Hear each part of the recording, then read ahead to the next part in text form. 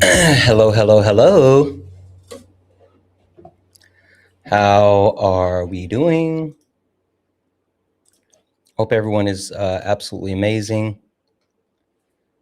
Hope you guys are having a wonderful Friday, Junior. Who's a narcissist? What in the world happened? Who's a narcissist?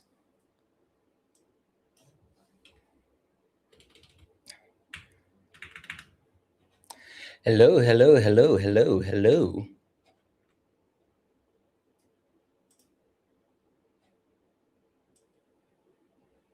Good morning, Ash. Good morning, Verillium. Good morning, JMC. Good morning, it's Waffles.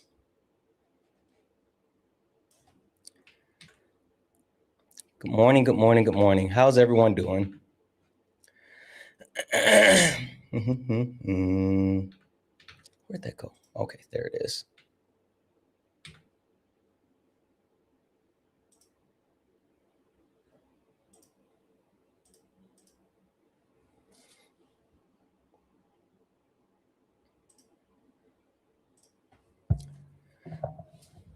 All right, all right. Good morning, good morning, good morning.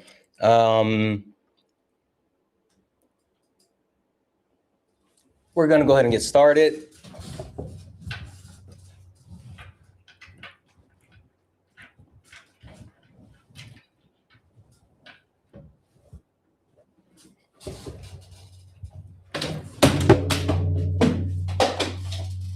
Just tearing shit up.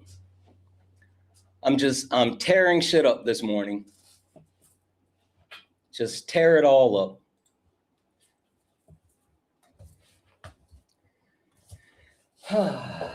Okay.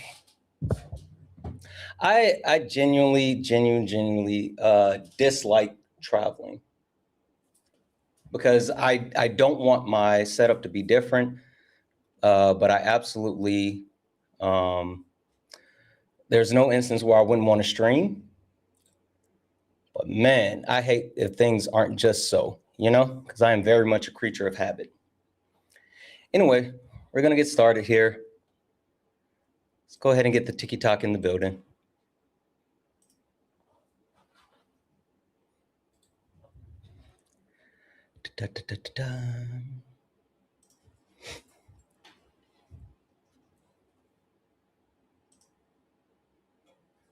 Okay.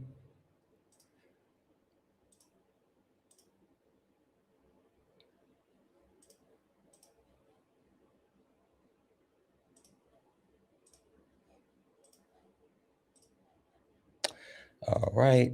We got them. Hello, hello, hello. Good morning, good morning, good morning, Alex. Good morning, Jay. Good morning, Jamil. Isaac Newton. Yes, absolutely early this morning. Welcome in, beautiful people, as we get in, especially over on the TikTok side. If you don't mind, tap the screen, share the live, send your daily heart me. It's only one coin and will boost the live and push us out to the FYP. If we can knock out the daily gift goal, it's the little pink heart puffs. That would help so much. It would help a ton. We are going to, we're going to get started here in just a moment, right? Right, just a moment. So if you are a Trump supporter, disagree with anything on the background, get in the box. Get in the box. Da-da-da-da-da.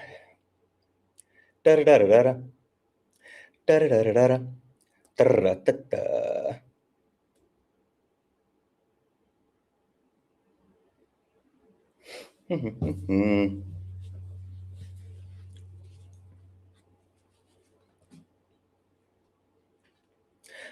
Guys, if you could send your daily heart me, it's only one coin. It's only one coin, and the boost the live pushes out to the FYP. Also, share the live maybe once or twice. Maybe once or twice, but more than sharing the live, if you can repost the live, that helps so much. So reposting the live, like sharing it to your stories and then reposting the live as well, it really, really helps more than anything else.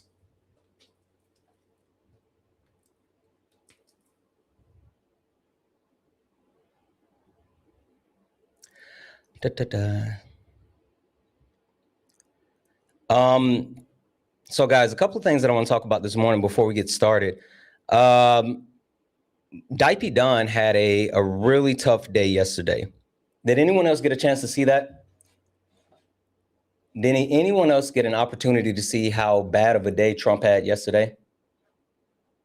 Right. First and foremost, I got a couple of videos that I'm going to play from like Donald Trump has the most unnecessary press briefings. And I'm wondering if he's doing it more because Caroline Leavitt isn't there, right? Maybe that's the excuse. The fact that Caroline Leavitt is on maternity leave, that he is more likely to actually do press briefings. But man, like he should probably stay out from the front of the camera. He keeps saying the wildest shit. I mean, like the wildest shit. And I know for a fact when he says shit, the people around him are just like, what the fuck? So we're going to talk about that in a moment. I got some sound. I got some video. I got a lot that I want to cover with you guys this morning. But before we get started, if you don't mind, tap the screen, share the live, send your daily heart. Me, it's only one coin. It will boost the live, push us out to the FYP. Knock out the daily gift goal. It's the little pink heart puffs. It's the little pink heart puffs.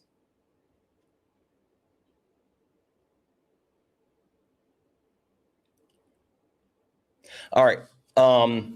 Do all the wonderful things. We're going to go ahead and get started. If you are a Trump supporter or disagree with anything on the background, get in the box. Get in the box. We will go ahead and get it started, though. You know how we start things off. Let's get it. Yeah. Funny how it changed now. Same people that laughed at clips, studying the clips now. Everybody got opinions till the facts land. Everybody loud till they gotta take a stand.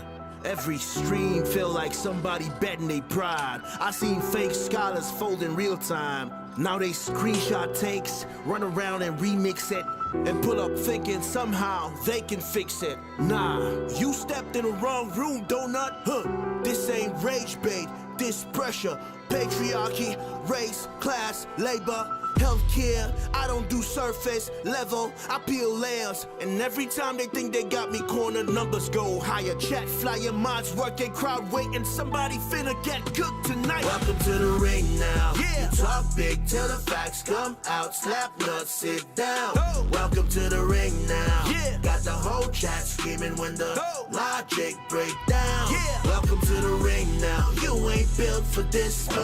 Y'all slap nuts ain't got milk for these oats. Donuts, so pipe down. Yeah, you might drown. You don't want war with the king right now. I don't debate for applause, I debate for the record. Every false claim get dissected and severed. You rehearsed outrage, I studied the structure. Difference between noise and somebody with substance. You quote tweets, I quote policy. You want moments, I want honesty. You want ego boost and virality. I want mutual aid and stronger communities. That's the difference between you and me. See the problem? Different type timing. You came for clips, I came for alignment. Capital this, socialism that. Half these dudes can't define what they yelling in caps. Talking about free market while wages collapse. I watch your pivot arrive, I make it visible live. But this ain't never. Somebody said AI music. You got me fucked up. Peachy, you got me fucked up.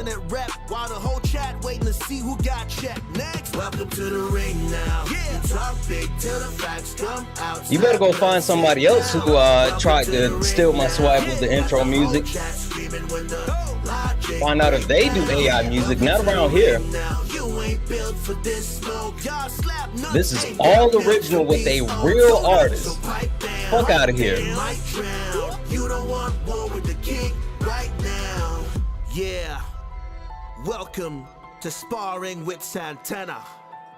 Bring your sources or bring excuses, whatever. Doesn't really matter either way. You're about to get cooked. You should know who I am by now. What?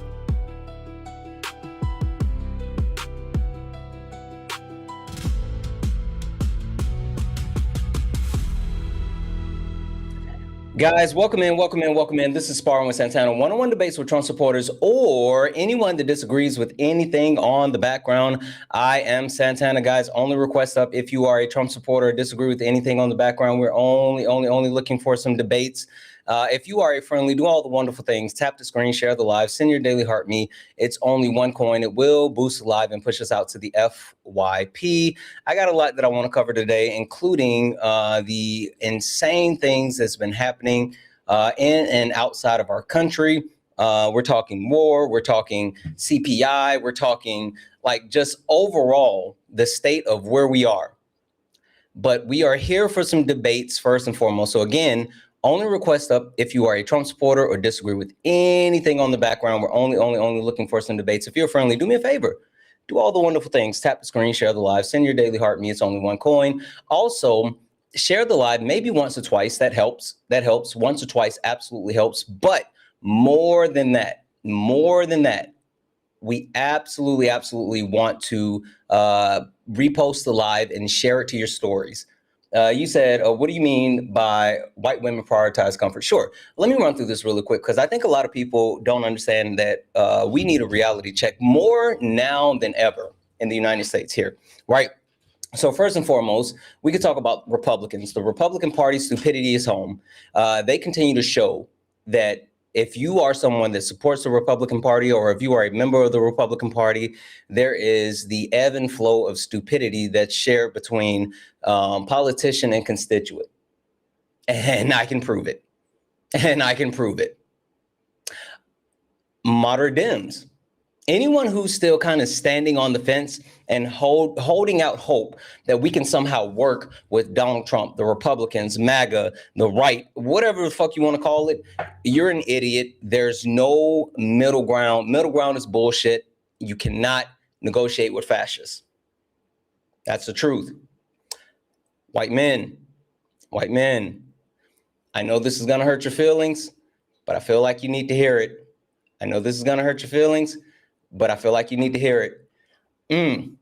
White men, you're cowards, not victims. I can explain that a little bit more, but I promise you, if you need an explanation, then I'm talking to you.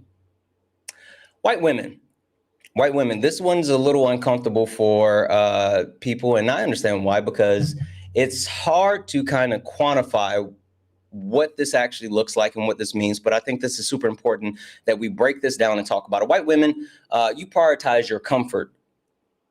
And when I say your comfort, I mean you prioritize your comfort ahead of everything else. You are willing to allow yourself to continue to be oppressed in multiple ways, just so you don't have to deal with the uncomfort of dealing with those things at home and then outwardly, right? You said after the midterms, you'll be gone. Hey, guess what, Jonathan? They thought that I was going to be gone after the election. Guess who's here? Better than ever? Jonathan, I don't want to hear you talking in the comment section. I muted you, but guess what? I'm going to send you a request. Get up here. For those Trump supporters that may be new, guess what?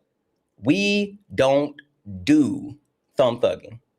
We don't do keyboard warriors. Either you get up here and you say it with your chest, or you don't say it at all. So if you are someone in the comment section and you may have an instance where you've gone back and forth with people who are hosting lives in the comment section, and for some reason they've talked to you, but guess what? We're not going to do that here. LJF, you said nobody cares about politics. Nixon 5. Yeah, if you don't care, then I'm going to go ahead and mute you because I don't give a fuck about what you're saying. So period. There's that. So if you are someone that actually wants to engage with anything on the background, you gotta get in the box. You gotta get in the box. There's no ifs, ands, or buts about it.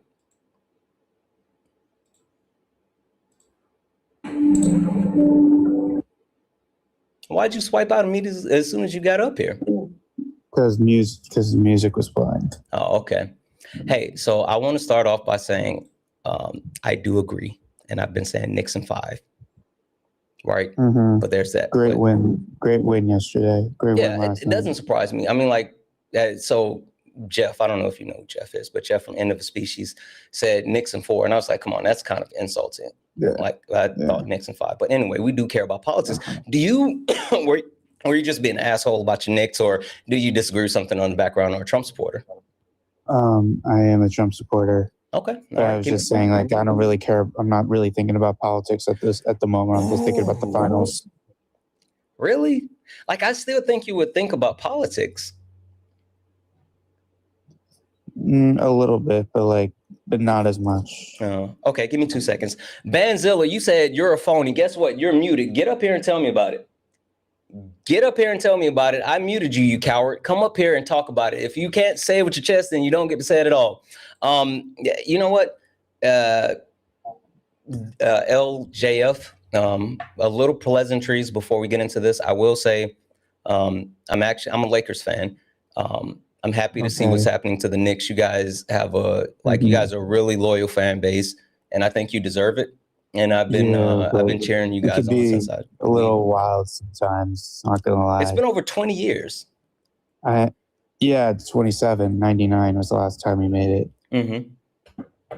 And Jalen Brunson is so damn good, and he works so hard. I know. So he's the GOAT. Yeah, I don't know about GOAT, but he's damn good. Anyway, pleasantries aside. Sorry? We can talk about politics if you want. I was just about to say pleasantries aside. Now that you and I done, looked in each other's eyes and slow dance and all this other shit, let's we got to get into it really quickly. But before we do, question for you: do you know who I am? No. Okay, perfect. Would you mind if I give you a quick introduction to not only who I am but what this is? Sure. Go ahead. Perfect. One moment. Ladies and gentlemen, welcome to the main event.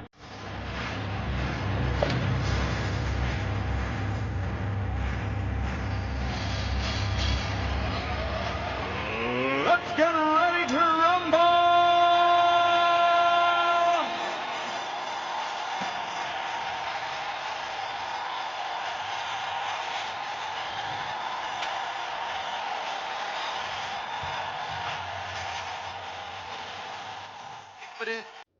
Guys, welcome in. This is Sparring with Santana, one-on-one debates with Trump supporters or anyone that disagrees with anything on the background. I am Santana. Guys, only request up if you're a Trump supporter or disagree with anything on the background. We're only looking for some debates. If you're friendly, tap the screen, share the live, send your daily heart me. It's only one coin. We got the love you so much. If we can knock those out, I'm going to keep resetting the daily gift goal to the little 1 cent gift goal to actually boost the live and push us out to the FYP. Now we have LJF up here.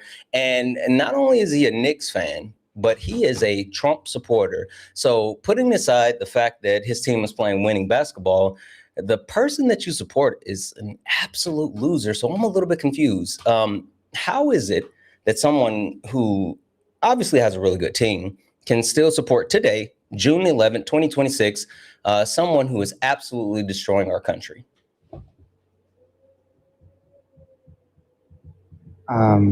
Several reasons, but I think my main reason for voting for him this time around was mainly due to the anti-Semitism issue in this country that's been going on, I think, ever since October 7th of 2023, when Hamas did that unfathomable attack on Israel. Mm-hmm. And I think, ever since then, the anti-Semitism in this country and the hate crimes towards Jewish people have been on the rise, especially in cities, on college campuses, and then big cities like New York, especially when we have a mayor like Mamdani who's had a history of anti-Semitism.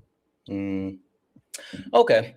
So what I will say is I agree. I think that anti-Semitism has been on a rise. All right. I can absolutely agree with that. I do think that's something that has to be addressed. But in the same vein, I think that anti-Semitism had been addressed by both sides of the aisle. I don't think that's an actual partisan issue. So too, but I'm going to finish though, but because I let you speak. I don't think that was a partisan issue. I think that's something that both sides of the aisle want to address, right? I do think there's been kind of a weaponization as far as what anti-Semitism is. It's super interesting that people, for some reason, think that if you criticize the state of Israel or the government infrastructure, that it's automatically anti-Semitism. But I digress. The bigger question that I have for you is, are you saying that what he's currently doing today, as far as addressing anti-Semitism, which again is not a partisan issue, it's something that would be addressed no matter who was in office, is enough for you to actually disregard everything else that's happening in our country? I would say that's probably the biggest issue. But going back to your point, yes, both sides have addressed this issue, and anti-Semitism isn't just far right; it's far left. It's part of the horseshoe theory, which is basically like, I know what it is. I also don't subscribe to it. Yeah. But again, you're going back to that. But I'm saying the fact is that enough? What he's done, which like I think that sure he actually locked someone up because they said free Palestine and all this other bullshit. Sure, fine. We can talk about actual anti-Semitism. We can talk about the over prosecution and stepping on the First Amendment, all this other shit. But the point that I'm getting to is everything that he's done and everything that he's done as far as quote unquote anti-Semitism and fighting anti-Semitism, is that enough for you to say that the fact that he started a war, the fact that our economy is crashing, inflation is up, unemployment is up. Yesterday, the stock market lost $1.1 trillion in gains. Like the fact that deregulations have been rampant, so much so that they're allowing forever chemicals back in our water. Like, is that enough for you to say, like, oh, the fact that he's pro-Israel and he's done a couple of things for anti-Semitism, it offsets all the other shit? I mean, personally, I'm not really personally, I have mixed feelings about the war. Obviously, it's having an effect on our gas prices. They're going up. But I think, like, obviously, like they'll go back down eventually. And I feel like if Trump knows what he's doing, he's not bullshitting about everything. How does he know what he's doing? When, like, he kept saying that we're close to an actual... He has several, like, people with him. He has several, like, wartime experts that are around him, like who? advising him to make decisions. You don't think, like who? He comes up with these decisions on the spot? Yeah, I do. But like who are these wartime? Did you know that the secretary, like generals, the secretary of quote unquote war, or secretary of war, or Secretary of Defense, Pete Hegseth, not only has he fired 4- and 5-star generals, but the actual influx of generals that had wartime experience have all been replaced. And like when I say replaced, but replaced with generals who don't have the understanding, scope, or history when it comes to conflicts within our country. Do you have an example of one of those generals? Yeah, I mean, I can pull up the specific examples of the generals, but what do you need that one for? I'm just saying, like, you know, like. Okay. Like he has people around him. Like, wait, hold on, because wait. I want to make sure you know. Like, I can give you a specific name. I'm not sure that's what that's going to do for you, and I'm willing to do that. But I need to know specifically, what was the reason for you just now saying, "Do I have any specifics as far as those generals?" What are you going to do with the information? I'm not going to do anything with the information. So then, what was the point of the question?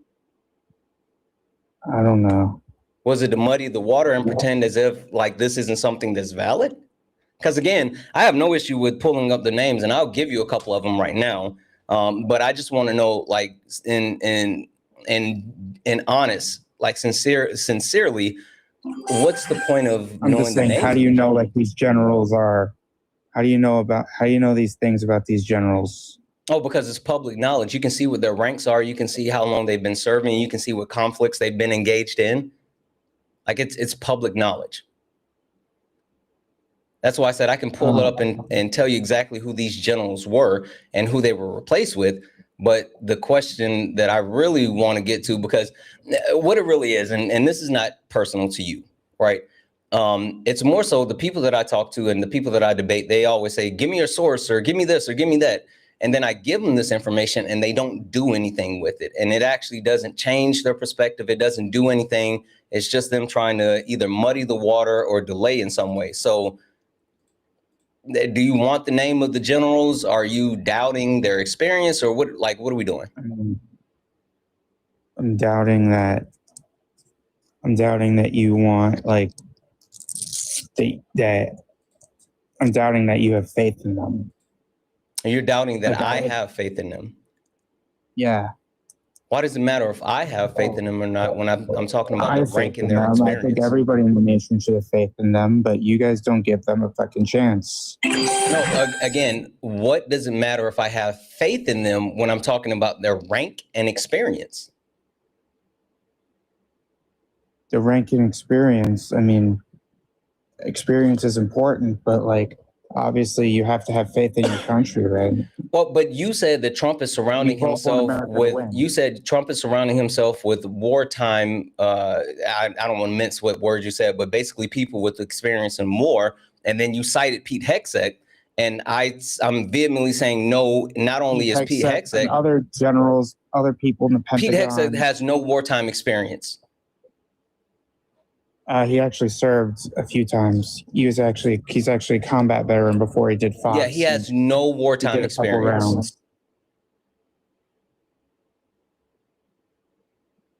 None, like zero. No wartime experience. I'm not saying that he hasn't been deployed. I'm not saying that he hasn't served, but he has no wartime experience. Maybe not wartime, but yes, he did serve, and he was. That's why Trump. Do you remember why I said all of this? Because you said that Donald Trump has people around him who have war experience. Like, that's what you said. And I'm telling you, he does not. Not Hegseth, but you named him.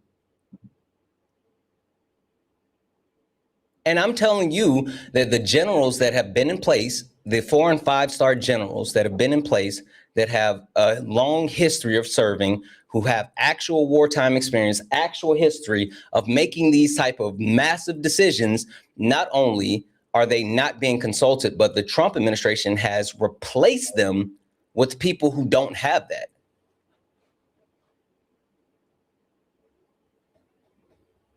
Oh, well, that's what you're passionate about. No, I'm saying you said that you trust Trump with this war.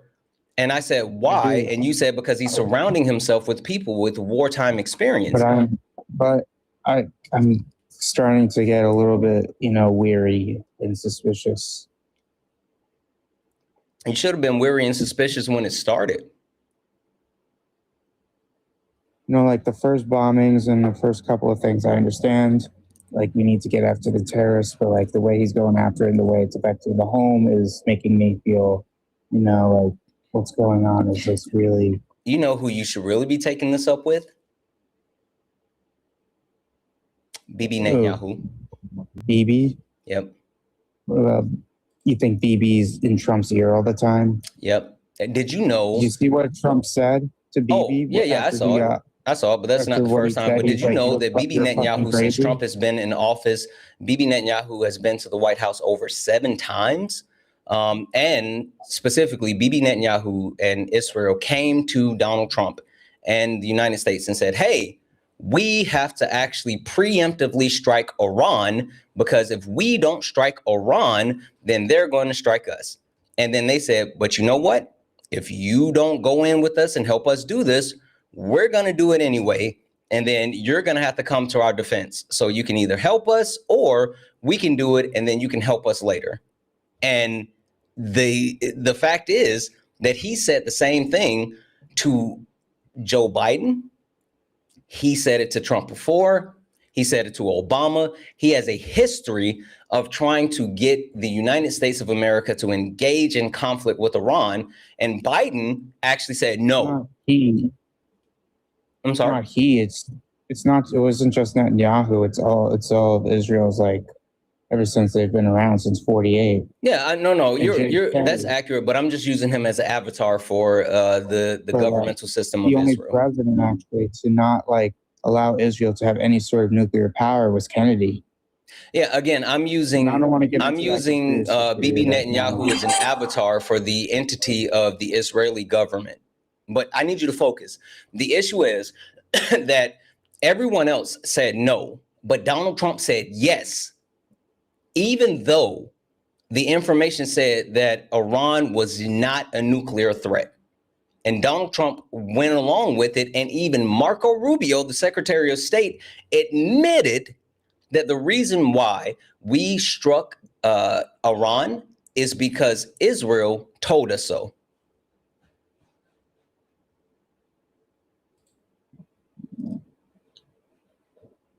But you have to understand, I think like the government there is just really, really oppressive. Like if you think this country is oppressive, like misogynistic and all that, go to Iran. Go to if you're a woman in Iran, you're not allowed to you have to be clothed at all times.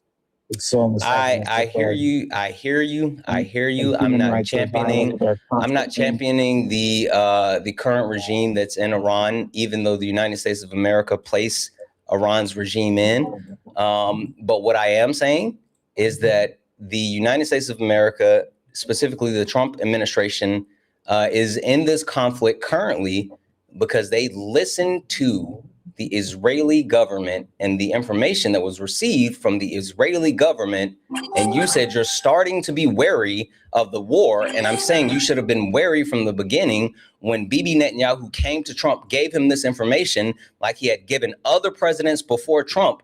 And all the other presidents said no. And Trump said yes. You should have been wary then. Did Trump say no in his first term? Mm-hmm.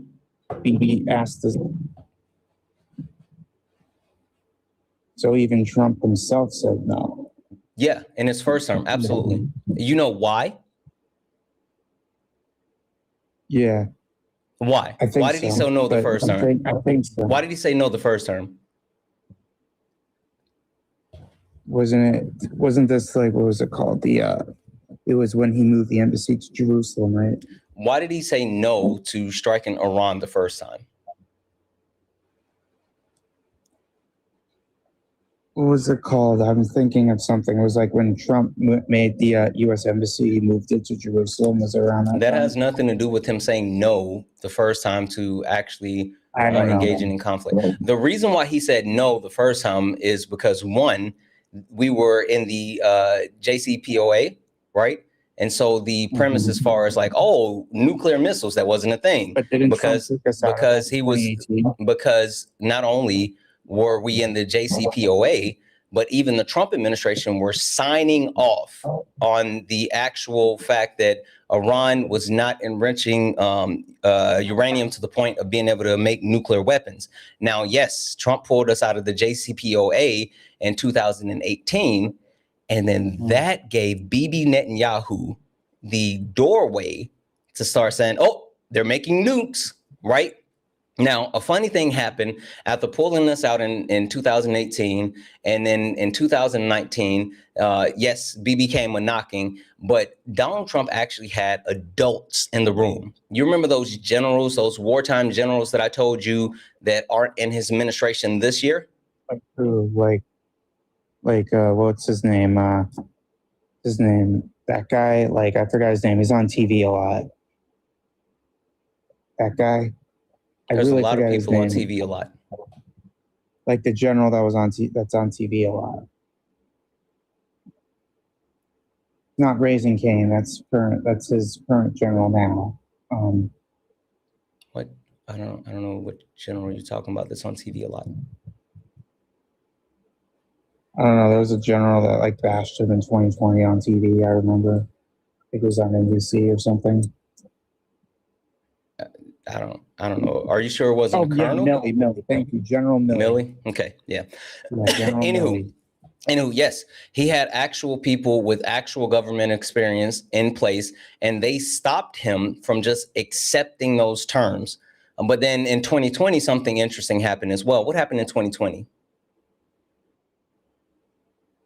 The virus. Pandemic, yep. Global pandemic.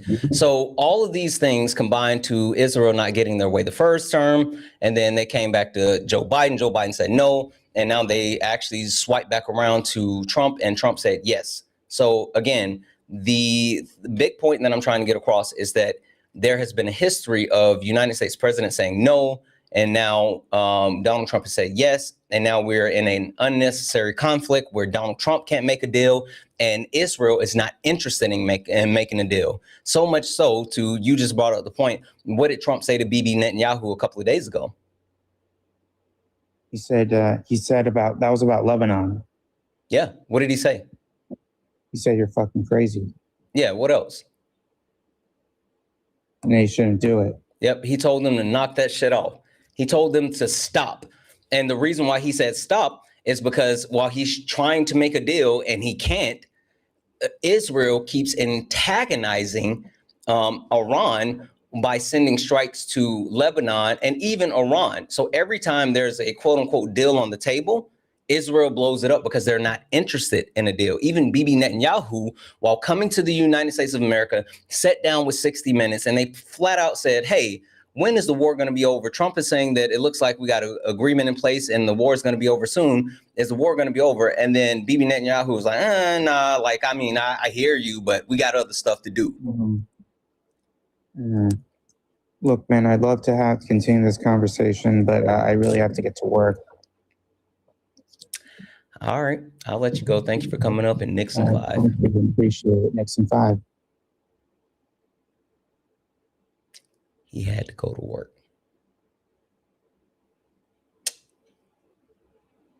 A lie don't care who tell it. A lie don't care who tell it. W's in the chat for Ren. Ren sent a $5 donation and peep the new name, boss. Ready for snacks and slap down on some MAGA. Love pistachios for Santana. Guess what?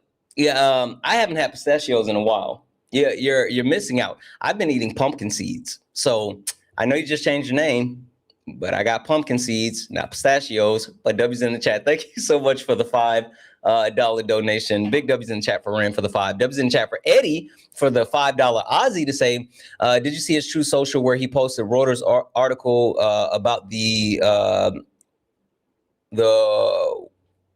widening deficit and acting as if it's a win? Yeah, like I saw that. It's fucking weird. It's fucking weird that like his Truth Social post is an amalgamation of like slop, of AI slop, and just like absolute insanity. But that's who he is. W's in the chat for Eddie. Thank you so much for that $5 Aussie super chat. W's in the chat for Manders for the one cheer bits to say 24 hours later, been arguing with bigots over Carmelo Anthony and won't ever stop. Yeah, fuck them, Manders. Like seriously, you're better than me because they can kiss the blackest part of my ass. W's in the chat for Manders as well for the $1. The one cheer bit to say Cassian Allison. Cassian. I don't know who Cassian is. White kid that was killed in his classmate in Texas. Oh. Guess what charge you got? Not murder, justice for Carmelo. I know that's right. And W's in the chat for Manders. I know you do, but W's in the chat for sure. Guys, if anyone else likes to support the live, you can do so. Cash App, PayPal, Venmo, pay links and link tree in the bio. Santana speaks for you. If you're over on YouTube, you can send a super chat and I will read that out, guys. Only request up if you are a Trump supporter or disagree with anything on the background. We're only looking for some debates. Only request up if you're a Trump supporter or disagree with anything on the background. We're only looking for some debates. If you're friendly, do me a favor. Hey, keep knocking out the daily gift goal. I'm going to keep resetting it. And if we can knock those out a few times, it'll help boost the live and push us out to the FYP. So please, please, please make sure you're doing that.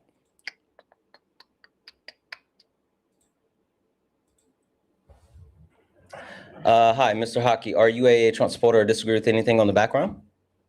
I am not a Trump supporter, but I do disagree with the moderate Dems statement. Okay. Tell me why that you disagree with the moderate Democrats' middle ground is bullshit. So I guess I'm taking that statement as like you're saying to never work with the Republicans, and I just don't agree with that. I think we need to work with people, and I think we need to. I am a registered conservative myself, but over the Trump administration, I've been going more and more on the left side, where I probably would be a liberal now. I'm going to vote for in the primaries as a conservative to try to sway that party back because I think Trump has hijacked the shit out of that fucking party. But I think like getting. Can't hear you when you're out of the app. You got to come back in. Sorry. No, you're good. W's in the chat for Ran for the $2 donation. And I'm going to change my name to Pumpkin Speak for You. Then go back to Pistachios. I know. All good. W's in the chat for Ran. Thank you for the 2. All right, go ahead. But I think like working with like people like Susan Collins and a couple others and getting them like on our side, and they have voted against Trump on a couple of things. And like at least on the war and stuff like that, I think swaying some of those over on our side is still a good idea. But I'd like to hear what you want to say about that. Okay. First question, super simple. What's middle ground when it comes to fascism? There is none, and I do agree with that. I do totally agree with that, and I think Trump is steering us into fascism. I just think there are a couple conservatives, hopefully left, that we can try to like work with. Yeah. Well, and see, the point that I'm trying to make is that looking for middle ground with fascist is bullshit, right? I think that people think that, it's still conservatives and Democrats. I'm sorry, Republicans and Democrats. They're still left and right. They're still red and blue. No, it's either you're a fascist or you're not. And the people that can still continue to align themselves with the Republican Party, even though Donald Trump is vehemently destroying not only the Republican Party, but the country as a whole, they're aligning with fascism. And then you got people like yourself who call themselves conservatives and for some reason want to like align with conservatism, but understand that like this is not normal. This is a fascist regime. And so instead of actually trying to say, well, we're gonna sit over here and continue to do the red thing, you're like, oh, we're going to hop on the other side and we're going to try to find a way to, pull people left, but there's no compromising with the fucking fascists.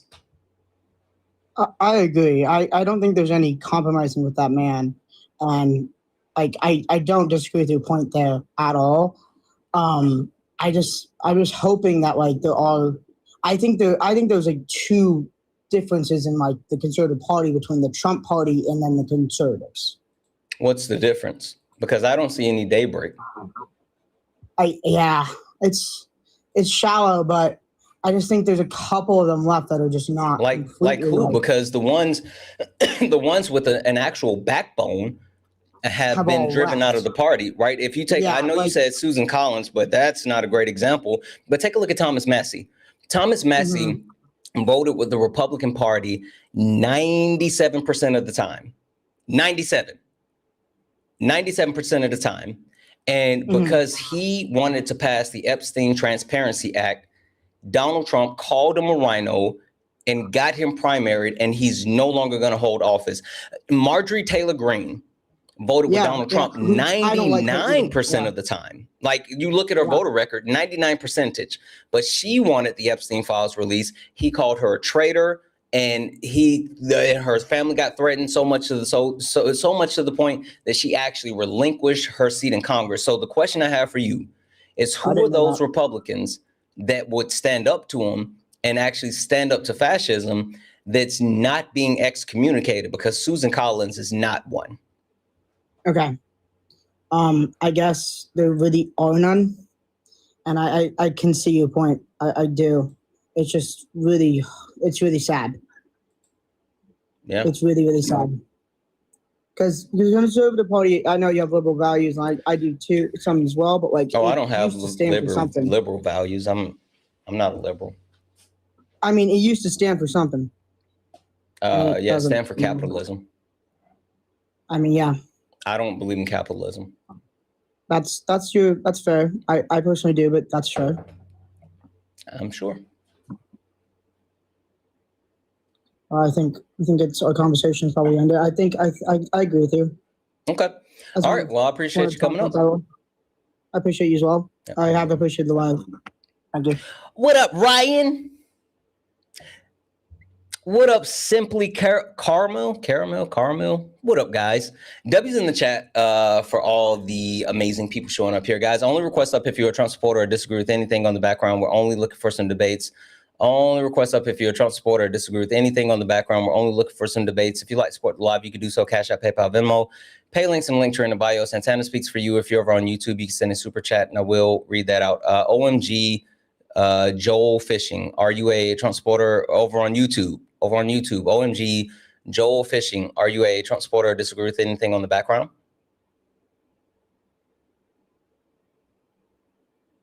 You are muted. You'd have to take yourself off of mute. OMG over on YouTube going once. OMG over on YouTube going twice. Dun, dun, dun, dun. Only request up if you're a Trump supporter or disagree with anything on the background. We're only looking for some debates. If you are friendly, do all the wonderful things. Hi, Hayden, are you a Trump supporter or disagree with anything on the background? Oh, hadn't loaded.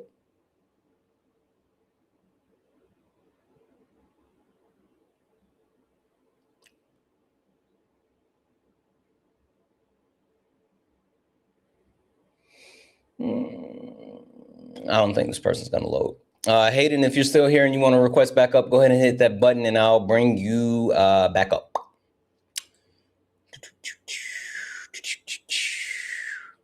That person's not loading.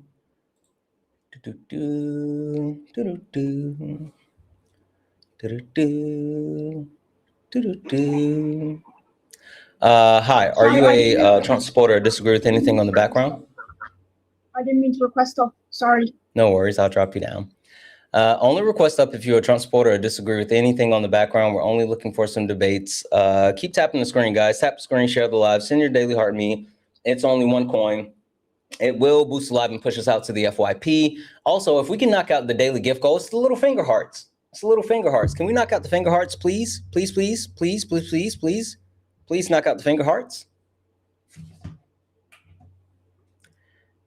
Hello, Strawberry Shortcake. How are you? I don't know if this person's going to load either. I think what it is that a lot of people who are in the request, they have like short attention spans. And since they have short attention spans, if they don't get in here like immediately, then they automatically leave. That's why they're not loading. Mm-hmm. Mm-hmm. Mm-hmm. Da, da, da.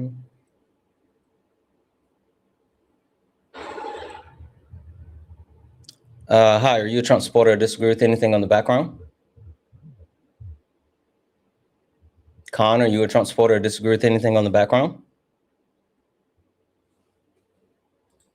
Okay, gonna drop you down.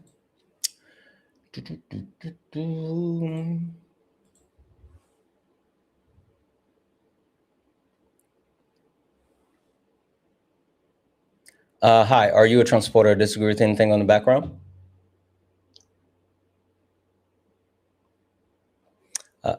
Oh, okay. Scott Rogers, I'm going to kick you out of the request because, again, you still haven't changed that weird ass profile picture. If you change the weird ass profile picture, you can come up. But I'm not allowing you to come up here while continuing to have that weird ass profile picture. So I'm going to go ahead and drop you. I'm kicking you out of the request. You can come up if you have changed your profile picture, but I'm not doing that. I'm not doing that. Only request up if you're a Trump supporter or disagree with anything on the background. We're only looking for some debates. Only request up if you're a Trump supporter or disagree with anything on the background. We're only looking for some debates. If you're friendly, do all the wonderful things. Tap the screen, share the live, send your daily heart me. It's only one coin. It will boost the live and push us out to the FYP. Oh, and Stacy left. All right. Guys, do me a favor. We need to lock the fuck in so we can get more people in here. So do all the wonderful things. All right, tap the screen. Let's go ahead and immediately get the likes up over on TikTok to 200,000 likes.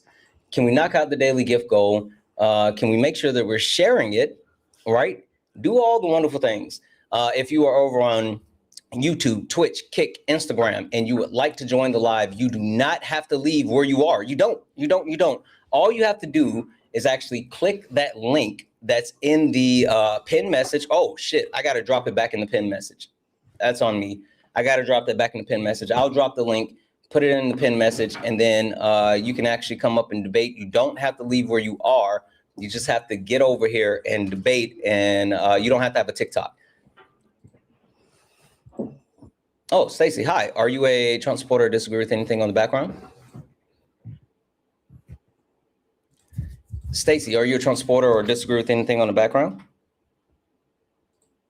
Take that as a no.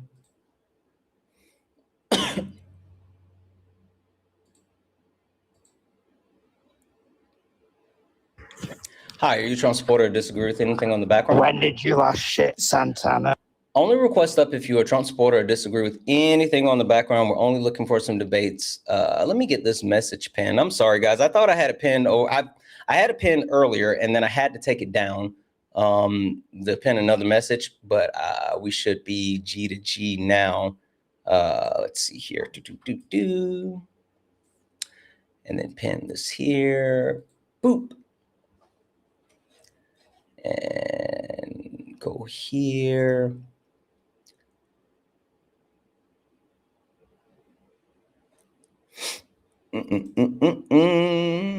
45, 47.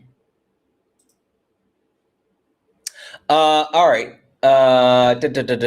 Guys, since we don't have any opposition at the moment, I am going to take a moment to actually update you guys on what happened yesterday, right? So a couple of things that happened yesterday, and I talked about, for those people that were in here, like at the start of the live, I talked about the fact that yesterday Donald Trump had one of the worst days that he's had in a long time, right? And the reason why I say that he's had one of the worst days that he's had in a long time is because they keep putting a fucking camera in his face.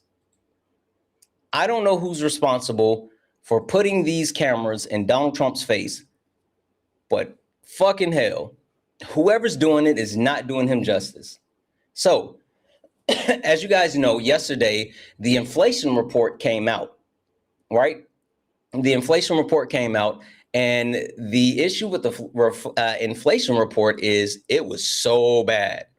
Like, it was record level bad as far as the change in the adjustment. So the inflation report came out, and we're up to 4.2, right?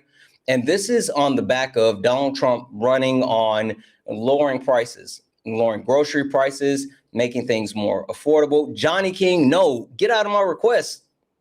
No. How to partner. All of these things, right?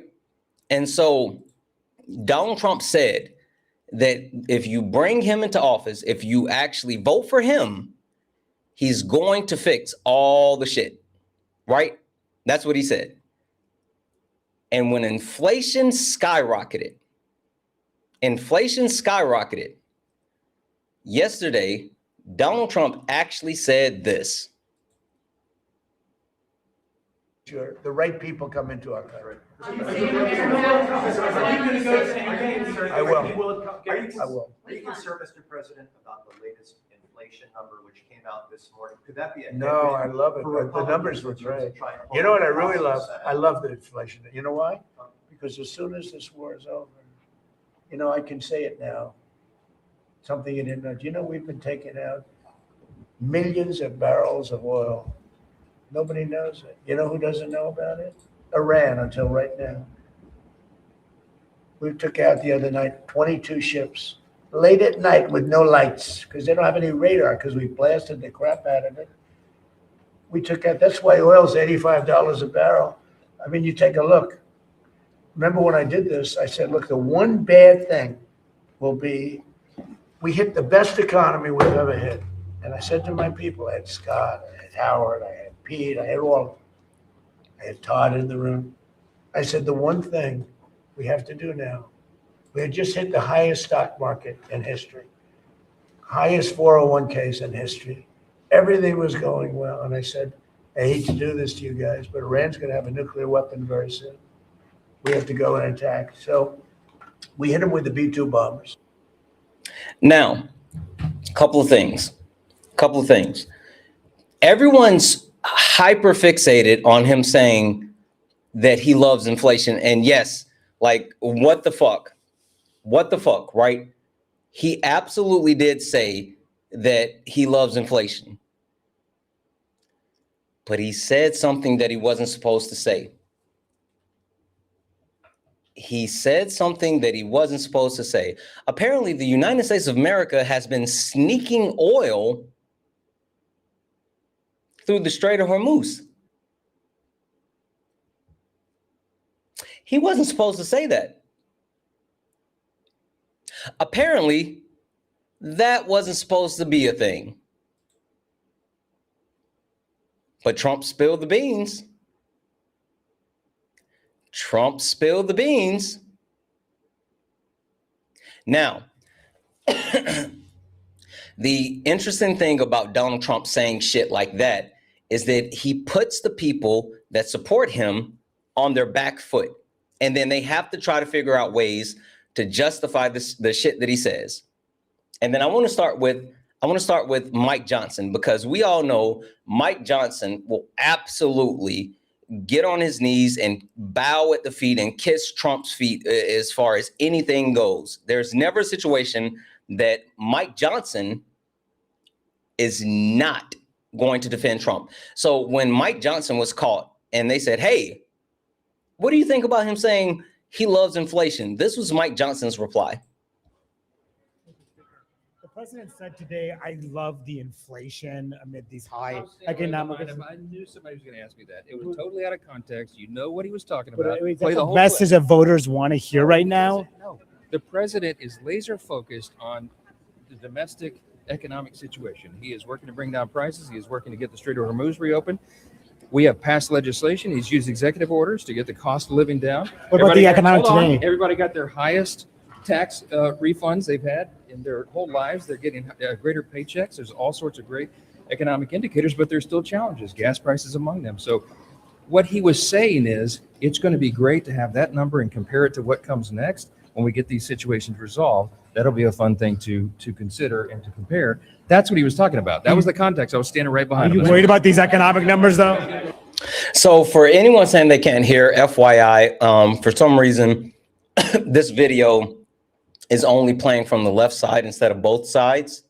So if you did not get a chance to hear it because you're wearing AirPods or something like that, you have to have your left AirPod in, or you need to listen to it on speaker.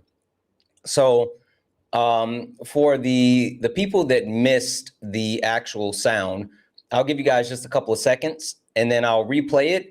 Make sure that if you're listening through like a headset or headphones or AirPods, either you listen through your left ear or you actually put it on speakerphone or speaker or something like that so you guys can hear. So I'll give everybody just a moment. W's in the chat for Mr. Flinch for the $5 super chat to say 600K people fell for Trump mobile phone. He was booed out of the NBA Finals game. He isn't even given those. He pardoned the spit. Give him a split of the slush fund. Yeah, they had to stop the slush fund. Absolutely. W's in the chat for Mr. Flinch. W's in the chat for I can't see your whole name. I can't see your whole name. It says trans something. I'm sorry, I can't see your whole name. You sent a $4.99 super chat to say, have you thought about having a screening process to help prevent trolls coming up? That when did you last shit guy Santana is so annoying. Yeah, the thing is I do screen them, but even more than just screening them, right? When they come over on YouTube, it's like a whole different thing. So, you know, whatever. So regardless, W's in the chat for the donos, guys. If anyone else likes to support the live, you can do so. Cash App, PayPal, Venmo, pay links in the link tree in the bio. Santana Speaks for You. Santana Speaks for You is the best way to support the live. If you're over on YouTube, you can send a super chat and I will read that out. Keep tapping the screen, guys. 1.1 thousand of us hanging out on TikTok. Make sure if you look up at the top and you see the word follow and you're not following me, hit that follow button, turn on notifications so you know when we go live. Hi. Yeah, got it. Jen. Jen, are you a Trump supporter? Disagree with anything on the background? Jen, are you a Trump supporter? Disagree with anything on the background? Okay, I'll go ahead and drop you down. It's super interesting how this Scott Rogers guy is like infatuated. He's super weird. Only request up if you're a Trump supporter or disagree with anything on the background. We're only looking for some debates.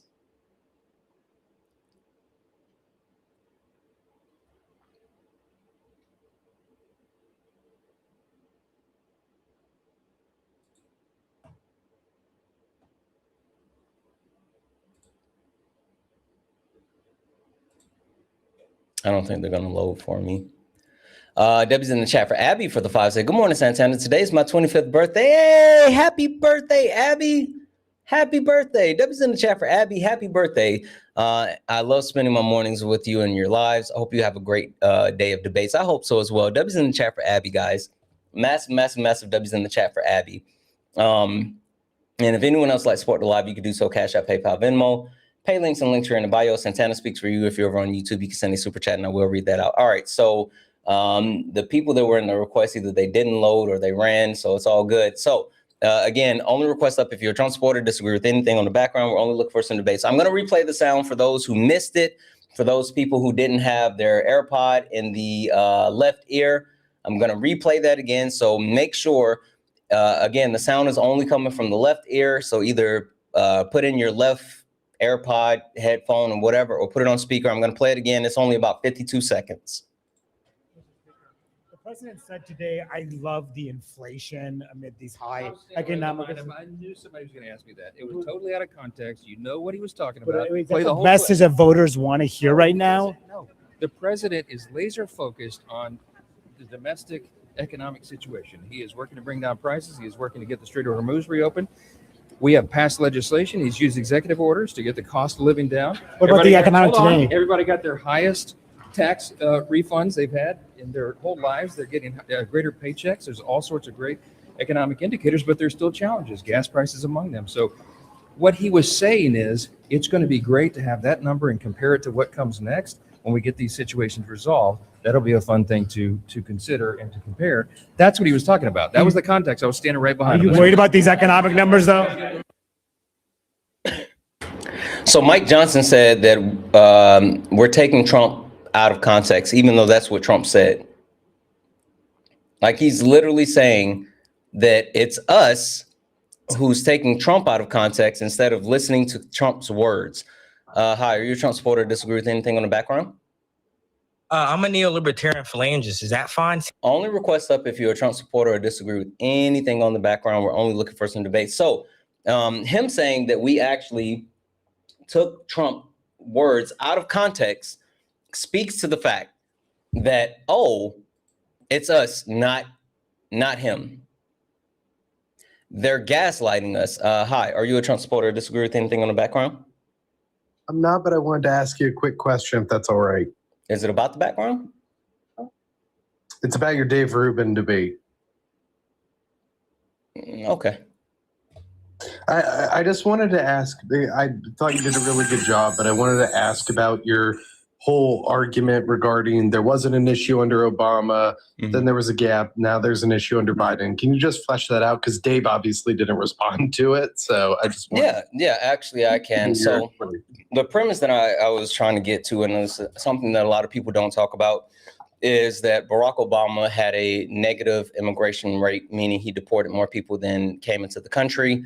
If you look at the actual breakdown of the numbers, like the history of deportation in multiple ways was better under Obama and even Clinton and hell compared to Trump, even Bush. But when Donald Trump was telling everyone that there was a border crisis and that people were coming through the southern border, that's the same time that we actually had, again, Barack Obama, who had negative deportation. And so while there was no actual quote unquote border crisis in the sense of people flooding into the country, we've always had like border issues, but there was no crisis with people flooding into the country.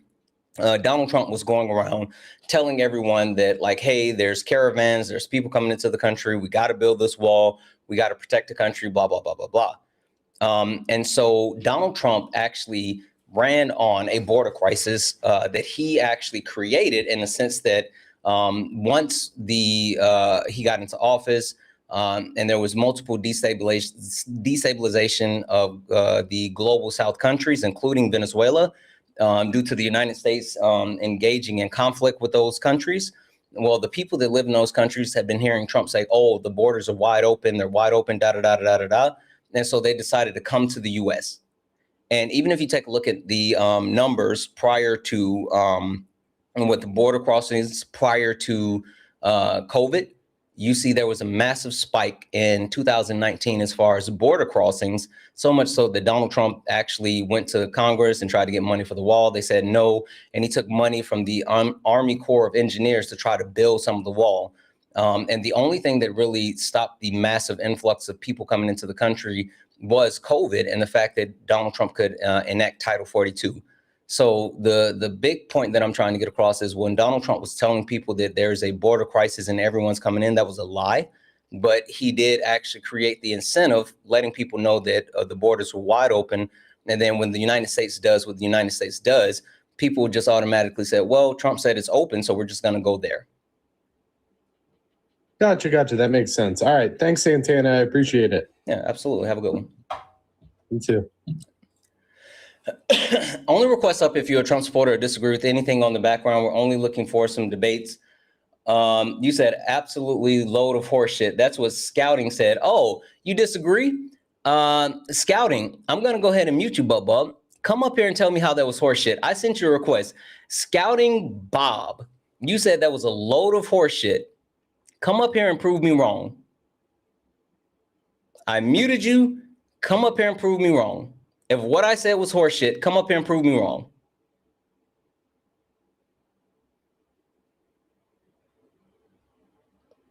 Yeah. Oh, not you denying the request. Not you denying the request. And then you turned your invites off. You fucking coward. You fucking coward. After he was talking shit in the comment section, I muted him and sent him an invite. And instead of even just rejecting the invite, he turned his invites off. You are a chicken shit coward. That's what I thought. Anywho, so Mike Johnson was left to defend Donald Trump and the shit that Trump is actually saying, right? But that's not it. That's not it. It's not just Donald Trump. I'm sorry, it's not just Mike Johnson that has to defend the shit that Trump is saying, but everyone in his cabinet. Everyone in his cabinet has to defend this. Now, this one is a little bit longer, guys. This is about 3 minutes, but I think it's important that we hear this. This was yesterday after Donald Trump said this.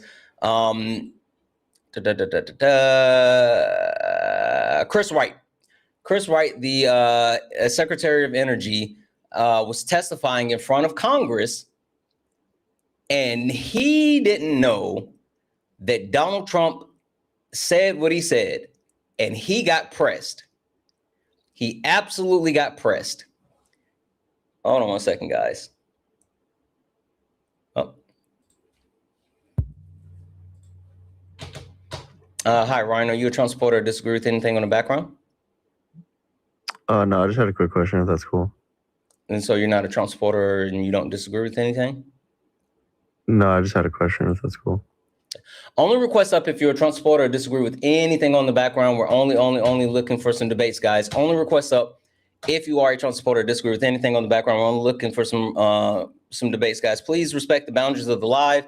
If you want to get a message across, I read the chat all the time. If it's something you think is important, you can get it to the mods. And if it is, the mods will get it to me. If it's something that you really want answered or really want to say, then you can send me something to the pay links, Cash App, PayPal, Venmo. Or if you're over on YouTube, you can send a super chat. I'll read it out. I'll answer questions. But guys, please, please, please respect the boundaries of the live. All right. So the Secretary of Energy, Chris Wright, I feel bad for him because he walked into this blind and he was made to answer for the shit that Trump said. you this other question. Are you aware that the United States was taking millions of barrels of gasoline from Iran in the Strait of Hormuz? We are preventing the flow of Iranian oil through the Strait of Hormuz. That is not the question that I just asked you. Were you aware that the United States has been taking millions of gallons of oil from the Strait of Hormuz? Just not sure taking is the right word. We're preventing the flow of it. Well, thank you. Mr. Chair, if I may, can I play some audio from some comments that President Trump made in the Oval Office? Okay.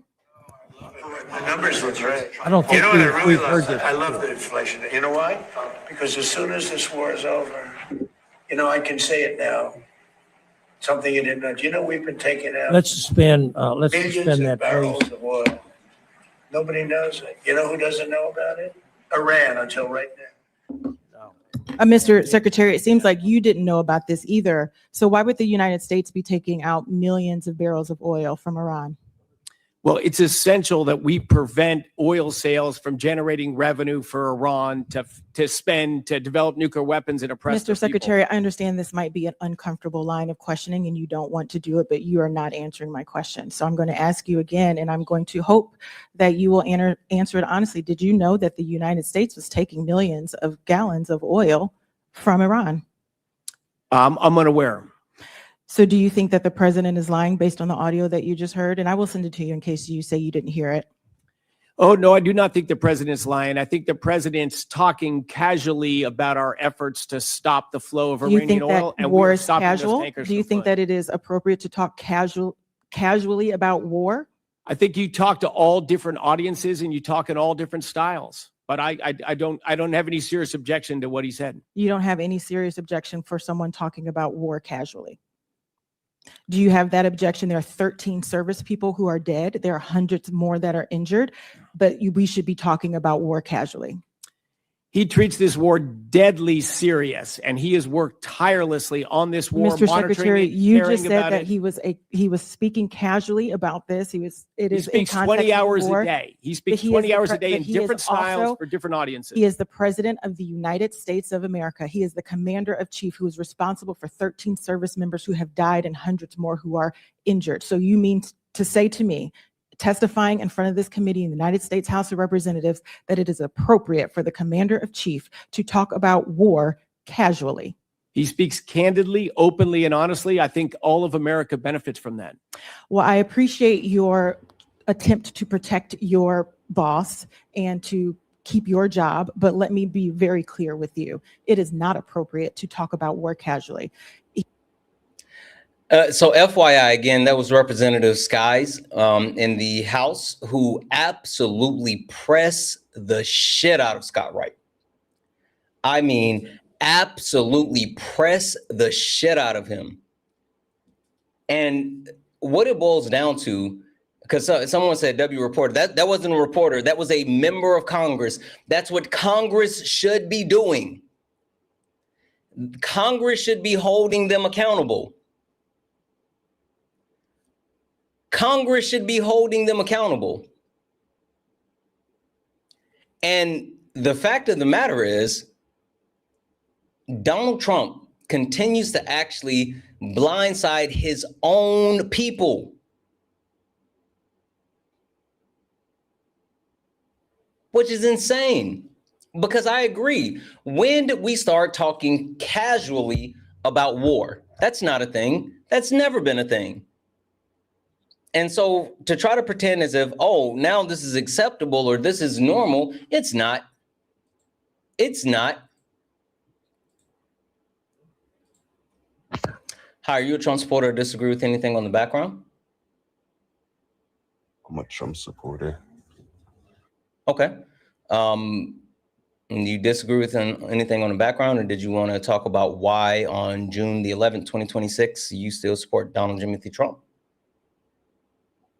I mean, I could talk about like why I support him. Okay. How do you still support him today? Or did you hear the comments that he made yesterday? Nah. Would you like to hear him? Yes, actually. Okay. I got you. Sure, the right people come into our country. I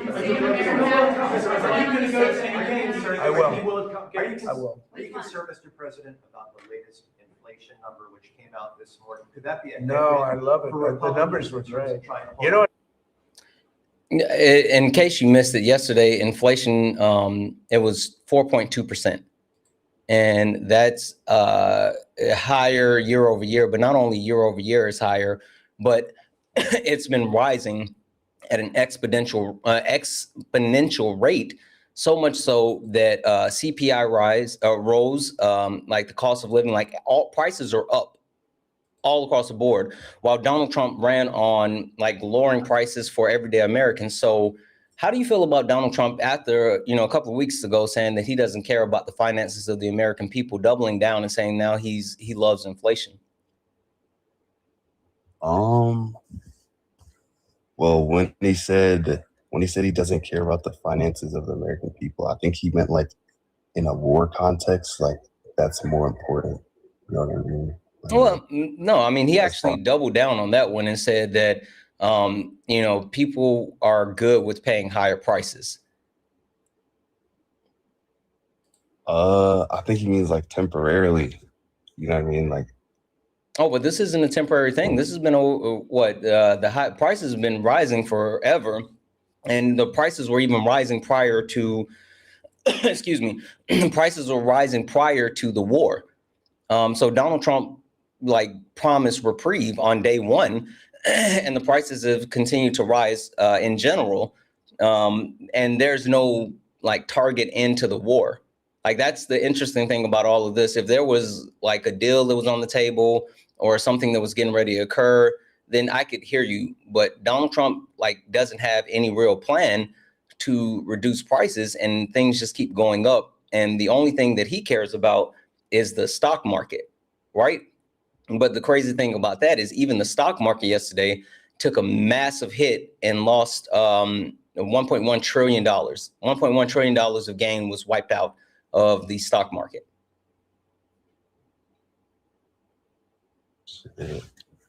well, I think you like informed me a lot. Like, I don't think, like, if I'm being honest, I never really looked into the like statistics of it. Mm-hmm. And what you're saying does kind of sound crazy to me. Yeah. I just didn't, because I was kind of just like following off my parents because of the way I was raised. And then, I don't know. How old are you? That does sound crazy. I'm 18.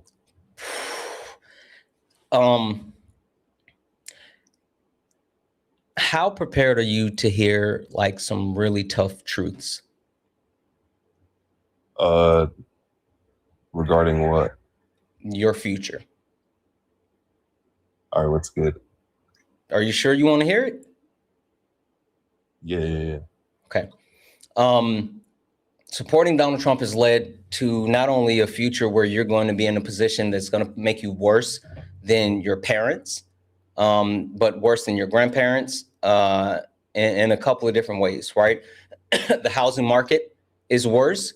Right now, this is the first time in United States history that people that are over the age of 60 are buying homes at a higher rate than people in their 30s, right?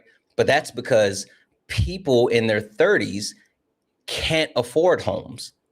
This is the first time in United States history where the people that are 55 years of age or older currently has about 80% of the wealth in the United States of America. So all the older people have the money and they have the homes, right? You couple that with the fact, did you know that at the end of 2025, that the Republican-led Congress passed a piece of legislation that did an auto enrollment for selective services? Nah, I didn't. Did you register for the giraffe when you turned 18? Nah. You are registered. Did you know that? Registered? Yeah. I didn't. I actually didn't know that. Yeah. They passed auto selection for people from the age of 18 to 24. So they're automatically enrolling them for selective services. Now, the funny part about that is not only are they auto enrolling people for selective services, but they actually increased the cap as far as the age for people to be able to enlist. So the cap was 36. They increased it to 42, right? So now they're saying, oh, even if you're up to 42 years old, you can still enlist in the Army. And hey, you know, there was a bunch of people that got relieved of their duties in the Army because they wouldn't take the vaccination during COVID. Oh yeah, I knew about that. So they open it up so all of them could come back, right? They open it up for a year and said, you guys got a year, you can come back, da da da da da da. Well, people didn't want to get back into the Army because of everything that was happening. So they extended it for another year. And then on top of that, they threw in all of these additional incentives, including like, oh, we'll make your contract shorter and all this other stuff. So them actually auto-enrolling people for selective services, increasing the cap for enlistment, and extending the return to the Army speaks to the fact that they're trying to ramp up the United States military for a conflict which are going to require boots on the ground. You said you're how old again? 18. You're 18. I'm 39. They're going to take you before they take me, but they might take both of us. So FYI. Last but not least, do you know what forever chemicals are? I think I've heard of that before. Forever chemicals are chemicals that they were outlawed and there were regulations against them, but they're chemicals that last in like the water and air, and there were regulations put in saying companies couldn't use or dump forever chemicals because they had multiple links to cancer, kidney failures, and all this other stuff. The Trump administration just rolled back those regulations, allowing those companies to actually start using forever chemicals again, which is directly connected to a multitude of medical issues. So if you couple the fact with the economy and housing market shit, the fact that we're already in a conflict and it looks like they're trying to actually get more people into the military. They're deregulating water and air to cause harm to people. Oh, I don't know if you know this, but yesterday came out that the Republican Party has a secret plan to eliminate Social Security. You know what Social Security is? Yeah. Wait. I have a question. Okay. I've been hearing a lot of stuff about Donald Trump being racist, and like I'm a black man. Oh, I don't care. I don't care. Like, you want to run and talk about something else, but we're not going to do that. We're going to finish talking about you and your future. So, the fact that the Republican Party has put all these things in place while sabotaging your future. Hey, how do you feel about AI? I actually don't like AI. Did you know that not only have they been like making a conscious effort to dump money into AI, but the data centers, which are like massively harmful to the environment. There with OpenAI and NVIDIA yesterday just got a green light to invest $500 billion in data centers because data centers weren't getting built across the country because people didn't want them. But they're forcing those data centers ahead, and the United States government is going to stop that. So, like, not only is the environment going to be shit, not only are, AI is going to be so much to the point where it's replacing people and causing harm to the environment, but we're going to be broke without a home and in war. As an 18-year-old man, and I know, like, you probably haven't thought about your future much because, like, you got your whole life ahead of you, but stop for a second and just think about what's being put in place now and how that's going to affect you for the next 20, 30, 40 years. Wait, but now, like, I'm wondering, like, what can I do to, like, reverse that? Like, I don't know. Oh, there's nothing you can do to reverse it, but there's something that you can do to actually fight back. Right. And so this is the funny thing about like politics, right? You can't you can't rescind your vote, but you can like do things moving forward. Right. That's the bigger thing. I got one last thing for you. How much do you think of the top 18 people the top 18 wealthiest people, how much of the world's wealth do you think those top 18 people hold? I heard it was like 80% or something. 78%. The 18 wealthiest people on earth hold 78% of the United States wealth. Did you know that now Elon Musk is officially on track before the end of this year to be worth over $1 trillion? Donald Trump? No, Elon Musk. Oh, Elon Musk. Okay, yeah, I did hear that. So what's happening is all of these technocrats, Elon Musk, Peter Thiel, Mark Zuckerberg, Jeff Bezos, all of them are being enriched by the United States government. They're shifting money from the United States government, from the United States people, and putting it in the pockets of these ultra wealthy people while cutting benefits and things along those lines for American people.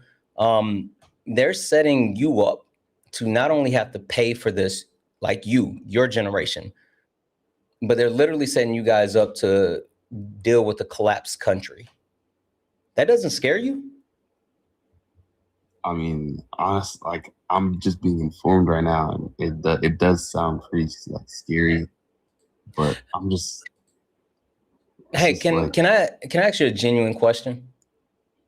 Yeah. Did you originally come up here just to troll? And if it is, like, you can be honest, but I mean, that's just a genuine question. No, I was gonna ask a real question about like I'm not pivoting. I was just, when I came up here, my intention was to ask about like the racial stuff regarding Donald Trump.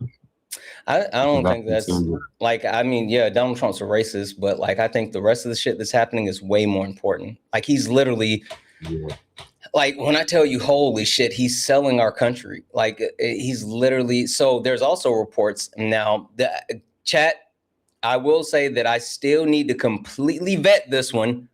I have not finished the process of completely vetting this, but this is the story. There are reports out that the Trump administration has signed a new contract with Palantir. Do you know who Palantir is? Yeah, I've heard of Palantir. Perfect. The Trump administration has signed a new contract with Palantir to allow them to accumulate and centralize data on Americans. You know what that means?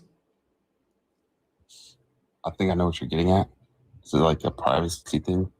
Yeah, they're creating records of all of us so they can track and have detailed information of all of us.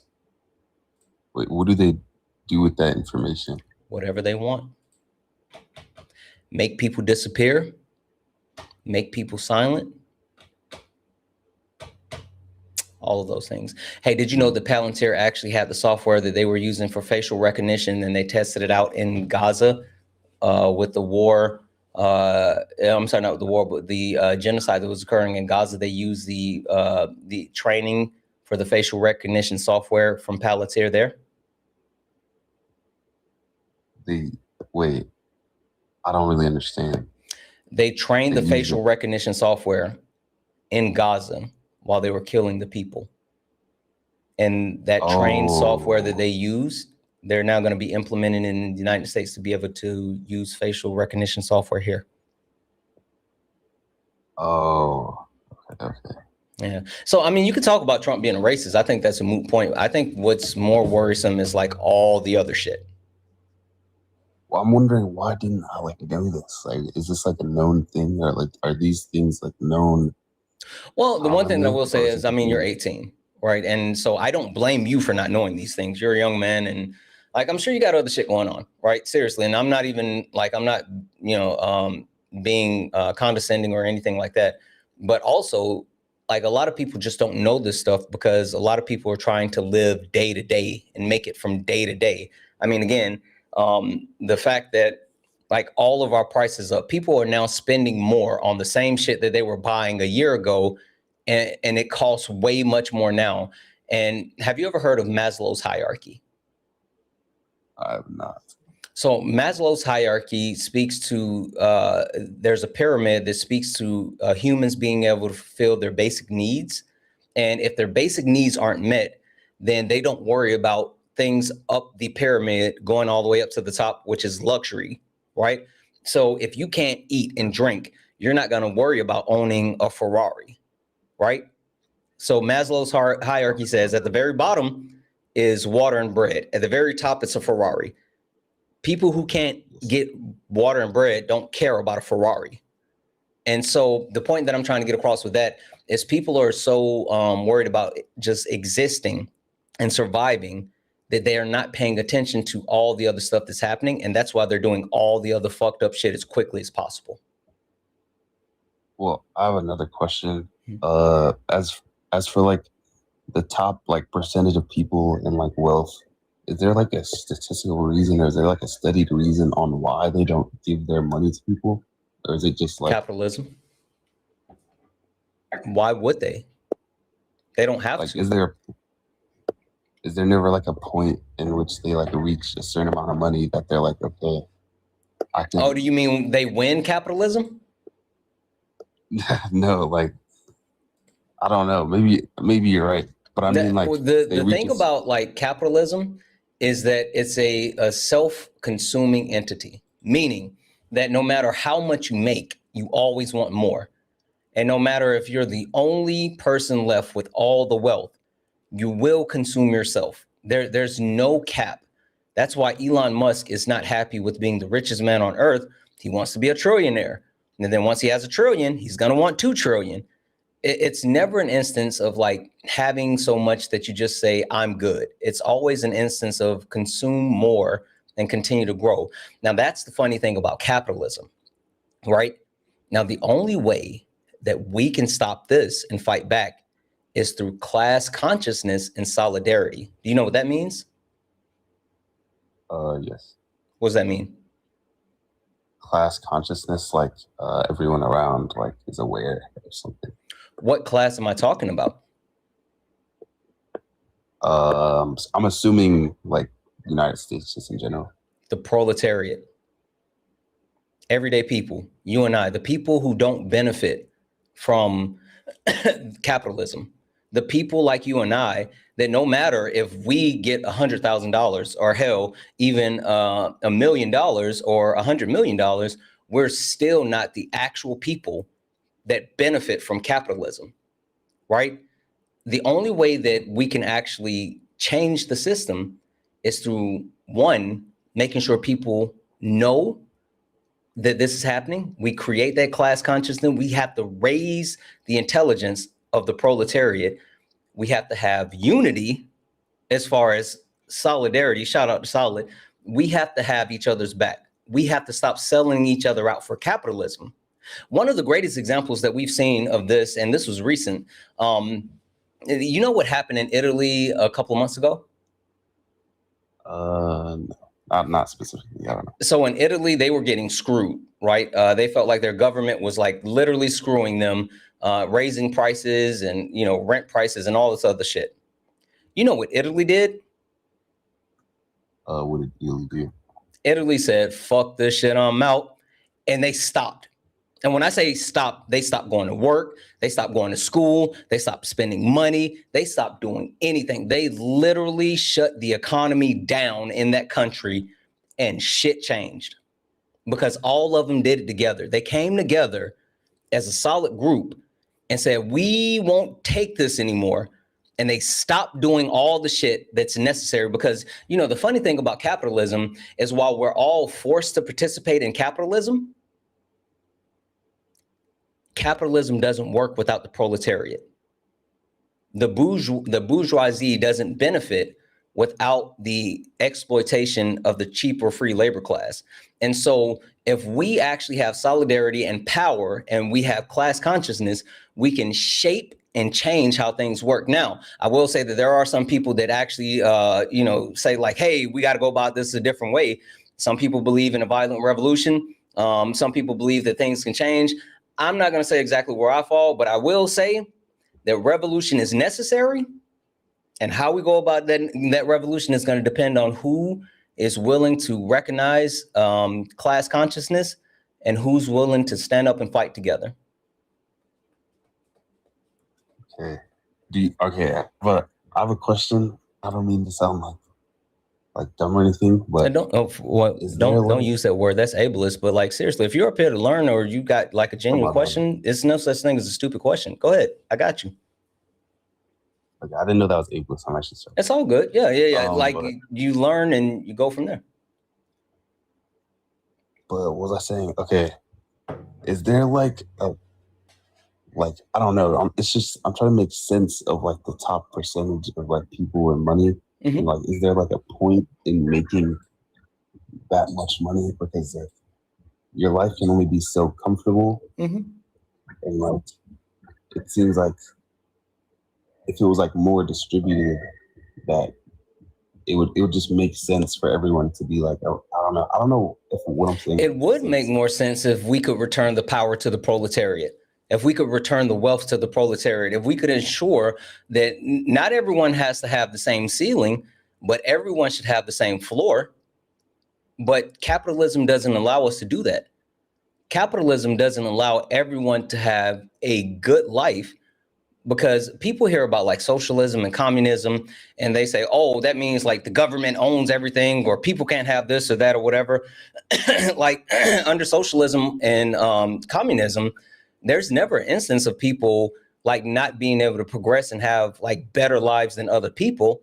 But what it does is says that, oh, one, nobody is going to go without. And two, nobody is going to be able to make so much that they consume so much resources that other people don't have access to the resources.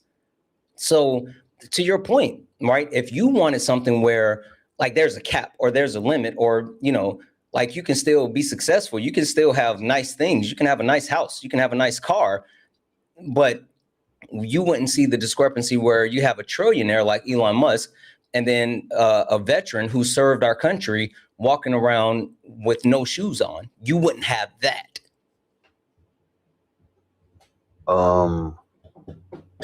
Okay, when you say that I can't like perfect the quote, but you said that like not everyone has to have the same ceiling, but everyone can have the same floor. Wouldn't like some people naturally fall lower than other people? Or is it actually possible or proven for people to have like the same floor? Yeah, without I mean, going like when you actually reestablish the wealth within the proletariat, then it's an actual human right.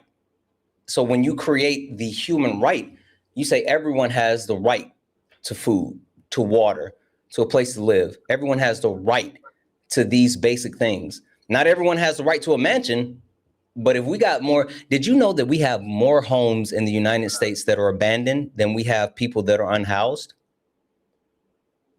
No. Yeah. But greed and capitalism says that those people who without a home have to sleep on the streets, even though we have homes that no one's using.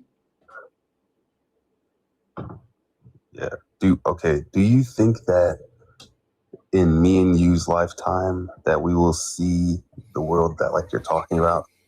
Like, do you think that like while me and you are alive, will we see that this world that like is like pictured that you're picturing? Maybe you. And will we ever see that? Maybe you. I have hope and faith for the young people. I have hope and faith for you. I have hope and faith for my kids. I don't know if I'll ever see that, but I hope you do, because you deserve it. And the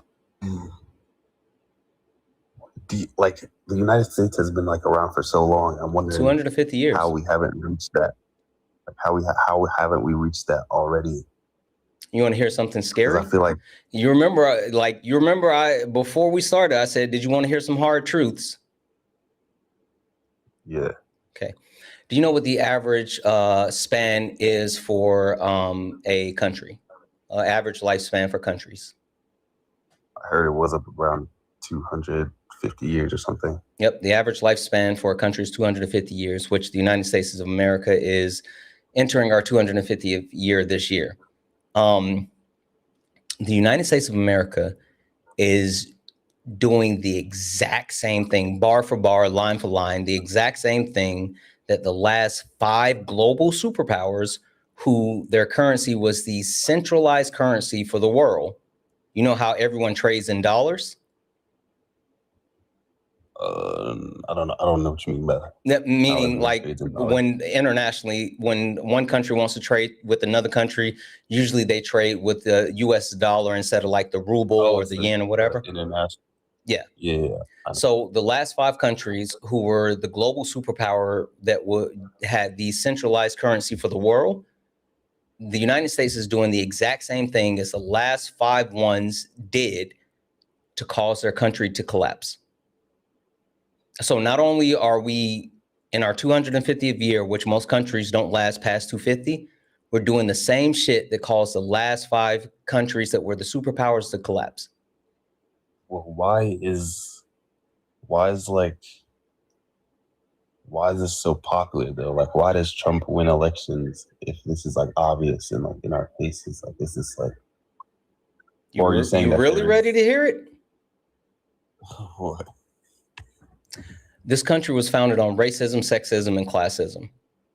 When the United States Constitution was written, the only people that had full rights were white men that owned land. And throughout the history of our country, people have been given rights and rights have been taken away, but wealthy white men have always had power. And so when you talk about like what happened with Kamala Harris versus Donald Trump, right?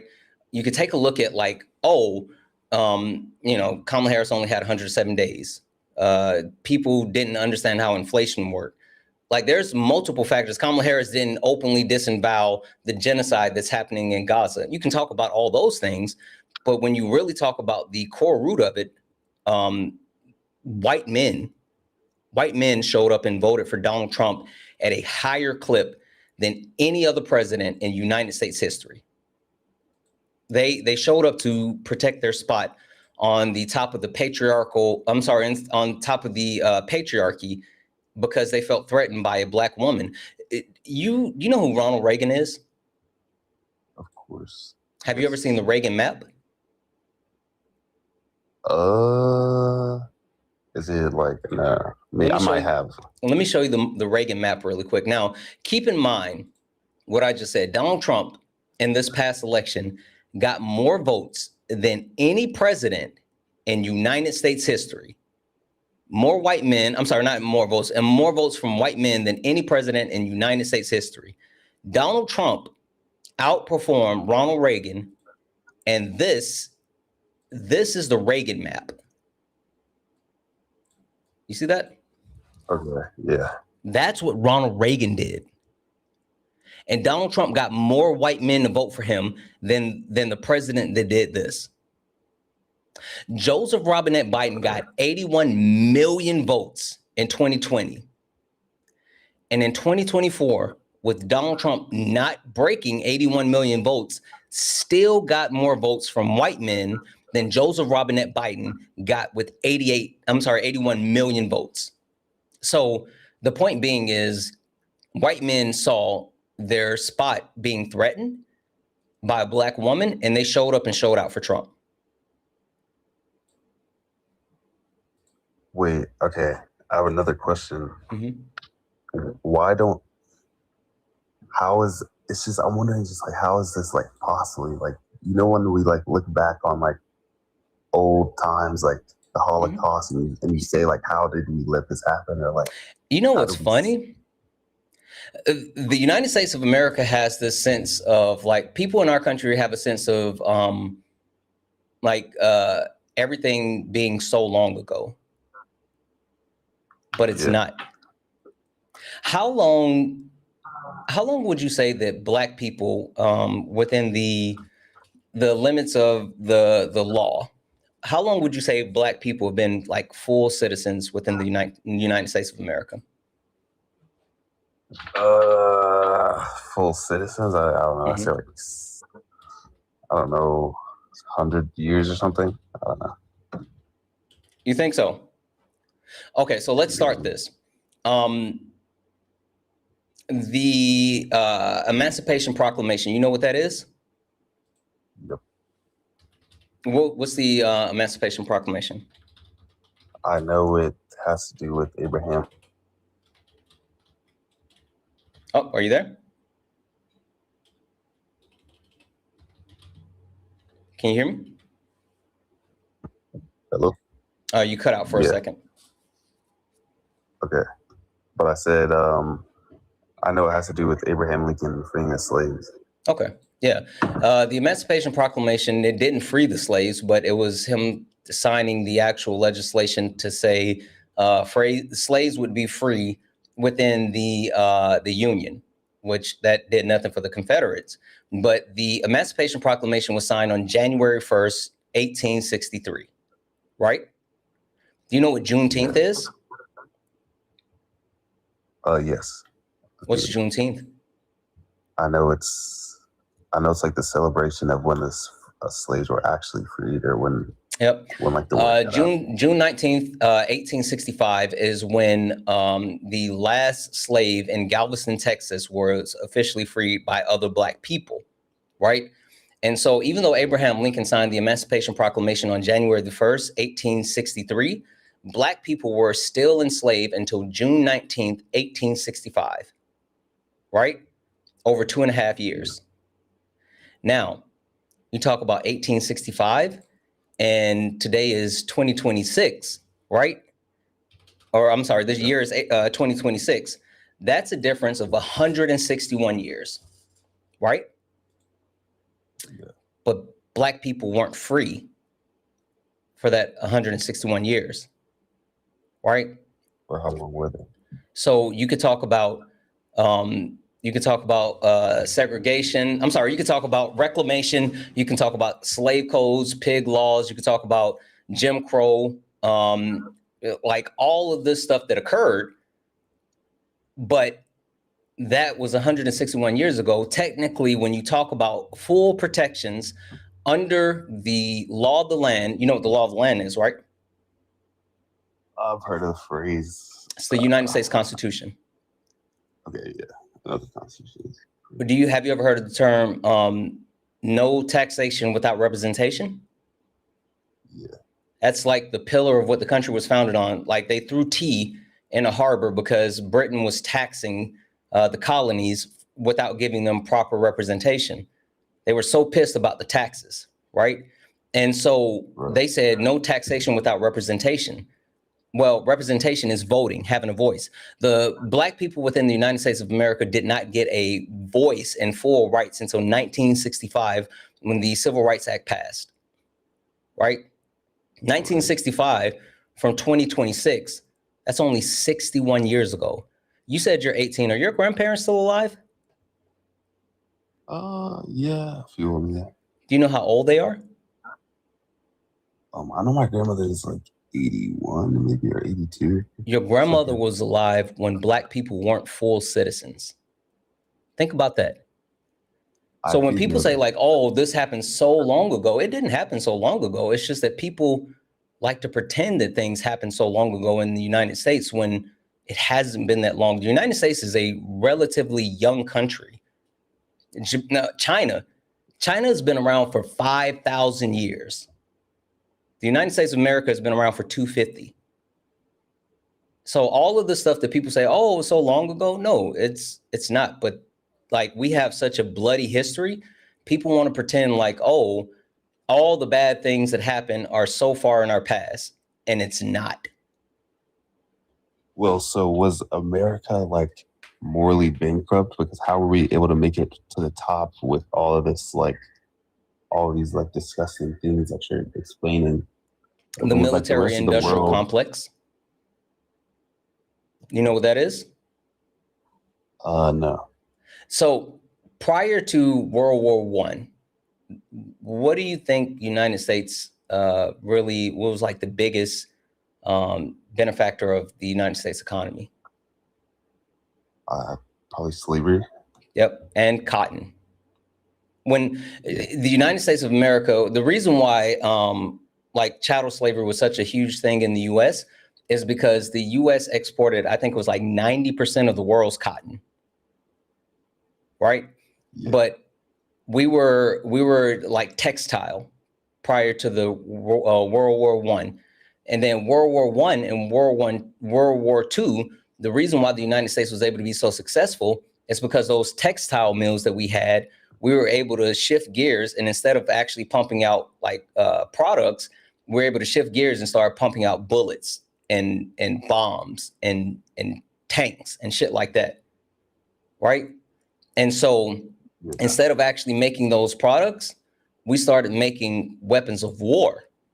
And ever since World War II, some people will say World War I, but I say World War II, we've been in a perpetual state of war where we've cranked out more and more and more, and we've even manufactured conflicts in order to justify the actual amount that we're spending on our military and the amount that we make off of our military. Do you know what the gold standard is? No. The gold standard is what we used to be on. We used to have the United States dollar used to be backed up by gold. And the reason why people would use the United States dollar is because in Fort Knox, we had gold to actually support the dollars that were being spent around the world. Well, we're not on the gold standard anymore. Do you know what the United States dollar is backed up by now? Nope. Confidence. Trust me, bro. Yeah. People, it's actually backed up by the United States military because people have confidence that the United States military, the biggest, baddest industrial complex in the world, will continue to make money because that's what it's been doing. And so when you create this instance of your entire economy is based off of war, well, you're going to continue to do fucked up shit to make a lot of money. And that's how you get to the top. And don't let me get started on the CIA. Like that's a whole shit show as well. But that's it. I have a question going back to what you're saying earlier about slavery being like the top reason. Okay, I don't know if it's a weird question. The people in the comment section are saying, can you speak a little louder? They can't hear you. Oh, is this loud enough? I don't know. Sorry. Yeah, you sound a little louder for sure. I don't know if I'm talking about it. Okay. But all right. As Black people, why do we fight to live like amongst the people that put us down so much instead of moving away? Oh, okay. Thank you. It's because Black people are naturally communal people. Black people, prior to coming to the Americas, within Africa, we shared people, like we shared each other. We lived in groups, we lived in tribes, we lived together. And so even though Black people throughout the world were victims of the transatlantic slave trade, well, Black people here in the Americas, like we don't have a connection to Africa the way that people who live in Africa or come from Africa after the ending of chattel slavery, they have a different type of connection, but we don't. But the one thing that we still haven't forgotten from the time in Africa to the time in bondage here in the United States is our communal living, our sense of family, our sense of friends, our sense of belonging. Think about this. White people, I'm sorry, you're about to catch a stray. Someone once said to me that Black people, we got cousins, right? We got first cousins, second cousins, third cousins. We grew up like 5 cousins all sleeping on one bed. We have a sleepover, all this other stuff. White people don't have cousins.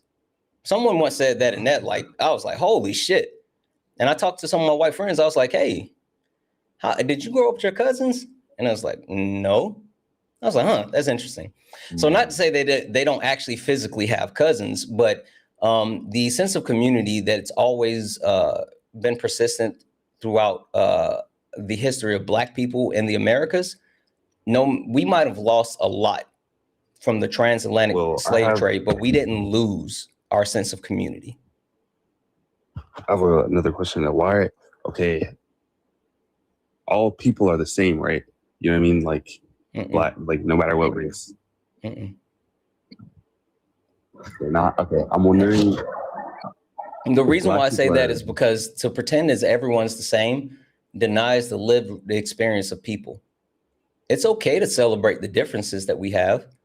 Like, it's okay to say, that's why I make fun and joke with, like, the white people that I love in my life. I make fun of the white people that I love in my life for, like, raisins and potato salad and dancing off beat and shit.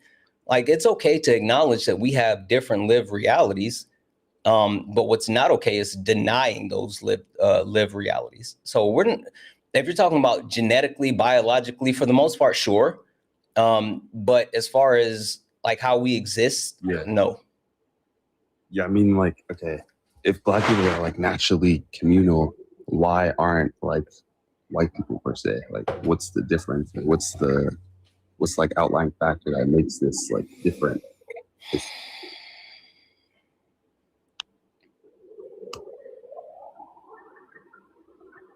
White people, you guys are gonna catch a stray again. No offense, I'm sorry. Can you name one continent that white people have went to where the indigenous people of the land today are the same or better off prior to those colonizers coming into the land? Probably like Europe or something. That Europe isn't one of those countries that was colonized. I don't even know. There's not one. I'm not saying that white people are naturally violent or evil or any shit like that. That's not the case. I'm absolutely not saying that. But what I will say is there is a history of colonization, and the history of colonization speaks to a lack of community. And so when you talk about people who have spent the history colonizing and then still justify colonization today, you see people saying, yeah, we need to take Greenland. Yeah, we need to take Venezuela. Yeah, we need to take Puerto Rico. Like, those are sovereign countries. Those are their own land. Why are we taking other people's countries? That's fucking weird. But you have some people, not all white people, but you have some people, white people here in the United States of America, hell, not just white people, because that would be like foolish for me to say only white people think it's a good idea. But the large amount of people that you hear saying like, oh, we definitely need to take those countries because we got to take their resources. Like, that's colonization. And the colonization is antithetical to community. That was in chat for Red. Thank you so much for the manifesting. Well, why does everyone else, every race outside of white people seem like peaceful? You know, like I feel like every race in the United States fights for that. I think that would be hyperbolic to say that white people aren't quote unquote peaceful. And I also think it would be hyperbolic to say people are peaceful. I think that, like, if you take a look at how things have occurred throughout our history, yes, while white people have a history of colonization, men have a monopoly on violence throughout the history of society. So you can talk about violence, and sure, we can talk about white people, but if you don't look at the way that the patriarchy and like gender has played a role in society and caused like negative impacts throughout the history of society, then you're missing the whole point. Because you can talk about race, but feudalism, hey, Dub's in the chat for Bear for the motorcycle, let's fucking go. Feudalism, which it talks about like the suppression of women and femme presenting people, like that occurred prior to race. So sure, I mean, like, people can blame white people, and yes, white people specifically have had a hand in things, but like men, we got to have a conversation. Okay. All right, how much like power do you think Trump like has? Like, do you think anyone would be able to like change I don't think Trump has too much power. I mean, he has power within the Republican Party, but Donald Trump doesn't really give a shit about power. Donald Trump is just trying to make a shit ton of money before he dies. Trump doesn't care about power, but you know who does? The people that already have the money. Do you know what a plutocracy is? No. Okay. So everyone wants to talk about oligarchies or oligarchies, however you say it. Have you ever heard of that term, oligarchy? Yeah. People think that, oh, it's just the wealthy people and da-da-da. No. It's not about an oligarchy. It's about a plutocracy. A plutocracy is where a small majority of ultra wealthy people do everything that is necessary to increase the working class, to coalesce money within themselves and weaponize the government to benefit themselves. Now, And when you talk about the plutocracy, you talk about the fact that 7 of the 10 richest men on earth showed up to Donald Trump's inauguration and then donated to his ballroom and have been integral when it comes to the United States government. They've been given contracts with the Pentagon. They've been given carte blanche access to our social security information, right? But then you talk about the fact that at the same time that they've enriched themselves, right? Elon Musk, under Donald Trump's first term, became a billionaire and the richest man on earth. Elon Musk in Donald Trump's second term is set to become a trillionaire, right? But what's deeper than that is what they're doing to the working class. I told you about the secret Social Security cuts that they're trying to make. They're also trying to increase the age for people to be able to retire while decreasing the working age for people to start working. They're trying to actually create a higher working class, suppressing the middle class and pushing more people into a greater wealth disparity, so they have to work longer so they can continue to work to make the rich people richer. So we're dealing with a plutocracy. Well, if you say that Trump's just trying to make like a lot of money before he dies, if Trump acknowledges that he's going to die, why does money matter? You know what I mean? And like capitalism. For the love of money. Like, just because death is knocking doesn't mean that you don't want more money. That's capitalism, bubba. People love to say, oh, money is the root of all evil. Have you ever heard that? Yeah. Yeah, that's not what the saying is. Did you know that? Did they fuck up the saying? Yeah, I did know that, but I forgot what the original one is. The actual saying is the love of money is the root of all evil. Oh, yeah. It's so like it's capitalism. Okay. I understand. I think so. I think I understand what you're saying. I mean, all right. Well, listen, hold on. I appreciate you coming up, and I appreciate you kicking with me for a little while. But I'm gonna go ahead and drop you down because I want to get back to some debates. But I really hope that you seem like an intelligent young man, and you seem like you're intellectually curious, which I think is super important.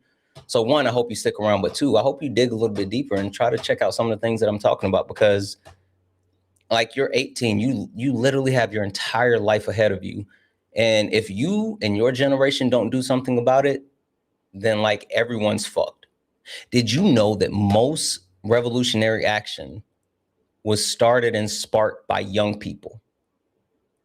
oh, that's another question that you just reminded me of. Why is the government full of like old people? You know, like if we know, and especially if we know that they cognitively decline after a certain age, when it just makes sense, especially when we put young people in every other position in the world. Power and Maslow's hierarchy. You combine the fact that people crave power and they hold on to power as much as possible. That's why, like, fuck George Washington, but George Washington actually willingly giving up power is something that's not normal. When people have power, they don't give up power. So that, and then again, if you keep people running on the hamster wheel so much that they can't see what's in front of them, then they're not going to care that they don't have power because they can't fucking eat. Okay. Anyway, listen, stick around, hang out. Hopefully, not only will you learn some more, but like go dig into some of the shit that I told you about. Like, I'm serious. If you don't, you and my kids are gonna be in trouble. You have kids? Okay. Yeah, I got 2 boys. I got 2 young boys. Okay. All right. Man. Yeah, I got you. All right. Hey, have a good day. Enjoy your summer. Yeah. W's in the chat. I think it's never too early to start dealing with certain things that affect like all of our lives. I think that's the thing. And I'm not trying to scare him. And if anyone has been listening to that conversation, I promise you, I'm not trying to be an alarmist. I'm not trying to freak people out, but I do think it's super important that we understand what's happening. I think that's really, really, really, really important. I think that's really, really, really important. Anyway, we're going to keep this going. Only request up if you're a Trump supporter or disagree with anything on the background. We're only looking for some debates. I know I got a bunch of people to say thank you to, and I will get to those in a minute. But if you are if you like to support the live, you can do so. Cash App, PayPal, Venmo. Pay links in the link tree in the bio. Santana speaks for you. Santana speaks for you. It's the best way to support the live. If you're over on YouTube, you can send a super chat, and I will read that out. Keep tapping the screen, guys. Can we knock out the let them cook? Please, please, please. Can we knock that out? Hi, are you a Trump supporter or disagree with anything on the background? No, I came up by mistake. Oh, no worries. How are you today, though, Kathy? I'm good. I just got up. I love listening to you. Really? Thank you. What do you start your morning with? Coffee or tea or water? What do you do? I have my coffee and I go on TikTok and listen to you and Dean and Parker, and they're my favorites. Really? That makes me happy. Yeah. And then after a while, I get up and do my stuff. Okay. Do you have a busy day today? Years old. I have a busy day. My doctor's coming. I got to clean my house. Ooh. But I'm 70-something years old, 77. And I can see what you're saying. The young people in this country got to be informed and get going. They do. I talk to my grandkids all the time about it. They just think I'm an alarmist. Oh, well, that's because you're a grandma, right? I mean, you don't know anything. That's grandma. But it's a good thing that you're trying to give them a heads up, and hopefully they'll listen. Because you're right. Like, man, they got to do something because I'm worried about them. I am too. Yeah. Anyway, Kathy, listen, I'm not going to hold you up. Go have your coffee. Do what you got to do. I hope you have a wonderful day, and thank you so much for being here. I appreciate you. Thank you. You also, Santa. All right. Have a good one. Have a good one. Santana. It's all good. It's all good. I love you. W's in the chat for Kathy, guys. W's in the chat for Kathy. Massive, massive, massive W's in the chat for Kathy. Only request up if you're a Trump supporter or disagree with anything on the background. We're only looking for some debates. Only request up if you're a Trump supporter or disagree with anything on the background. We're only looking for some debates. Hi, Kaiten. Are you a Trump supporter or disagree with anything on the background?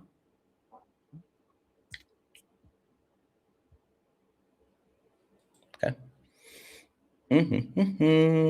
45, 47. You said that made you read up? Good. Tough to follow that. Yep. Hi, are you a Trump supporter or disagree with anything on the background? Hi, can you hear me? Yes. Hi, are you a Trump supporter or disagree with anything on the background? Yeah, I see you have middle ground is BS. And sometimes I hear you and like you explain, and I'm like, okay, that makes sense. But that one to me sounds kind of counterproductive a little bit. Sorry, my heart is pounding. I haven't been on live before. You're doing okay. That's good. You got it. So middle ground is BS, and that one struck me a little bit because obviously I'm not a Trump supporter, but the only way to achieve anything is to find middle ground in like a democracy. So that one seemed to be it to me. Okay. Okay. 1 second. Sorry, one moment. Yeah, we can talk about that. I can get into that a little bit more. Before I do, though, can I say thank you to a couple of people? Sure. All right, perfect. Debbie's in the chat for Just Devin. What up, Just Devin, who sent a $2 super chat to say sorry for paying to drop you on Hector's live. It's all good. It was all love and fun, or however you say that. I appreciate the hell out of Hector, and I'm glad that he let me cause a little bit of chaos last night. Fucking W's in the chat for Just Devin and Hector. W's in the chat for Fill Thy Films for the $2 super chat to say, hey, W's in the chat. Tina, thank you for the motorcycle. You said invest one per boy. I don't know what that means. Invest one per boy. I'm sure that was probably like related to something else. I think I missed it. I'm not sure. Debbie's in the chat for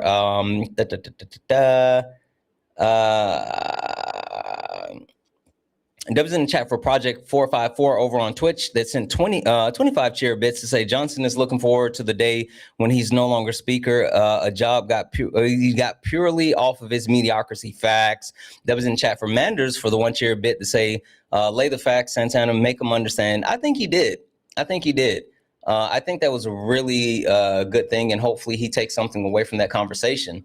Let's see here. W's in the chat as well for Corey for the $5 donation, saying the PFAS deregulation and data center green light you mentioned are connected. The cooling fluid that they use is forever chemicals. Environmental regulations were halted construction. Awful stuff, and it harms and it does incomprehensible harm. I didn't know that it was connected. Fucking W's in the chat for Corey for dropping that knowledge on me. I'm gonna have to look that up. I had no clue that was connected. W's in the chat for Vanessa. What up, Vanessa? Saying this is why I support you. And my nephews, Dean and Parker, keep educating them. Poor kid had no idea. Asking, how do I get this info? Learn them good. You know that's right. You know that's. Listen, you gotta learn them. Let me learn you something. W's in the chat for Vanessa. W's in the chat for Marie. Hey Marie for the $1 donation and agreed. We won't see it. I figure 40 is exactly middle age for me based on family.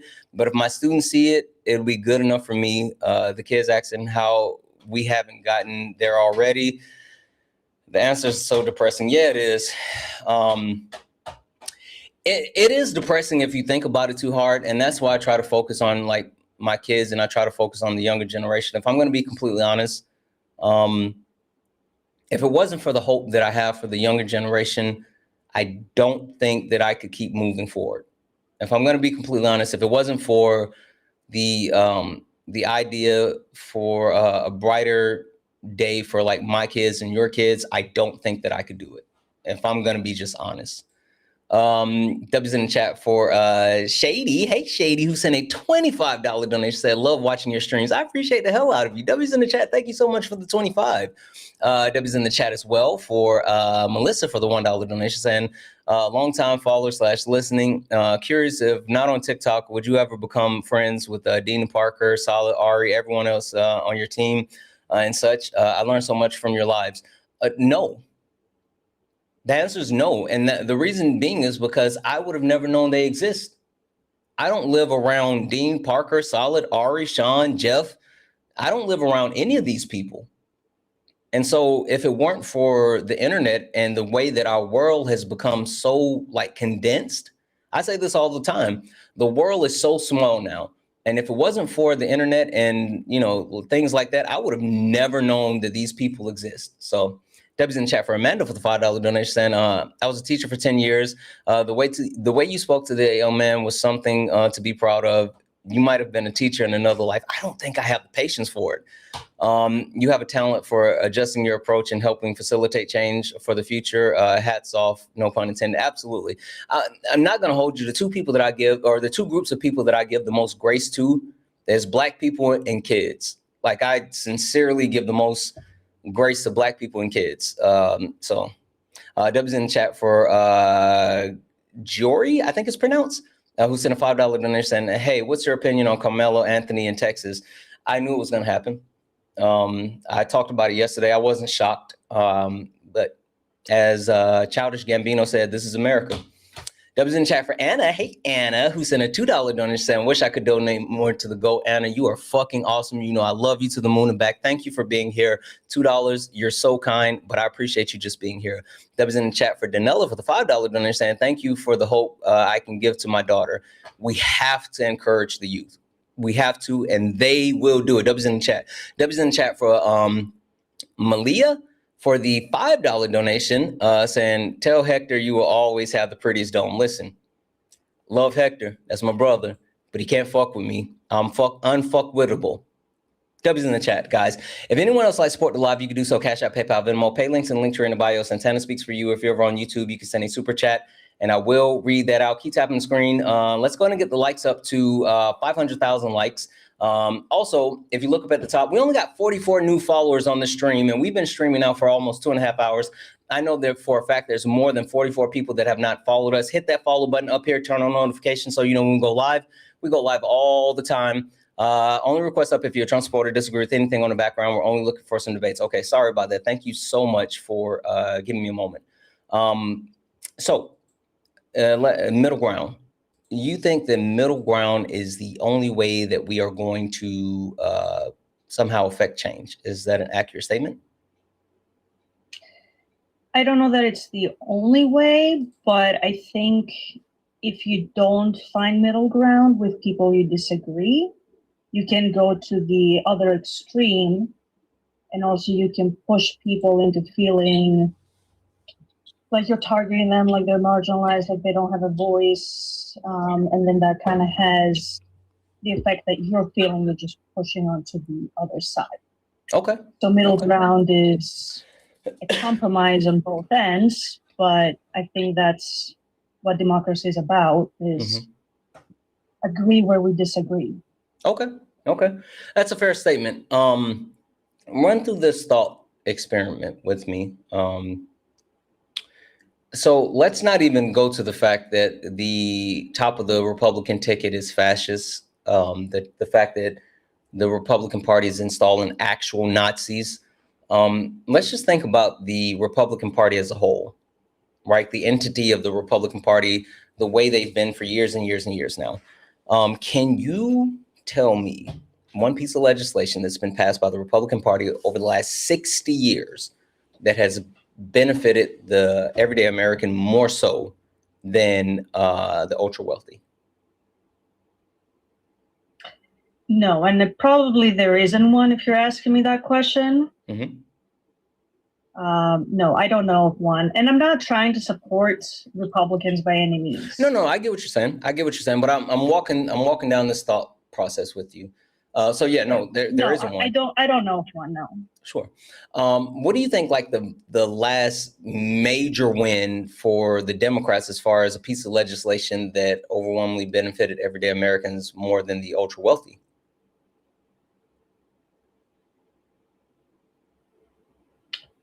I don't know that either, like specific legislations. I lean on the Affordable Care Act.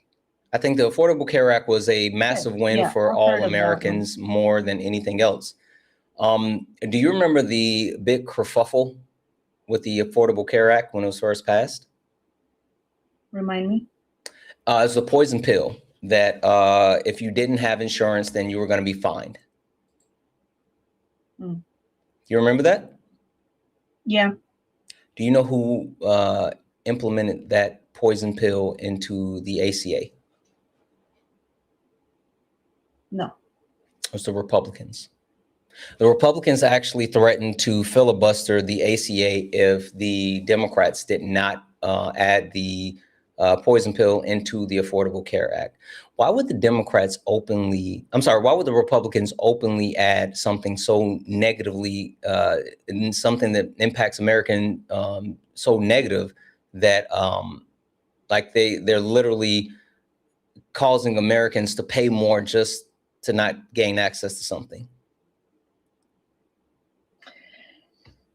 Because it was probably the only way that they would pass it. Yeah, but also, I mean, like, if you really take a look at it, the fact that they did that speaks to them wanting, or them being willing to harm the American people for a political win more than actually caring about anything for the for the American people, because they knew that having that actual penalty was going to be something that people were going to take as negative. And they couldn't allow the Democrats just to have a win, right? So when I talk about, like, I don't think the Democratic Party is awesome. I don't. I think the Democratic Party is weak. I think they don't really do much for the American public. But I do think that they do more than the Republican Party. And then even if you take a look at what's happening with these fascists, at the very least, you got a few of them that's trying to fight the fascists, right? But then the Republican Party is actively trying to harm the American people. I have a question for you. Do you know All right. Did you hear? And again, this happened like yesterday, so you might not have heard about this. But the story's been breaking, and with the story that's been breaking, it's they talk about the actual the fact that the Republican Party has a secret plan to cut Social Security. I actually heard about that on your live today. Okay. I haven't heard about that. That would be terrible if that happened. Yeah. I want to share something with you really quick. So this is Representative Rod Whitman from Virginia, right? Rod Whitman was cornered by the media yesterday, and they were like, hey, Congressman, what do you think about Mike Johnson's secret plan to actually cut Social Security? And this is what happened. I'm going to, normally I just play the sound, but I'm going to put the video on the screen. So guys, give me a second. I need everyone to see this. If you're not looking at your screen, watch this video. It's about a minute, or I'm sorry, it's about a minute and a half. I need everyone to see this. So 1 second here. Congress. All right.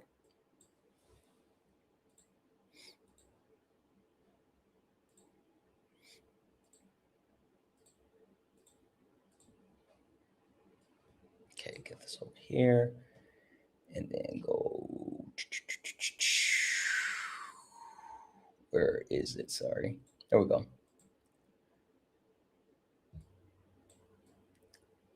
All right. I need everyone to see this. Actually, it's about a minute and 41 seconds. Sorry, guys. Congressman, what is Mike Johnson's secret plan to cut Social Security? Hey, how you doing? I'm good. I'm good with that. Yeah, I'll be there in just a few minutes. No response, sir? I'm heading your way right now. Yeah, it's over at 416. Congressman, what is Mike Johnson's secret plan to cut Social Security? Listen, I appreciate that. I've got some more efforts that I want to talk to you about. There are actually more things that we have to be working on.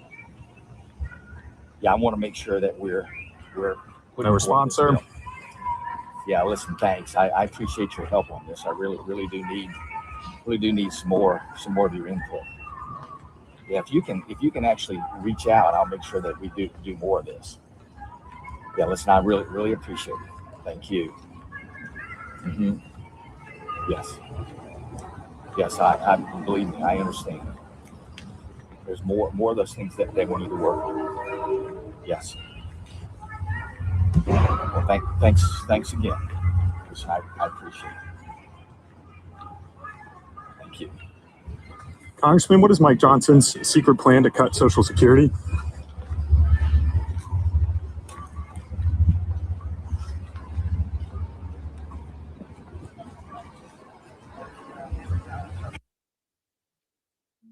Okay, so everyone just saw that, but I'm gonna play it again because one, I noticed that I didn't fix the screen, so like Twitch and everyone probably couldn't see everything. But I saw people saying it, but I want everyone to pay attention one more time and look closer at what just happened. I'm gonna play some of it, not the whole thing, but look closer at what just happened. Congressman, what is Mike Johnson's secret plan to cut Social Security? Hey, how you doing? I'm good. I'm good with that. Yeah, I'll be there in just a few minutes. No response, sir? I'm heading your way right now. Look at his phone. Yeah, it's over at 416. Congressman, what is Mike Johnson's secret plan to cut Social Security? Listen, I appreciate that. I've got some more efforts that I want to talk to you about. Can you see his phone? There are actually more things that we have to be working on. Yeah, I want to make sure that we're no response, sir. Yeah, listen, thanks. I appreciate your help on this. I really do need some more of your input. Yeah, if you can actually reach out, I'll make sure that we do more of this. Yeah, listen, I really appreciate it. Thank you. Mm-hmm. Yes, I believe me, I understand. There's more of those things that we need to work on. Yes. Well, thanks again. Listen, I appreciate it. Thank you. Look at his phone.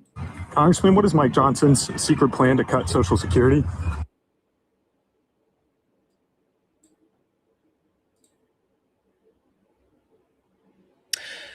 So the reason for me actually playing that, right, is I originally had the video queued up to talk about how, Republican stupidity is home. But Kat, how do you compromise with people who not only uphold fascism, but are actively harming the American people? And when the harm is found out, instead of them actually fighting for the American people, they do stupid stuff like that so they don't have to answer questions about it. Yeah, that's a very good question. I hadn't seen that video, and it is funny in a not funny way, like, are you serious kind of way. I don't know that you can find as much common ground with politicians. I guess my thought process with that was more with like everyday people that, the voters of like people that vote for certain You want to things. find common ground with MAGA? Then don't we have to if we're gonna move forward somehow? But just to verify, you think that not only do you think that we can find common ground with MAGA, but you think we should find common ground with MAGA? Is that what I'm hearing?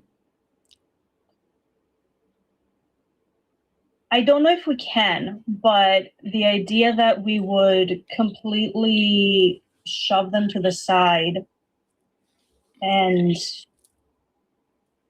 like they would feel left out of everything, and then that would be doing to them what they do to us. Okay. So how is that? How does that make us better than them at that point? Okay. I'm gonna do 2 more sounds for you. And play these 2 sounds. Tell me how you compromise with this. 1 second. First sound. To 2028, Trump 2028. You want to see Trump run again in 2028? He'll win. But would you be okay with him running for a 3rd term, I have no problem with that at all. even if it's against the Constitution? I don't believe it's against the Constitution. I believe there's other routes there. And what would those routes be? I don't know. I'm not a constitutional lawyer. But if it was against the Constitution, which it is, would you still be in favor of it? I'm not in favor of breaking laws. No. So no Trump 2028. Trump 2028. All right. That's the first one. Now, this is the second one. How do you feel about the war in Iran? I'd say bomb the shit out of them and get it over with. Wasn't the whole thing, though, no new wars? It's a conflict. It's not a war. Not a war. It's a conflict. Now, who says conflict? I know Trump calls it a war. Well, they say it's a conflict because a war would be you'd have to declare war. Right. He would not declare war. Right, yes. It's a conflict. If you go illegally around it, you can have a war and call it a conflict. Right, exactly. I don't count this as a war. What is Even if you do count it, it's a necessary war. This is what Skirmish. taking out the trash. Have we won the war? Are we winning the war? Yes. Yes. Which one? The Iran war. You're confident about this war? I'm confident, yes. Once we win this war with Iran, where is Israel going to have us invade next? That I can't answer. I don't know that. Okay, Kat. How do you compromise with that, and what type of voice and power do you give people who take those positions?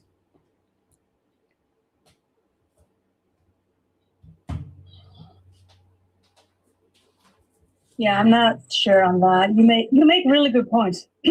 Yeah. I'm not saying that we need to leave Trump supporters out in the cold. I'm not saying that we just need to say, fuck you guys.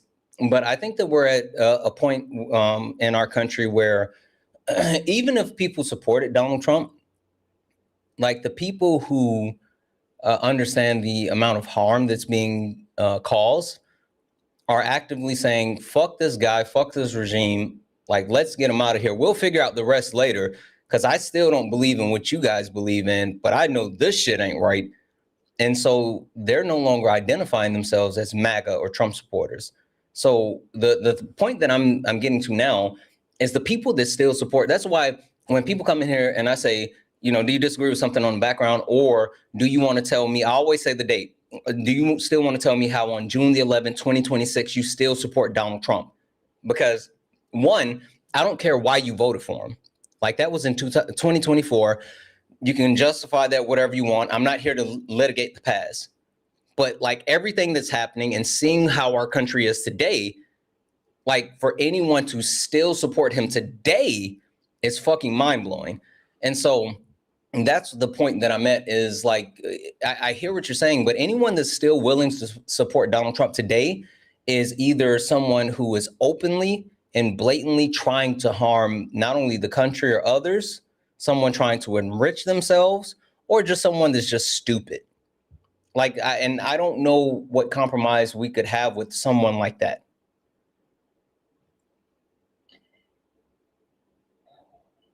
I think it'd be hard. I think we need to, there isn't a lot of compassion from them to other people. So it's hard to show compassion to them when, you know, their actions are, either their actions or what they're saying are harmful to other people. But I think a lot of, you know, terrorist groups develop because they get pushed to the extremes and then they have no other way. What if I told you that's not the truth? How so? I just finished reading Legacy of Ash, the history of the CIA. And the thing that I learned about clandestine institutions, right? These actual intelligence agencies, right? And international ways of engaging. You can always say like, oh, terrorist cells and these groups and da-da-da. More often than not, they're funded by other governments for a specific reason to subvert another government. So you may think that there's like these terrorist cells, these extremists that they're just like, I'm so fed up with what's happening. A lot of the times they're paid actors. I learned the specific history about what happened in Iran. And the way that the United States couped Iran wasn't just by like going in and overthrowing the government. They literally paid bodybuilders. They paid bodybuilders to instigate and incite a riot. And the reason why they paid bodybuilders is because, of course, they were like big guys, but they looked good and they could actually, they looked the part and people could get behind them. So, I mean, you could talk about like terror cells and all this other shit, but like, sure, sure there's a subsection of a group of people that's fed up and da-da-da-da-da-da-da. A lot of times with that shit, it's more so like other governments doing it to other governments. But even if you take a look at the like United States of America, I mean, let's keep it funky. These people have been complaining and saying that Joe Biden was a fascist because COVID shut down the world. And then they had to stay in the house and they couldn't go outside during COVID and like infect other people. And I'm sorry, I'm not willing to actually give a damn about what people who don't believe in vaccine and science say about our society. If you're out here drinking raw milk, I don't give a fuck about what you think. If you, for some reason, think that like tariffs are going to make shit cheaper, I'm sorry, I don't really give a fuck about what you think. So like, I hear you, but there hasn't been one person who really holds to this batshit crazy stuff that makes enough of a valid point for me to say, you know what? I want you at my table. They don't believe in the moon landing. And they also believe in lizard people. Like, there's a lot to it. Yeah, I hear you. So if we're talking like, and I do see the work that you do and other influencers do to kind of give MAGA the thought process to, you know, look critically at some of the information they're receiving and break away from the cult. But at the end of the day, it's just going to keep getting smaller and smaller as a group, but it's not going to go away. So what do you do with those people that remain? Ostracize the fuck out of them. I know people like, you know, bleeding heart liberals and all this. Fuck them. If you want to actually like not get vaccinated and then create a fucking measles outbreak, then you need to go live in the middle of bumfuck nowhere by yourself. Get out of civilization. I'm sorry. Like, either we're going to force these people to be able to participate in society at a basic level, or they can fuck off. Like, I'm so serious. If you're sitting here saying that you're willing to put the health and well-being of not only like children, but people who are immunocompromised in jeopardy because you don't believe in vaccinations, because fucking brainworm RFK told you that you shouldn't get vaccinated. He fucking started an outbreak. And did you know RFK Jr. can't go back to America Samoa? No. Yeah, he started a fucking outbreak in America Samoa. They banned him from coming back. Like, for people who are willing to stick to that shit, like, no, they can fuck off. And then listen to the Trump. Trump said that fucking the planet was going to start cooling, and scientists don't know that. Trump said that fucking windmills are causing cancer and for whales to go crazy. Fucking Donald Trump raw dogged the sun in an eclipse. And this is their chosen leader. They listen to a fucking marshmallow brain who stared at the sun during an eclipse with his bare fucking eyes. And you think that I need to listen to what those people say? No, nope, absolutely not. There are some people who have not only common sense, but are actually intelligent. People who, you know, try to do things one way or the other, or da-da-da-da-da-da. And if those people have the ability to make better decisions, then I'm willing to, you know, figure out a way forward with them. But I refuse to actually compromise with people who think that there was like microchips and vaccines and shit. No, that's not right, but that's lack of education and media and how they present certain information, not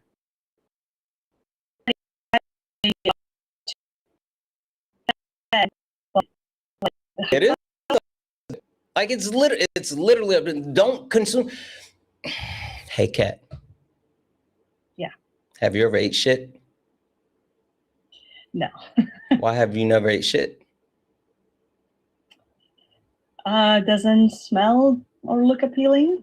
So are you telling me Doesn't that smell you good or made a look appealing. conscious decision to make sure you didn't eat shit? Yeah. Trump I see what supporters you're make a saying. constant decision every day to eat shit. I just don't know how we do that without violence. Like, how do you make them silent and not try to like spew that kind of You don't make them silent. You make them irrelevant. Like, it's not about silencing their voices. Like, I'm not saying, oh, you got to silence them. But what I am saying is, like, who gives a fuck about what RFK Jr. says? That's why, like, even I was debating Dave Rubin, right?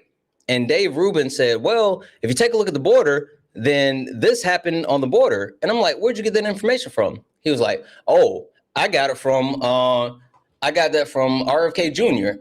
And I continue to demolish RFK Jr. because who the fuck is listening to RFK Jr.? Like, listen to the experts. So I'm more in the sense of like, listen to the experts. And I believe in public shame.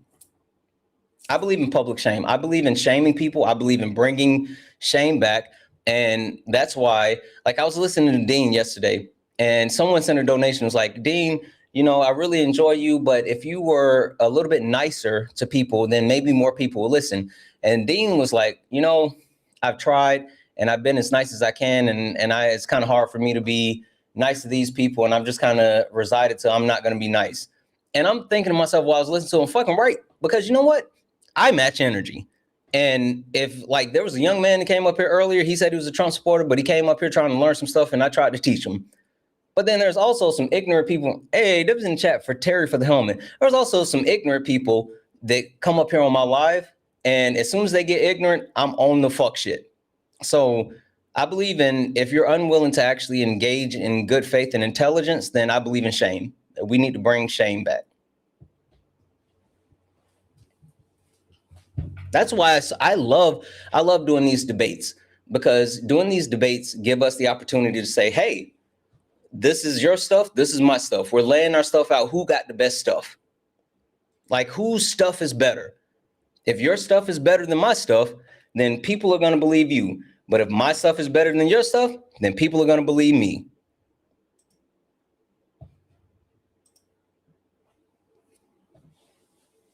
Yeah. I definitely see your point. I definitely agree with you. Like, when I watch your lives, I do agree with you on things you say, but then I saw the middle ground is BS, and I don't know that I agree with that on every account, but with MAGA, you make really good points that where do you even begin to find the middle ground there? It's not like other groups you disagree with, because like you can try and find the reason there to like make an argument, but with MAGA, it's like there's no talking to them. So is there even a middle ground, or is it this or nothing? Yeah, no, listen, and I'll tell you this. I'm not sitting here saying that there's never an instance where compromise isn't necessary or it's not something that we can obtain. But what I am saying is that the way that things are right now, yeah, fuck that. Okay. I got a bit of a curveball that I want to throw at you, and I want to talk about it. I was about to say you convinced me, but go ahead. Well, there's something else, but before I do, is there any of my Kay, can you come up here and do like a mod really quickly? Are you free? Or Joanna or someone? Can someone come up really quickly?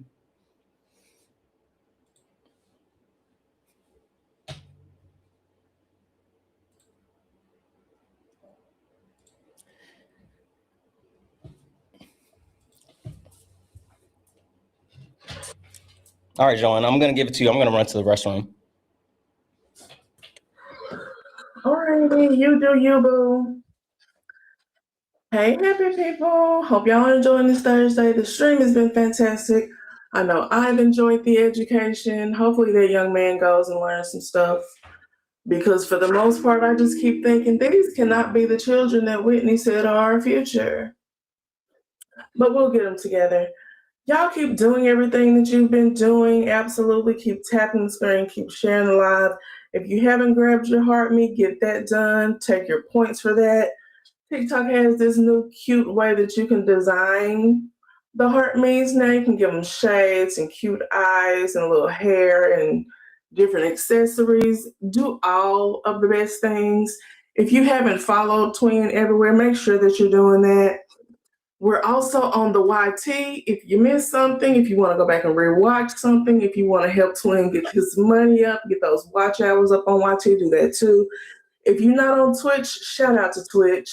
YouTube ain't gonna hear this till tomorrow anyway, because they in the past. But absolutely shout out to Twitch.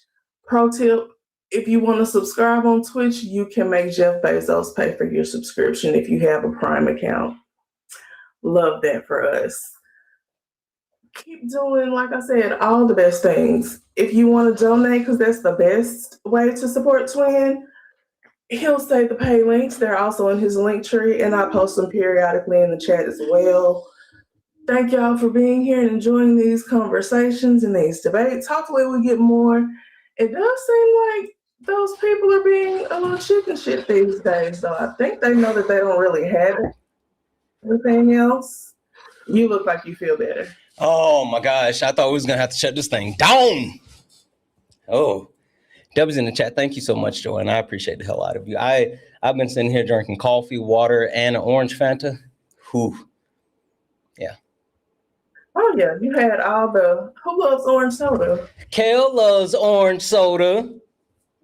Yeah. Anyway, I appreciate it. Is it true? It's true. It's true. It's true. Ooh. You're welcome. Y'all, like I said, keep doing all the best things. As soon as I hop back down there with y'all in the chat, I'm going to post the pay links. so y'all can send twins some coins because black labor ain't free. And Juneteenth is right around the corner. Keep doing all Juneteenth this is right shit. around You the can drop the corner. coin. Yep. I appreciate you. Thank you. All right, guys, let me say a couple of quick thank yous, and then Kat, I got something interesting I want to run past you. Debbie's in the chat for Seymour, who sent a $20 euro, said, I've been really enjoying your streams for several months now. I've learned so much, and they help me deconstruct. Sending love and support from Scotland, Sierra. Debbie's in the chat. Sierra, thank you so much. That makes me so fucking happy. Debbie's in the chat. Thank you so much for the love. I'm actually just happy that you're enjoying the lives. So Debbie's in the chat. Thank you for that. Hey, Debbie's in the chat for the, holy shit, that's cool. Debbie's in the chat for Phil Thy Films, who sent a $2 super chat to say, yeah, I'm not going to read that because that's ableist, but yeah, thank you for the two. Debbie's in the chat for Phoenix Eyes for the, let me go ahead and do this. Boop. Debbie's in the chat for Phoenix Eyes for the $5 super chat to say, the paradox of tolerance applies here. You can't try to meet halfway with a group fueled by hate. Like, that's facts, fucking spitting. Debbie's in the chat for Phoenix Eyes. Debbie's in the chat for Emmy for the $5 donation saying, I appreciate you so much, Santana. You're making a difference every day. Much love to you. I don't know if I'm making a difference, but holy hell, I appreciate the hell out of you. Debbie's in the chat as well for Terry for the one to say, hey, Santana, please don't read out loud.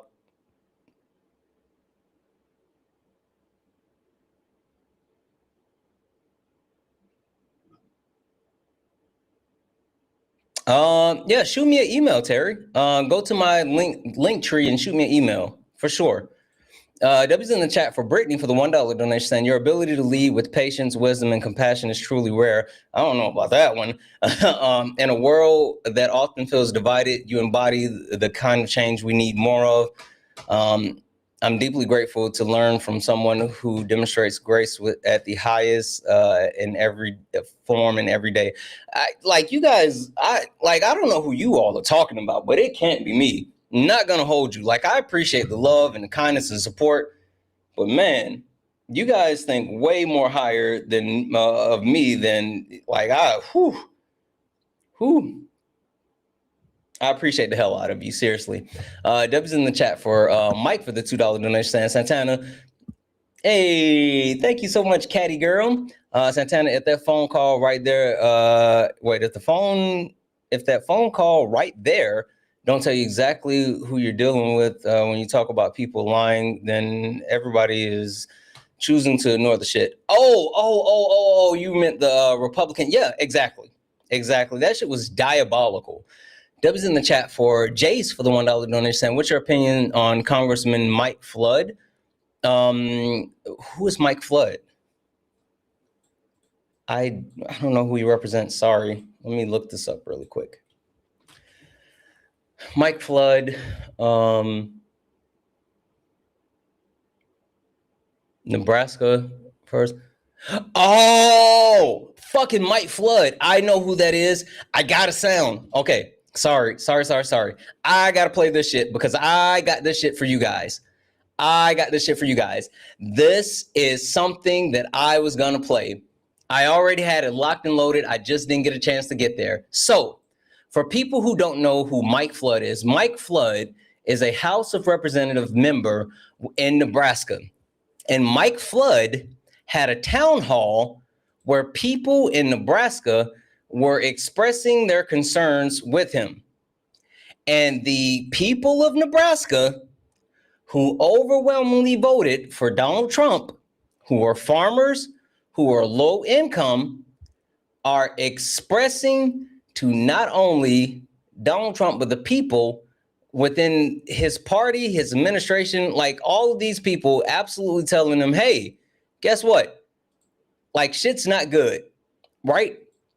And this is Mike Flood. Listen to the person at a town hall, what he said to Mike Flood, and then listen to Mike Flood's answer. Every working and retired American should be entitled to health care. Would you? Would you sign on or write up a bill for Medicare for all? We've got Medicare now. We can start rolling back the age 5, 10 years at a time. Would you support that? We can't afford that. Yes, you can. So Mike Flood, Republican Mike Flood, at a town hall in Lincoln, Nebraska, after one of his constituents said, would you support Medicare for all?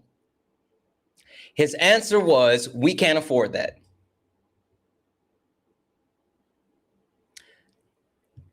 But Congress can afford pay raises. I saw some math that was done the other day, and if you take a look at the proportionate levels of pay raises that Congress has gotten since the inception of paying Congress, and you do the math as far as how much they started off being paid, what you adjust for inflation, and you do it proportionally for the actual amount of time that they work, Congress has gotten proportionally a raise 21 times since Congress was created. They keep giving people that are in Congress more money. At the same time, they have the best health care. At the same time, the Republican Party is advocating for increasing the United States military budget from $1 trillion to $1.5 trillion.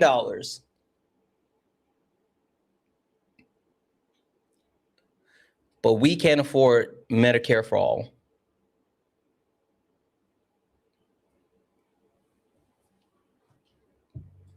But that's what I think about Mike Flood. He's full of shit.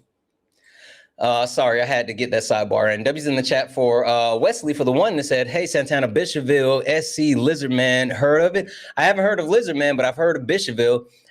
Back in college, I actually dated someone that lived in Bishopville. I remember driving there and I was like, holy fuck. W's in the chat for you. Thank you so much for the $1.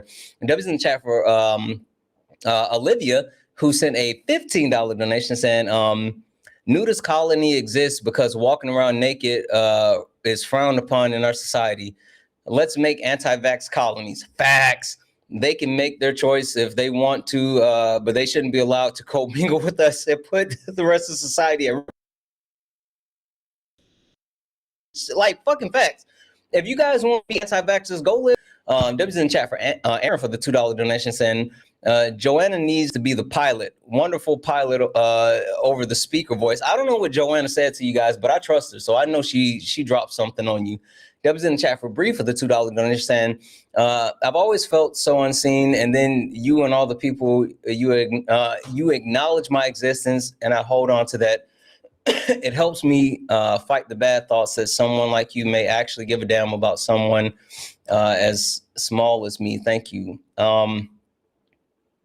Bree, thank you for the $2, first and foremost, but like, you're not small. You're not small. You're not unseen. You're absolutely important. I'm happy that you're here. I'm happy that you're a part of our community. Hell, I'm happy that you even feel comfortable enough to share that. I think so much throughout life, like we get so caught up in the premise that like people don't care or we're not important.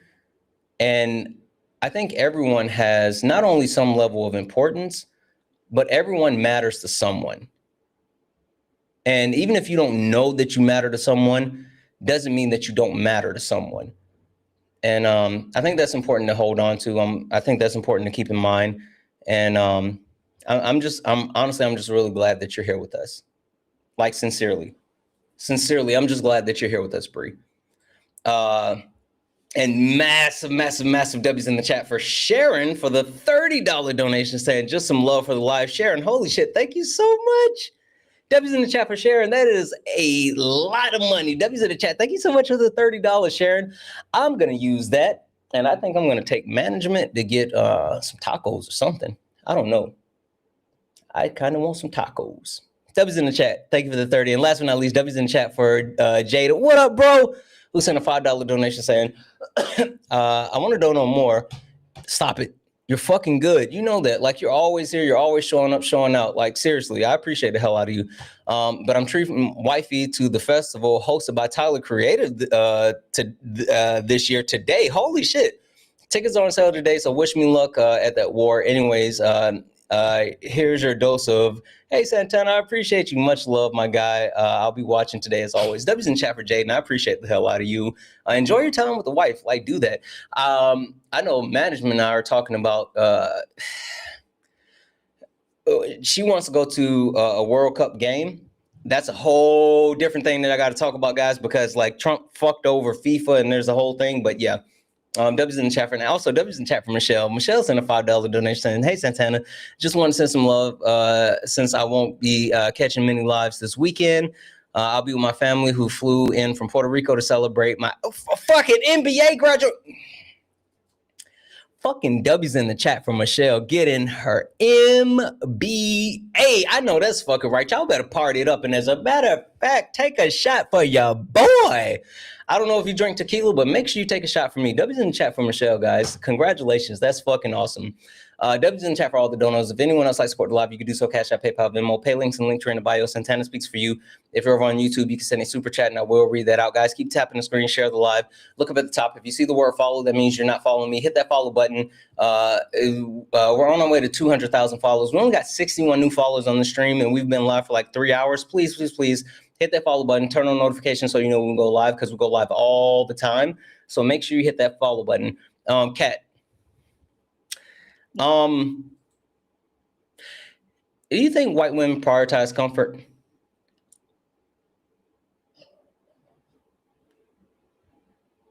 Not all white women, but most of them probably, yeah. You think you coming up here saying like, oh, we should compromise and we can't just like ignore them? You think that was you prioritizing comfort?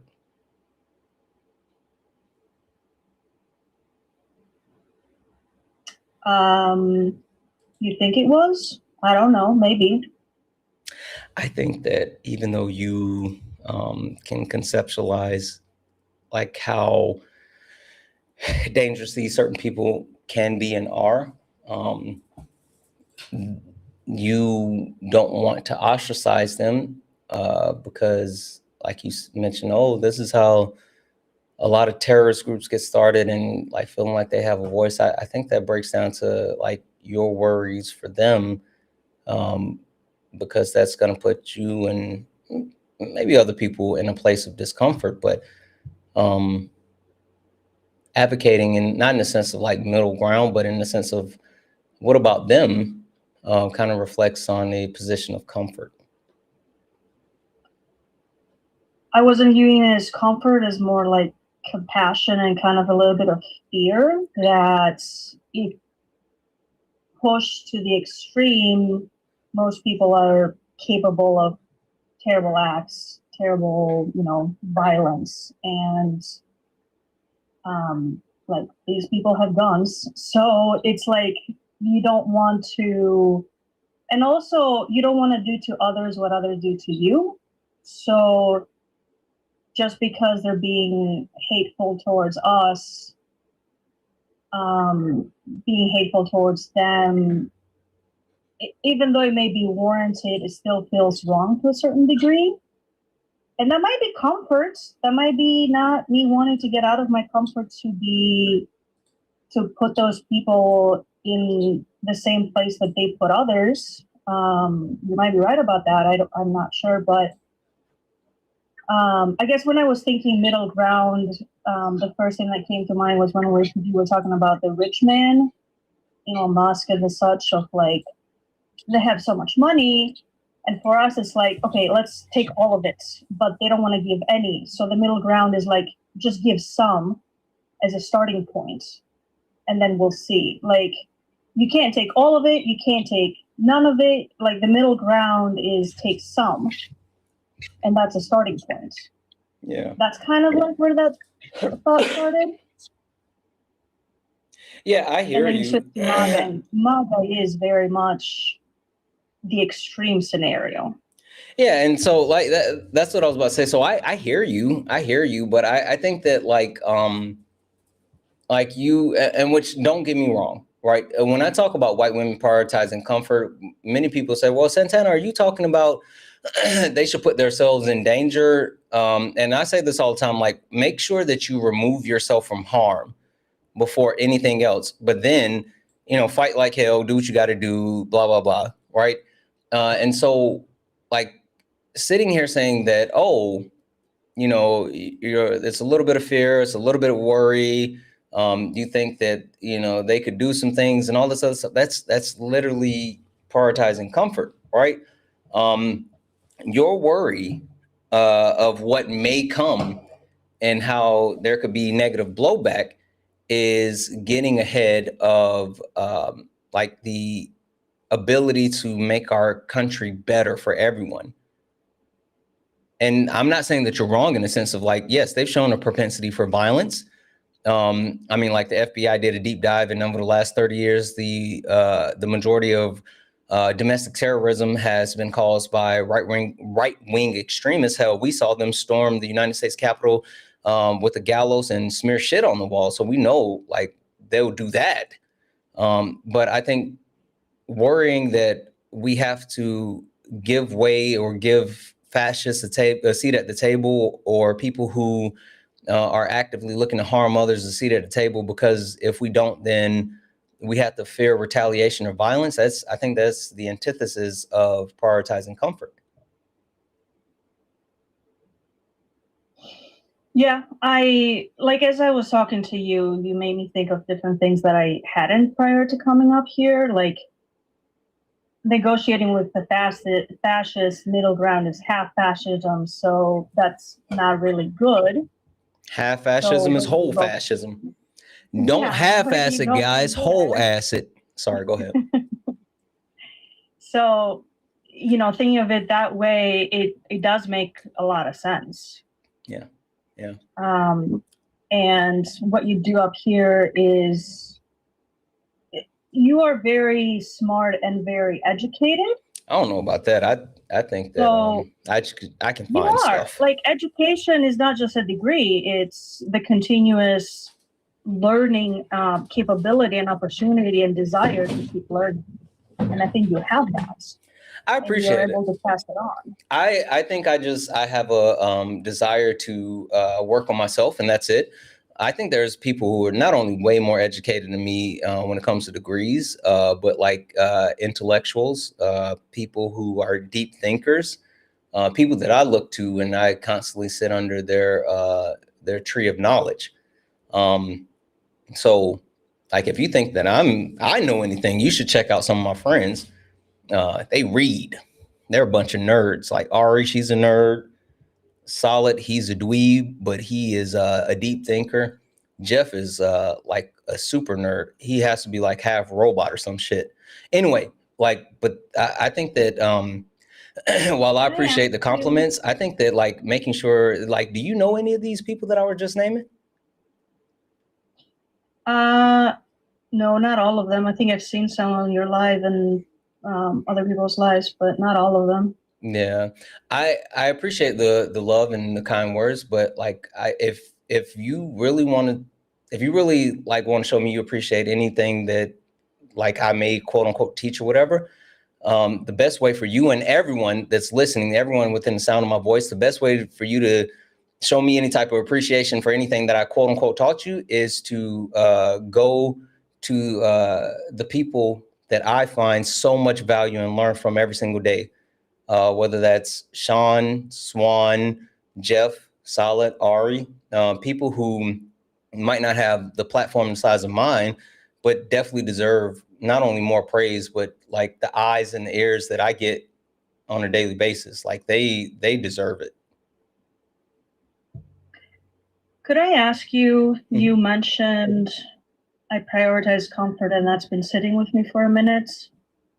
I think me and other people are kind of in this, we kind of want to do something, but we're kind of lost too as to what is the first stop? Where is the first, like, okay, you have your comfort and you kind of sit in it, you want to do more, but how? And I have gone to like protests, I have I listen to things, I try to educate myself, but then how do you make that meaningful besides voting? How do you make something meaningful from a position where there's just like so uncertainty of like, where do you even begin?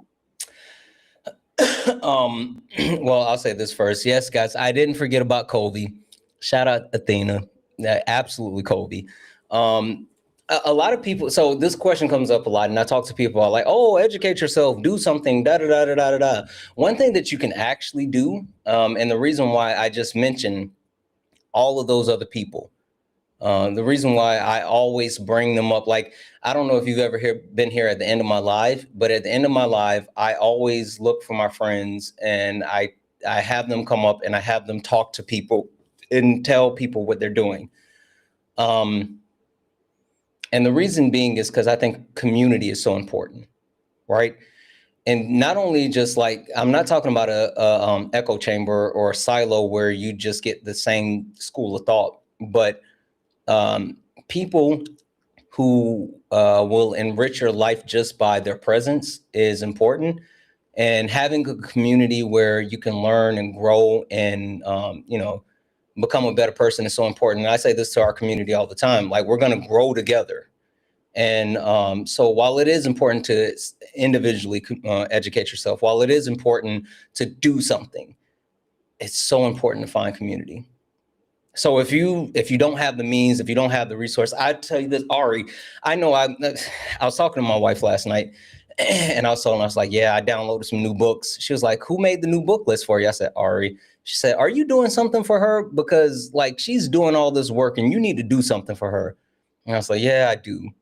But like being able to go and say, hey, Ari, I'm really looking to do this, or I want to know this, or whatever. And then she lays out like a laundry list of things that I should check out. Or even as I'm reading, I call Solid and I'm like, hey, I heard this, but I don't understand this. Can we talk about it? And Solid spending 30, 40 minutes on the phone with me to help explain something that I just learned about while reading. Like, I think those things are so important. And even if you take a look at like the people in our Discord, the way that people in our Discord share recipes, we share jokes, we share news, we share games. Like, being able to build a community is so important, online, offline. And, there's a lot of things that you can do. But if you engage and build community, then you can find out what fits you best as far as the actual first step.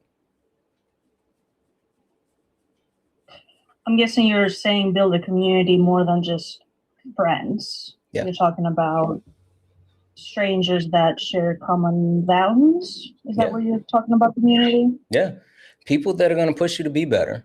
The funny thing is like the people that I appreciate, love, and engage with the most, those aren't people that agree with me on a majority of things. Like, the reason why people think that I'm a communist is because I hang out with so many communists and they give me such a hard time, but they are some of the best people that I know and they push me to be better. So finding community isn't about finding someone that's like-minded. It's about finding someone that is working to make you better in different ways. And that's what community is about. I see. Okay, I don't have anything else. That's kind of what I came to talk about. I think we covered it. So thank you so much for your time and for talking with me. Absolutely. Thank you. Shirley's right. Yes, find people who also hold you accountable. That's a big thing. Listen, your buddy Santana don't really do that accountability stuff too well. But no, seriously, make sure you do. Shout out to Kay. Because God damn it, shout out to Kay and management, both of them. If nobody else is going to hold me accountable, those two fucking want to hold me accountable for everything. They don't let me slide with shit.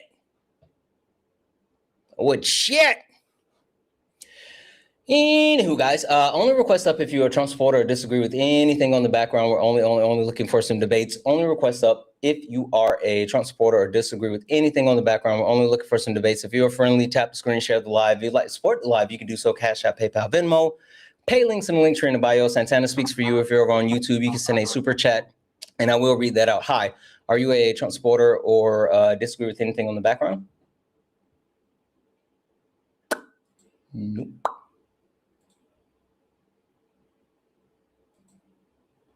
I can't sleep with socks either.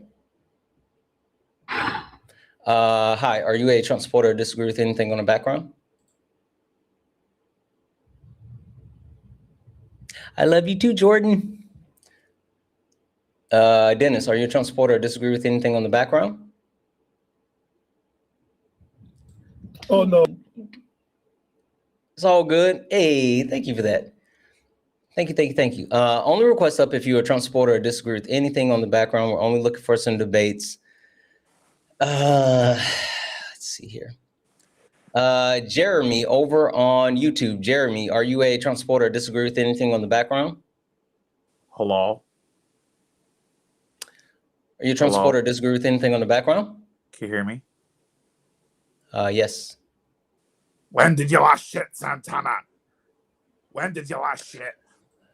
Only request up if you're a Trump supporter or disagree with anything on the background. We're only looking for some debates. W's in the chat for holy shit.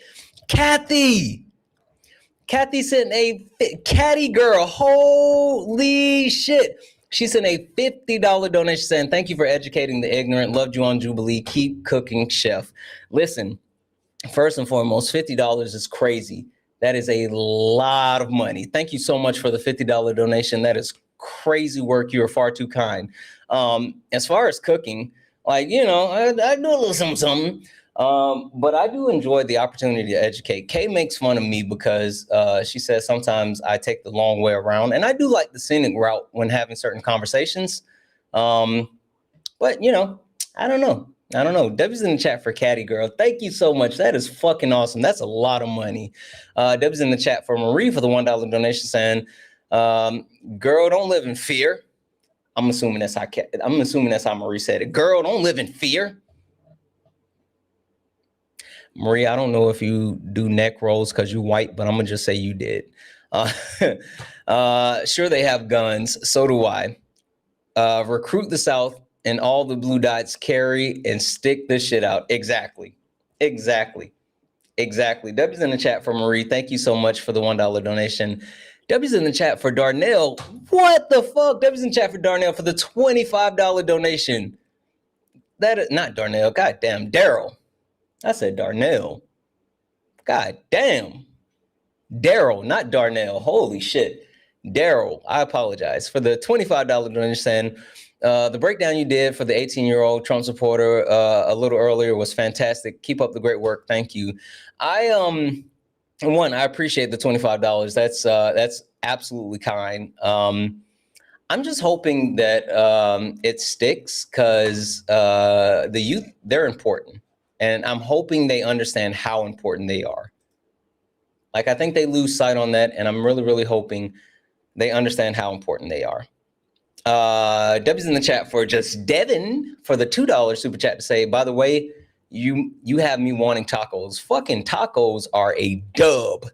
Always. Debbie's in the chat for Smoothie for the $1.99 super chat to say, fellow millennial, Keenan and Kel was one of my faves. And is Debbie's in the chat for Sponge Betty for the $9.99 super chat to say, Santana, you make my morning, sir. Love tuning in and thank you for clocking these people. Listen, I'm glad that you're here because if you weren't here, then I wouldn't be here and we wouldn't be able to do this shit together. Debbie's in the chat for you. Debbie's in the chat for Phoenix Eyes for the $5 to say, the super chat says, the golden rule is good. Ooh, I didn't know that. Debbie's in the chat for K as well. I didn't know that, K. But Debbie's in the chat for Phoenix Eyes for the $5 super chat to say the golden rule is good. But look at the story of Jesus and the Pharisees. Sometimes more direct action is required. And sometimes you got to fucking flip over the table. Because Jeebus got them up out the paint and flipped over tables and chased people with a whip. With a fucking whip. He said, ain't no way y'all up in my pop shit doing this. Get the fuck up out of here. Get the stepping. I said, get the stepping. Debbie's in the chat for Manders for the one cheer to say, Fuck common ground with fascist facts. That was in the chat for Kelly for the 50 cheer bits that says, crashes through the window, face planting into the dresser, throwing pockets of glitter. What the fuck? Good Thursday, cuties and beauties. Hopefully everyone is having a wonderful, thicky thigh Thursday. Now remember your daily dose of hydration and snacks, and stay amazing. And all of you are amazing. Twitch chat is the best chat. Tips over tech desk, crashes upstairs, exploded into glitter. God damn. Hey, no lie, I fucks with Kelly. No lie, I could fucking go to a party with Kelly. I could literally hang out with Kelly. Ooh, like, what the fuck was that? That sounds fun.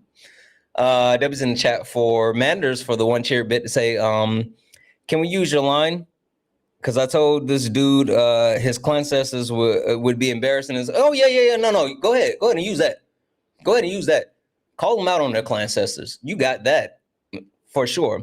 That was in the chat for Lana for the 500 bits that says, stop rejecting the compliment, Santana. No, you don't tell me what to do. I can reject them if I want to. You guys know I don't like that. That makes me feel uncomfortable. And I'm not just saying that. Like, I don't like that. And not saying I don't like you guys saying that, but I was having a conversation with Jeff the other day, and I hope he doesn't mind that I share this, but when we're talking, like I truly mean this, like I'm not special. And I think there's so many other people that are special. I think being special is like super rare. And I like complimenting me on being a decent human is weird in my mind, and doing things that I should be doing is weird in my mind. And then I say this all the time, and I really, really mean this. Like, there's no way in hell that I could do this if it wasn't for you. If it wasn't for you guys showing up each and every day, being here, if it wasn't for you guys supporting the live with your donations, if it wasn't for you being encouraging, I wouldn't be able to get through the trolls. I wouldn't be able to get through the rage bait. I wouldn't be able to actually do this. And so, like, praising me for not only being a somewhat decent human being, at the same time just trying to be a good steward of what you guys give me, I don't deserve that. I don't deserve that, because if it wasn't for you guys, I wouldn't be here. So that's just the truth. But W's in the chat for all the donos. If anyone else would like to support the live, you can do so. Cash App, PayPal, Venmo, pay links and link tree in the bio. Santana speaks for you. If you're over on YouTube, you can send a super chat and I will read that out. Only request up if you're a Trump supporter or disagree with anything on the background. We're only looking for some debates. If you are friendly, do all the wonderful things. Do all the wonderful things. Can we knock out the donuts, guys? Please, please, please, please, please, please. Can we knock out the donuts? Hi, are you a Trump supporter or disagree with anything on the background?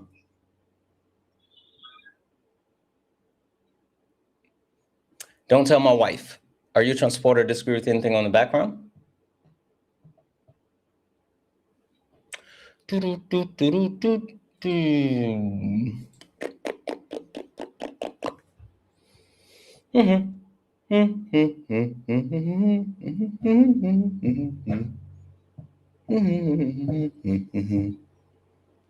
Hey, Catty Girl, thank you for the galaxy. W's in the chat for you. W's in the chat for you, boo. Guys, who is that? Who says that? Do you, boo? Can anyone tell me who says that? Do you, boo?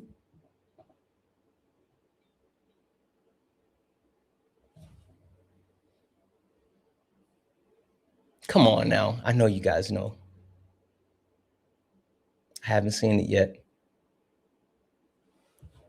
No, not Ari, not Joanna. Sophie, you're a troll. Why would I let you up? You're following one person and you have no followers. And I'm pretty sure you're going to do some weird shit.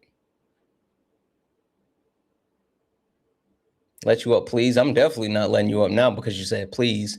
No, Diava. Diava says that God dang it, y'all don't know Diava. Diva. Diava says it all the time. Only request up if you're a Trump supporter or disagree with anything on the background. We're only looking for some debates. Only request up if you are a Trump supporter or disagree with anything on the background. We're only looking for some debates. Sophie XO.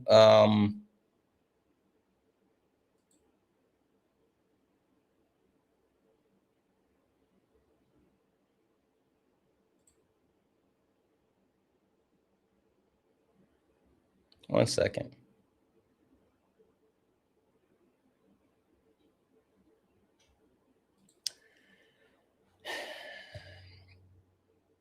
I'm willing to bet they're going to do some weird shit. What up, Desiree? How are you? Listen to this, nigga. You begged just to come up to say nigger? We're just going to see this one through. I'm so confused as far as what you think this is doing. Like, I'm dead ass serious. Like, I'm not going to mute you, and like you saying nigga or even nigger doesn't bother me. So like, what's the point of this? Nigga. Did that give you a chubby? Yeah. Like, see, that fucking weird, and you got nothing from that. Fucking weird, and you got nothing from that. You're not funny. It wasn't good. You're just a fucking weirdo. You're still a fucking incel weirdo. Hey, what are we doing? I guess we couldn't have a good day all around, chat. Like, I guess having like a full solid day of like good debates and conversations is something that's outside of the realm of possibility for us. Can't win them all, chat. Can't win them all. Can't win them all. Yep, no substance.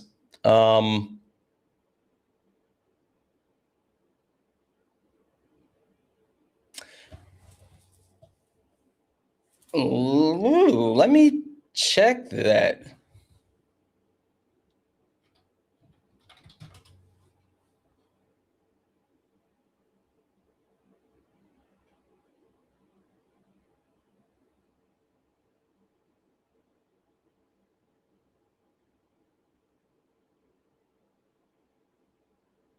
Holy shit.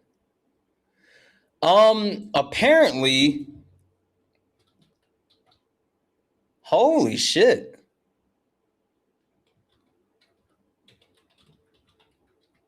Oh, fuck.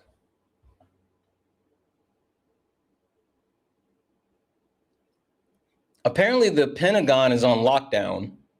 Multiple floors in the Pentagon are on lockdown and being evacuated due to a hazardous material incident.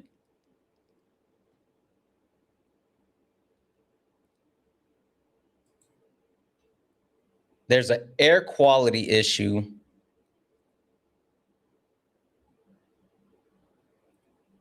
W's in chat from Melissa for the one that sent the donation over to say this, and pulled the information up. This is from The Hill, and this is from about 20 minutes ago. The Pentagon went on lockdown Thursday over air quality issues, prompting the department to execute a shelter-in-place order for the affected area. The Pentagon has sophisticated systems to ensure the safety of the building and its occupants. Those systems have detected an air quality issue necessitating proceduratory measures until we determine if it's significant. The department is executing standard precaution protocols, including shelter in place. Get out of here, pop-up. Shelter in place orders for the affected area. Chief Pentagon spokesman Sean Perrell said in a statement to The Hill, Response teams are in place and ready to support building occupants, Perel said. Arlington County Fire Department, including hazardous material team, said it's currently operating with the Pentagon in support of the Pentagon Force Protection Agency hazmat team during the hazardous material incident. Holy fuck.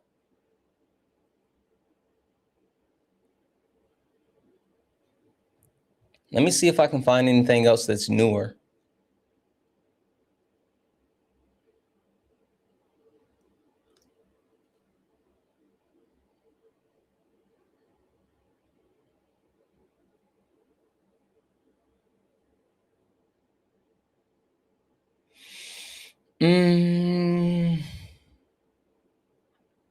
They're just saying it's a biohazard alert.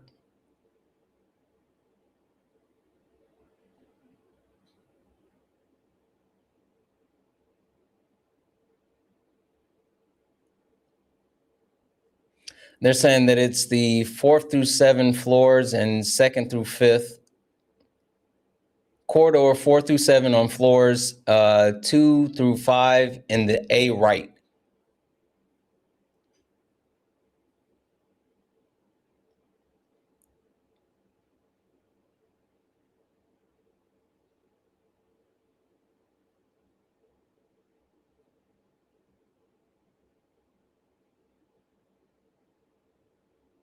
Holy shit.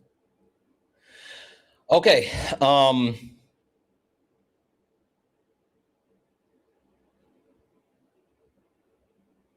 Responders are in gas mask and chemical suits.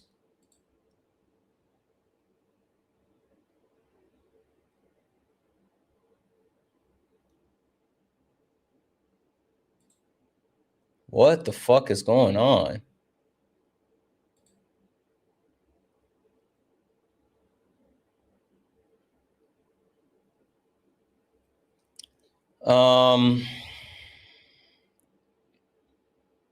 Okay, this is from Reuters. This was updated 8 minutes ago. Let's see if this one says anything, has any more information. Floors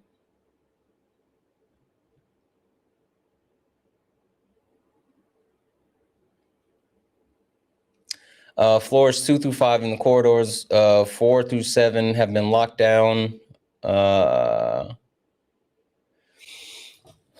Emergency response is wearing full gas masks and chemical protection suits. The Pentagon security team said additional testing was needed to determine the source of the problem. Okay. That's it at the moment. Let me refresh one more time to see if there's anything else new that I can find.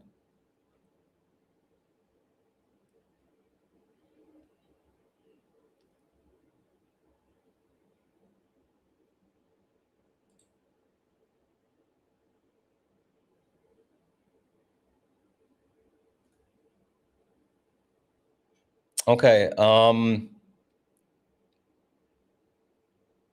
Yeah, guys, I'm not seeing anything else. I will keep an eye out on this, and if I see anything else, I'll let you guys know.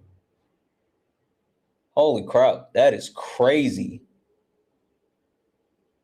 That's crazy. If I see anything else, I'll let you guys know. Okay? I'll keep you updated. Yeah, they were wearing hazmat suits, full hazmat suits and gas masks. And it's on a complete shutdown or a lockdown. It's on a complete lockdown. I'll keep you guys updated. If I see anything else, I'll let you know. I'll keep an eye out for that. Kay, can you keep an eye on that for me as well, in case you see something that I don't see, please? All right. Yeah, it's on. The Pentagon is on a lockdown. What happened? The Pentagon is on a lockdown. There's some quote unquote air quality incidents that has caused the Pentagon to lock down, and the employees are in shelter in place. They've quarantined the area, and they have the hazmat team moving in, and they have on gas mask and full biohazard gear.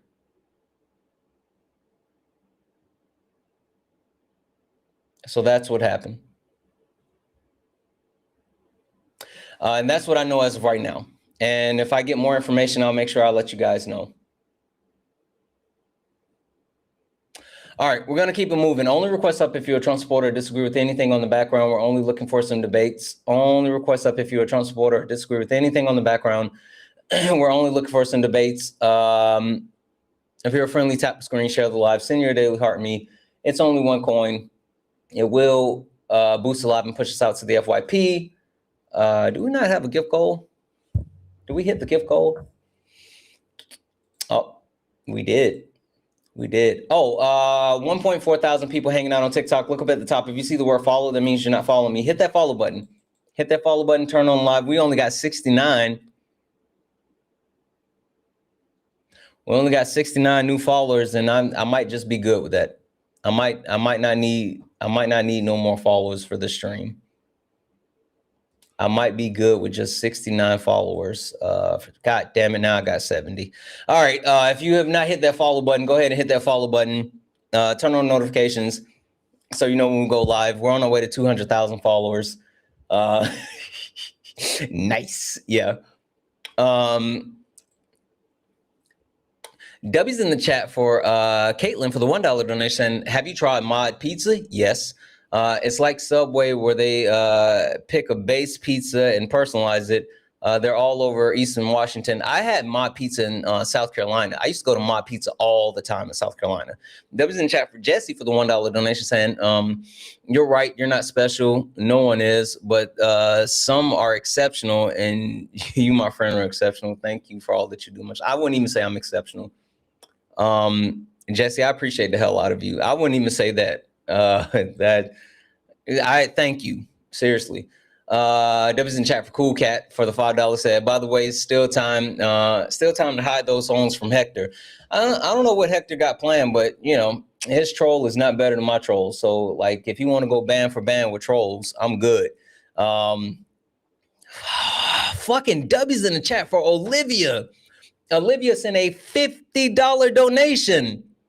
Holy shit, Olivia sent a $50 donation. I mean this with 100% respect. I hear people say it's not Black people's job to educate us on racial issues. I don't disagree, but I trust POCs to discuss those issues more than white people. Curious of your perspective on that, and would like any suggestions to try to educate myself. First and foremost, Olivia, fucking thank you for the $50 donation. That is a shit ton of money. I appreciate the hell out of you. Thank you, thank you, thank you. When it comes to like educating people on racism, like, no, I mean, I think that it's the responsibility for people who understand the way that racism affects Black people, and how like all of these different social structures actually negatively impact people. I think it's the responsibility of the people that know to actually speak on it. Now, when it comes to actually, Swan said it the best for me. Like Swan absolutely said it the best for me. It's not Black people's job to teach you to see the humanity in them, right? And so that's something that's always stuck with me. And that's something that I continue to lean on. And so when it comes to like breaking down the different forms of racism and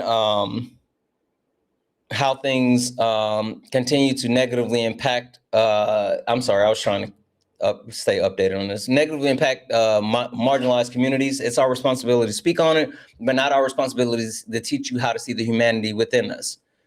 So I think there's a huge difference between those things. And then when it comes to like, you know, hey, how do I become better and da da da da da da. I think there's a huge difference between that and also like teaching people. So if you're looking for someone just to tell you how to be better and how to see humanity in people, like yeah. 1 to 2 hours. Holy shit.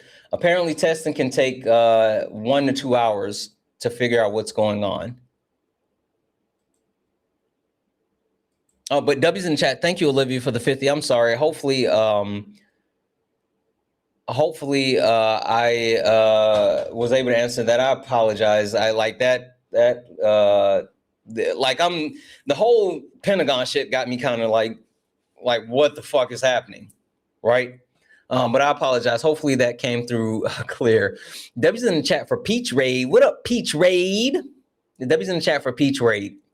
If anyone else likes to support the live, you can do so. Cash App, PayPal, Venmo, pay links and link in the bio. Santana Speaks for You. Santana Speaks for You is the best way to support the live. If you're over on YouTube, you can send a super chat and I will read that out. Guys, only request up if you're a Trump supporter or disagree with anything on the background. We're only looking for some debates. Only request up if you're a Trump supporter or disagree with anything on the background. We're only looking for some debates. We have to have an honest conversation, and an honest conversation is necessary because Republican stupidity is home. And the fact that we have to rely on Republicans who currently have power in our country is not only shameful, but it's harmful, right? Like, can we be honest when we talk about the stupidity that comes from the Republican Party, right? The stupidity and the harm that comes from the Republican Party. Something I want you guys to hear, right? Where is it? Where's it? Sorry.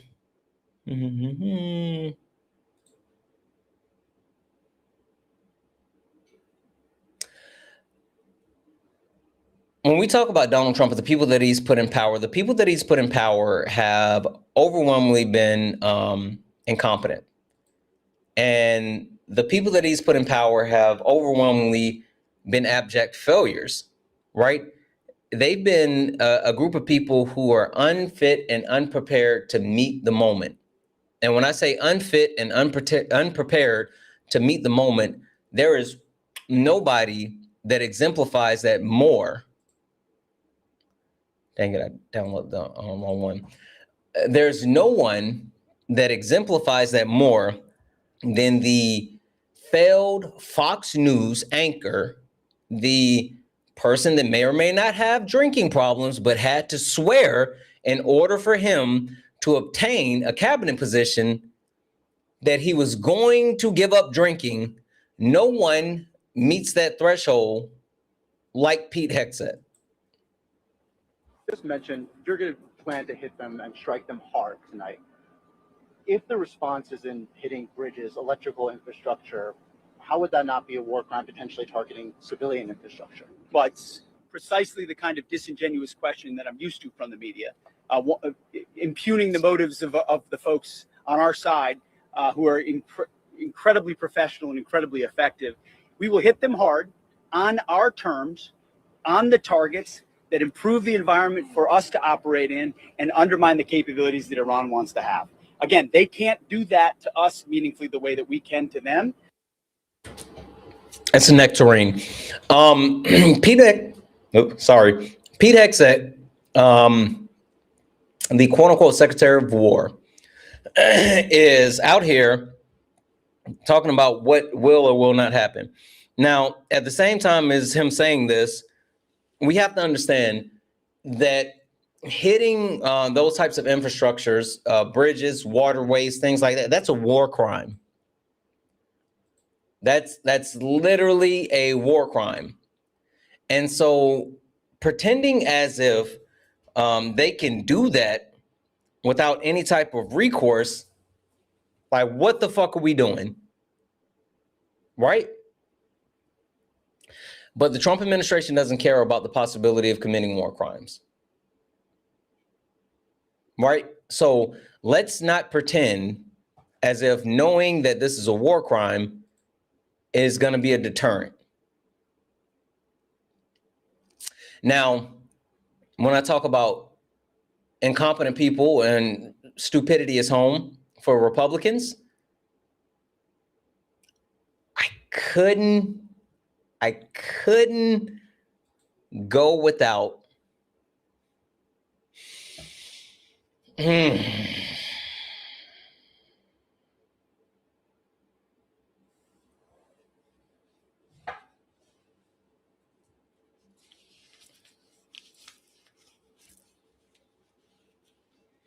my friends within the queer community. My friends within the queer community. First and foremost, Pride Month, happy Pride Month. I need to know if I can say this.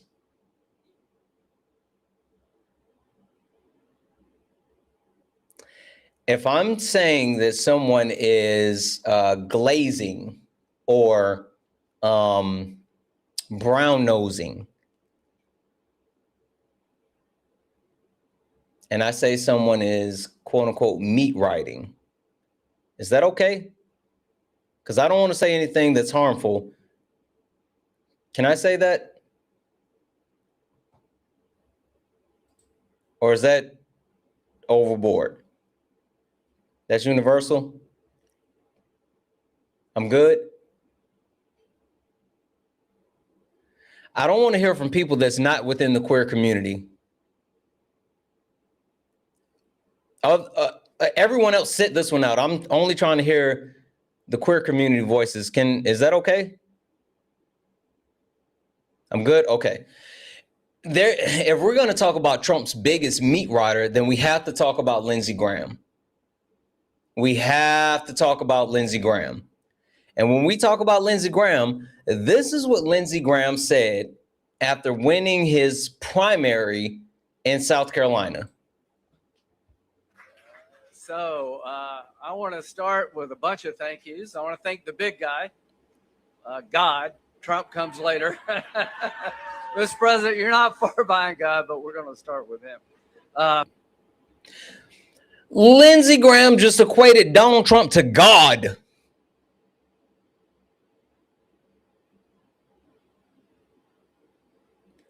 Lindsey Graham just equated Donald Trump to God. When I tell you I have never seen a D1 meat rider like that. What are we doing? What are we doing?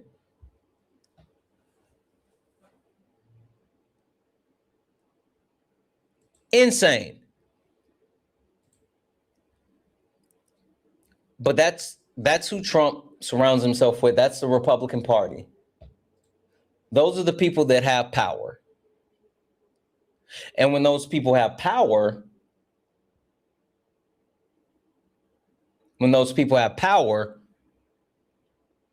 they destroy the country. And when I say destroy the country, I'm talking about shit that happened yesterday, right?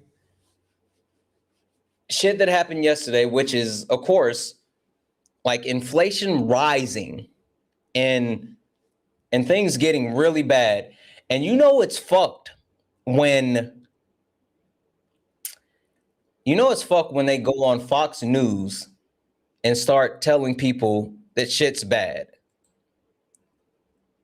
We did get a not attractive inflation report this morning. Let's put these numbers up for CPI. All food prices up 3%, all gas prices up 40%, energy prices up 23.5%. And we can see those up on the board. What does that do? Yeah, well, so the overall inflation rate is now running at about 4.2%. That's pretty high, not catastrophic. I mean, you and I lived through the 1970s when we had inflation as high as 11, 12%. But the fact is that this is all being driven by the high price of oil. By the way, also a lot of the fertilizer goes through the Strait of Hormuz too, and that's driven up the price of food as well. So those are the two commodities that are rising really rapidly in prices, oil and food products. And, that's what people buy. They buy gas at the pump and they go to the grocery store and they're paying these high prices for food. Quickly, What up, Jen? That was in chat for Jennifer. You know how bad it's got to be for Fox News to tell their viewers the truth? You know how bad it has to be for Fox News to tell their viewers the truth. Whew. Holy shit.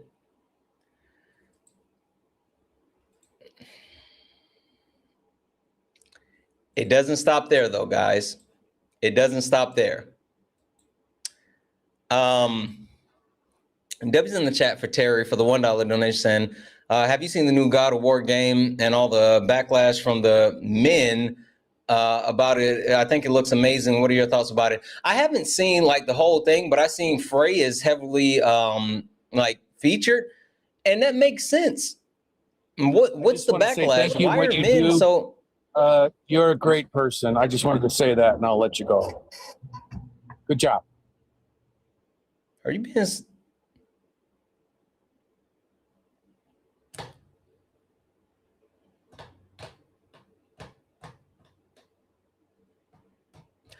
David actually has me stunned.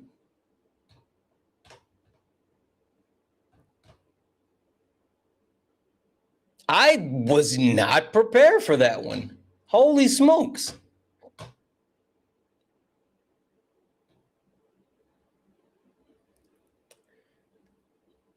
David, thank you. Sincerely, I was not expecting that. I legitimately don't know what to say.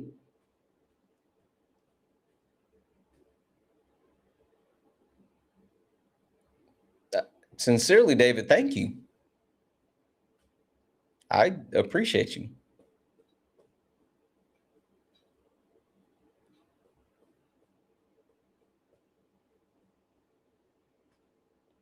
Wow. Thank you. But what I was saying is, like, it makes sense that Freya would be featured. Like she has such a big role, but she's been an intricate part of the game, but we know so little. So, like, why are people upset about it? I don't know. That doesn't make sense to me. That was in chat for Patricia for the $5 donation. Did you hear about the White House making a fact check website? Ain't no fucking way. They're making, not the White House making a fact check website. Ain't no fucking way. Don't play on my face. Don't play on my face. Ain't no way. Debbie's in the chat for Patricia for the $5 donation. Guys, if anyone else likes to support the live, you can do so. Cash App, PayPal, Venmo. Pay links and links are in the bio. Santana speaks for you. If you're over on YouTube, you can send a super chat, and I will read that out. Only request up if you're a Trump supporter or disagree with anything on the background. We're only looking for some debates. If you're friendly, tap the screen, share the live, send your daily heart me. Ambar, I think it is, over on YouTube. Are you a Trump supporter or disagree with anything on the background? Are you a Trump supporter or disagree with anything on the background? When did you last shit, Santana? Oh yeah, okay, it's all good. I saw that. I did. I don't know. Like we did before, but not recently. Anyway, you know it's bad when Fox News is telling the truth to their viewers, right? It's so bad when Fox News is actually telling the truth to their viewers. And you know it's bad when Trump has a day like this.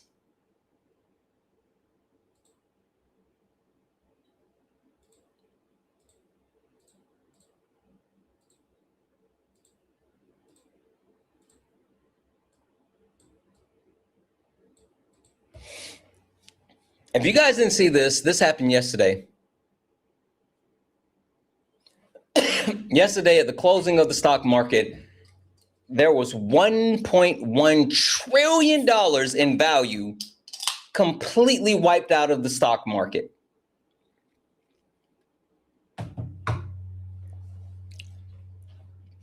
I don't think the Dow's over 50,000 anymore, guys.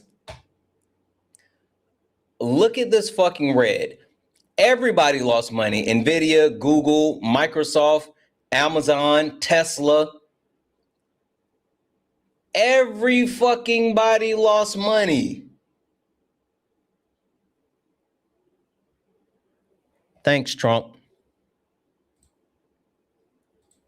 So while everyday Americans now are feeling the squeeze and feeling the crunch with the amount that we're being negatively impacted because of Donald Trump and his decisions, even Donald Trump can't run from the shit that he's causing anymore. And even the ultra wealthy are being negatively impacted by the shit that he's doing.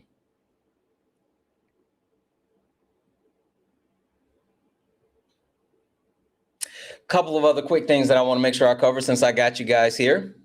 And these things aren't necessarily going to be connected, but I'm going to say these things anyway.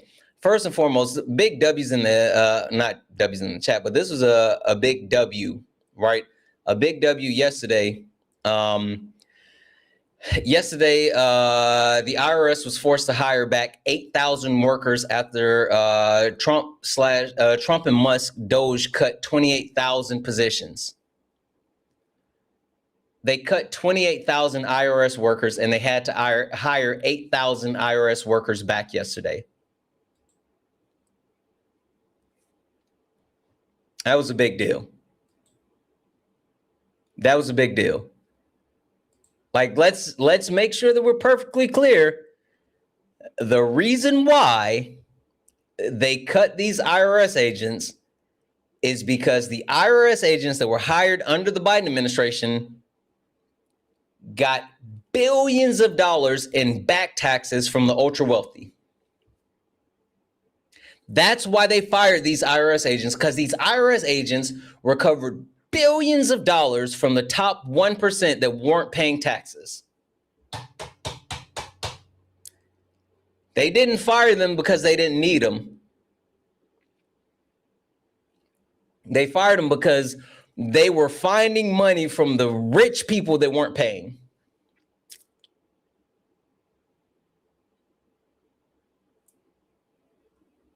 Someone said, why did the stock market crash so hard? It's because they started bombing Iran again yesterday. That's why. Like I said, I'm going to cover a couple of things, and these things aren't all necessarily connected, but I still want to cover them.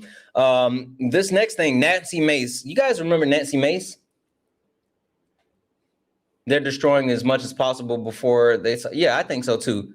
You think it's market manipulation? I think it was a little bit of market manipulation, but I think more than anything, like the instability, the markets doesn't like instability. So there's that. You guys remember Nancy Mace? Nancy Mace, former super ultra MAGA, super duper ultra MAGA, but one of the people that signed on for the Epstein Transparency Act. And so since she signed on for the Epstein Transparency Act, Donald Trump, of course, excommunicated her.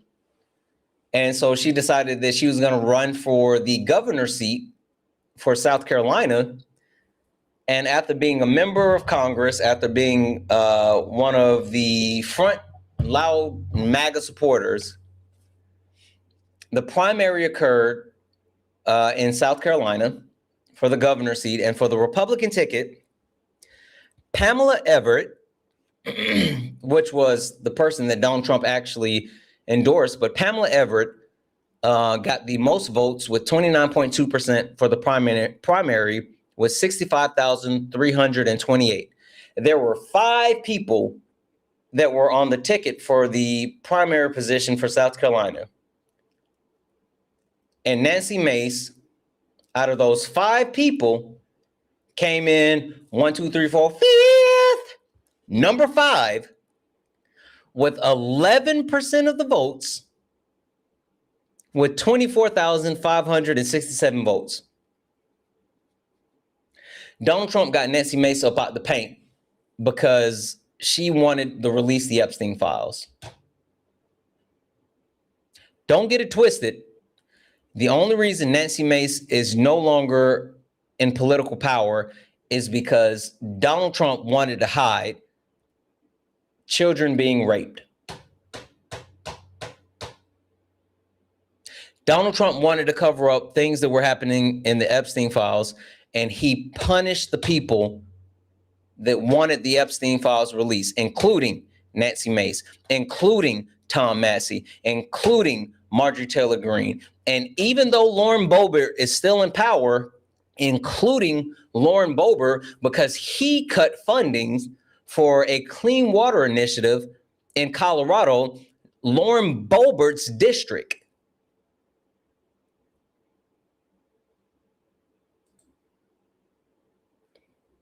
GOP, guardians of the pedophiles. Now, the last two things that I want to cover, these two things are absolutely connected. And this is something that everyone needs to be paying attention to. I've been like hyper fixated on this one. And I've been meaning to talk to you guys about this one for a long time. But like, have you guys been paying attention to what's been happening with AI? Have you guys been paying attention with what's happening with AI? The AI bubble is getting ready to burst.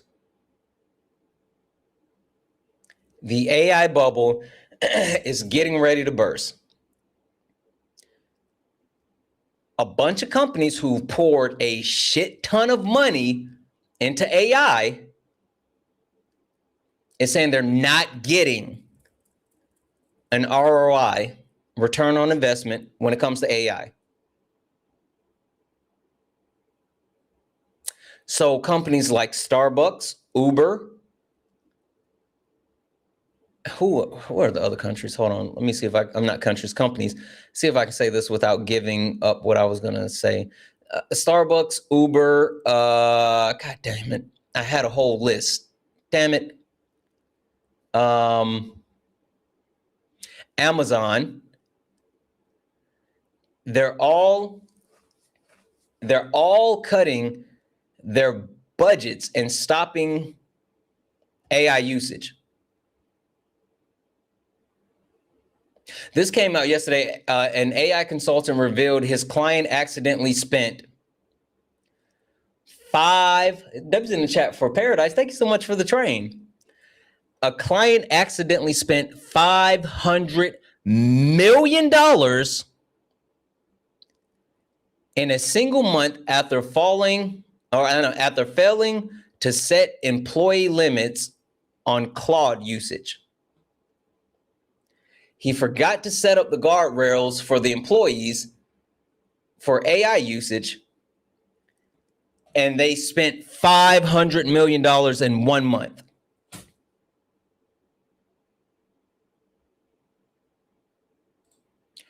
Whew.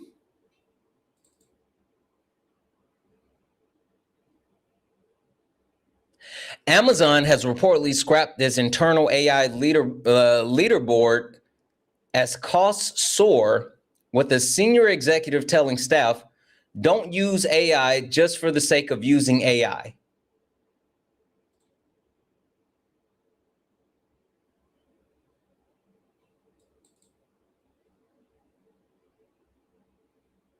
Right?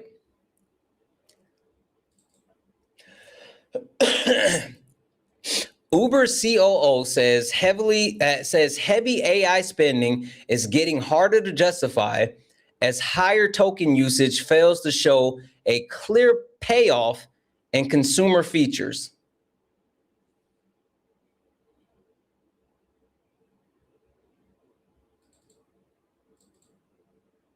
Starbucks retires AI inventory tool across North America after reportedly misconduct and mislabeled store items.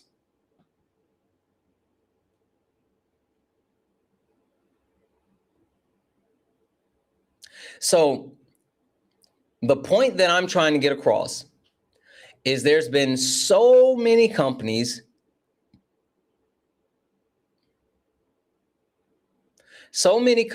that's dumped so much money into AI, and it's now failing, right? It's now failing. But the people who have the largest investment in AI Well, hell, they're not just going to give it up. Why would they just give it up? So what you have is stuff like this happening. SoftBank attempts to get $6 billion open AI margin loan stall. SoftBank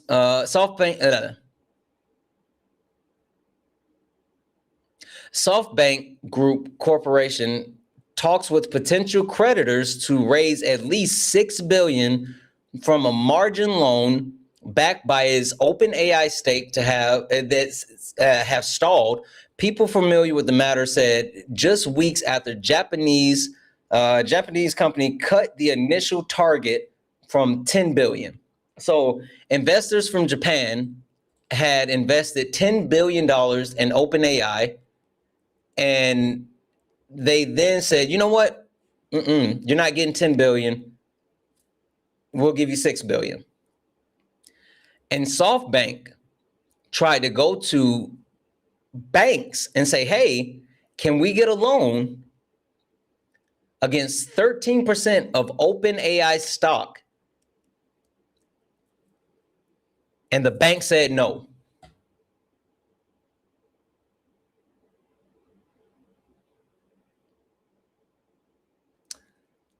They said no. Because a 13% loan would mean that OpenAI is worth $852 billion. And the bank said, nope, that shit is not worth that. Right? So even the banks are saying the money is funny. The money is funny. Now, I want to bring this home with this one. And you may not be in the request, but I know you're listening. You may not be in the request, but I know for a fact that you're listening. MAGA women,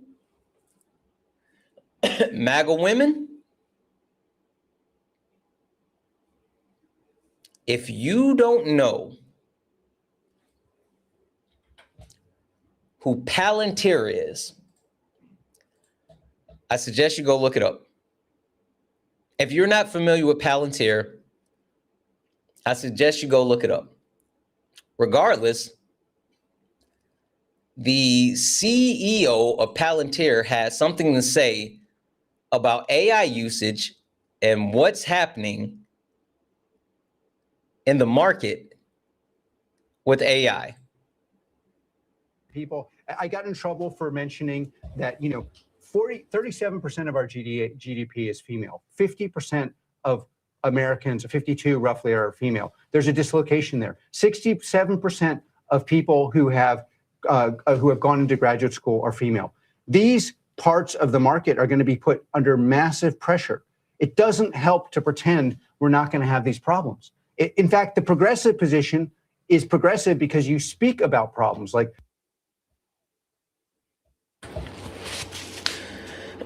So Palantir,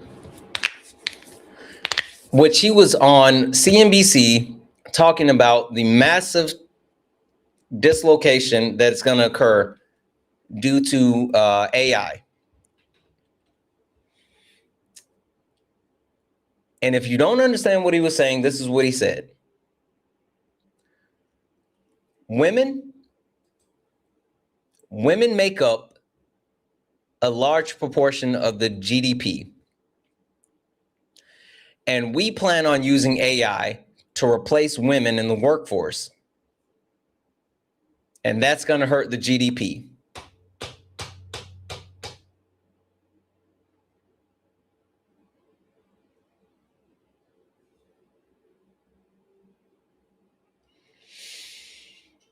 I'm just letting you know. They got plans for all of us, but specifically MAGA women, they got plans for you. FYI. FYI. Only request up if you're a Trump supporter or disagree with anything on the background. We're only looking for some debates. Only request up if you are a Trump supporter or disagree with anything on the background. We're only looking for some debates. If you're friendly and you like to support the live, you can do so. Cash App, PayPal, Venmo. Pay links and links are in the bio. Santana speaks for you. If you're over on YouTube, you can send a super chat and I will read that out.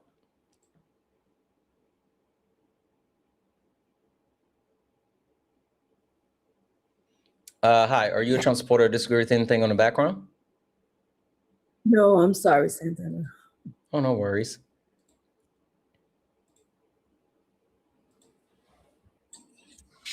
We are Donald Trump. FYI, guys, it looks like the update from the Pentagon, nothing burger. At least that's what they're saying. But the official word from the Pentagon is it was nothing. That's what they said.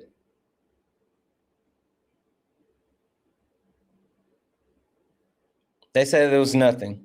They said it was a false alarm.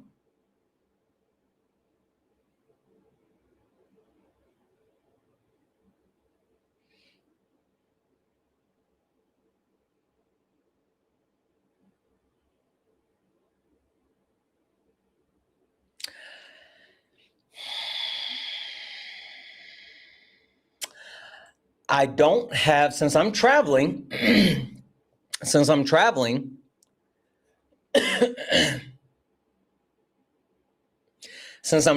I don't have my tinfoil hat. And since I don't have my tinfoil hat,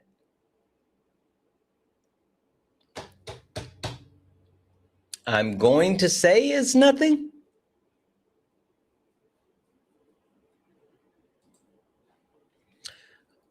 But something in the milk ain't clean.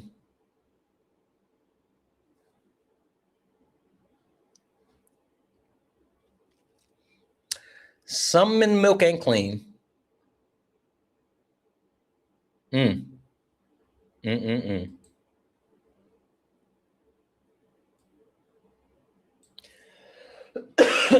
don't know if I believe that one, chat.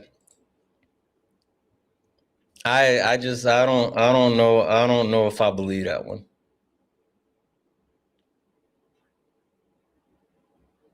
I don't know if I believe that one.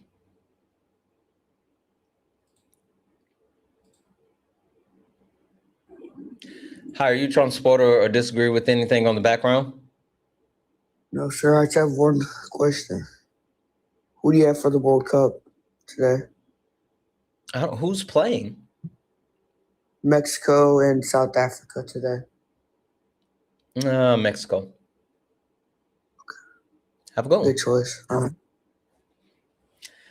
I'm not fear mongering. I'm just saying, you know, that seems a little fishy. I wouldn't fear monger.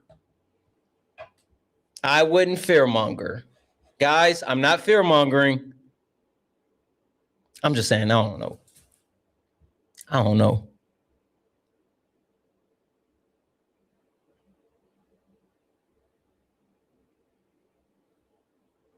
Anywho.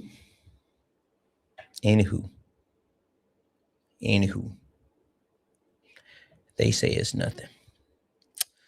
So I guess I'm going to say it's nothing.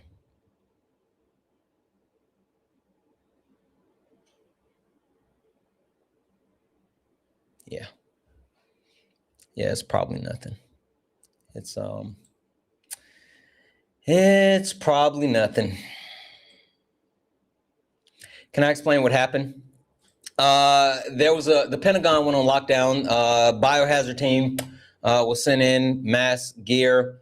Multiple sections of the Pentagon was on lockdown. They said it was going to take a couple hours for testing. There was something with the air quality. And this happened like 30 minutes ago. Now they're saying, oh, actually, G to G. So the official word is that it was nothing. Debbie's in the chat for Rebel 47 for the $1 donation saying, Happy National Career Nurse Assistance Day. Happy National Nurse Career Assistance Day, dedicated to recognizing the vital bedside care provided by CNAs. I think that's super important. Debbie's in the chat. Thank you so much for that. And thank you for calling it out. I agree. That's important. Debbie's in the chat for Patricia for the $5 donation, saying the website to the, no bullshit. They titled this whitehouse.gov/media biasy. Fuck out of here. Fuck out of here.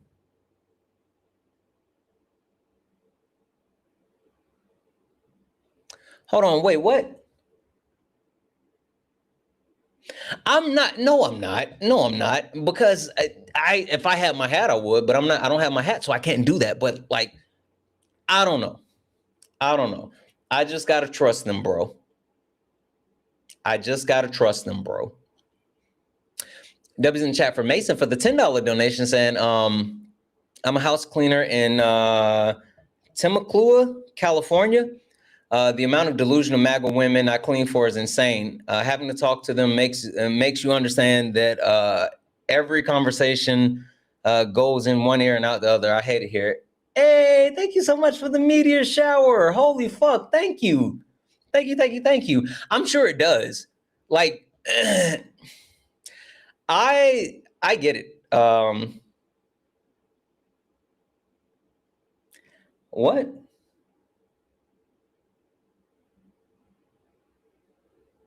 I didn't. Not me. I didn't. You get to experience what I get to experience because these people are fucking batshit crazy. Chat, they're fucking batshit crazy. Like, that's the truth. Debbie's in the chat for Lacey for the $3 donation, saying, howdy, partner. Afternoon, my pistachio king. You missed it. It's actually pumpkin seeds, but I appreciate the hell out of you. Debbie's in the chat for Tess for the $15 donation, saying 100% market manipulation. Husband, who's a finance guy, says any decision like tariffs or war stuff are known by Trump, who tells his buddy, hey, M, thank you so much for the cardinal. Tells his buddies, but those big decisions, rich keep getting rich. White men is in the Oval Office. Yeah, yeah. Debbie's in the chat for Lily for the $2 donation, saying, no way, I'm a house cleaner too. Currently listening to you while cleaning for my hardcore MAGA clients. Hey, Lily, fuck them. Not that job, because listen, we got to work, but fuck them. Debbie's in the chat for Lily. Thank you so much for the 2. And guys, holy shit, Carol Ann, thank you so much for the $20 donation. Saying, just wanted to say, hey, hope you're having a beautiful day. Carol Ann, I am. You're fucking amazing. Thank you so much. That is absolutely too kind. Debbie's in the chat for Caroline. Thank you, thank you, thank you. Over on YouTube, Debbie's in the chat for T-Phone, the pranks, for the $5 super chat to say, know anyone in Orangeburg or Denmark, South Carolina? I have fam there. Yeah, I do. I do know people. I'm like, again, I am from South Carolina. And I've spent a lot of time in the OB. I spent a lot.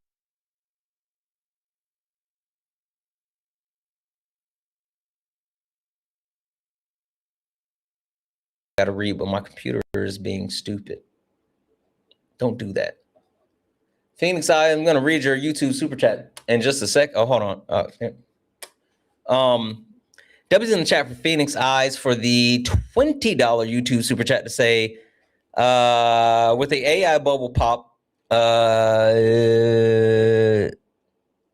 genie is out. The genie's out of the bottle. Personal, local LLM are more viable than ever on consumer/gaming PCs. AI corps made billion from the panasum of human knowledge. Time to download your own car. Sorry guys, I'm traveling, so I can't really see the screen. I have to keep like fucking trying to zoom my eyes in. But Debbie's in the chat for Phoenix Eyes for the $20 YouTube super chat. Debbie's in the chat for Phoenix Eye for the $20 super chat. Debbie's in the chat as well for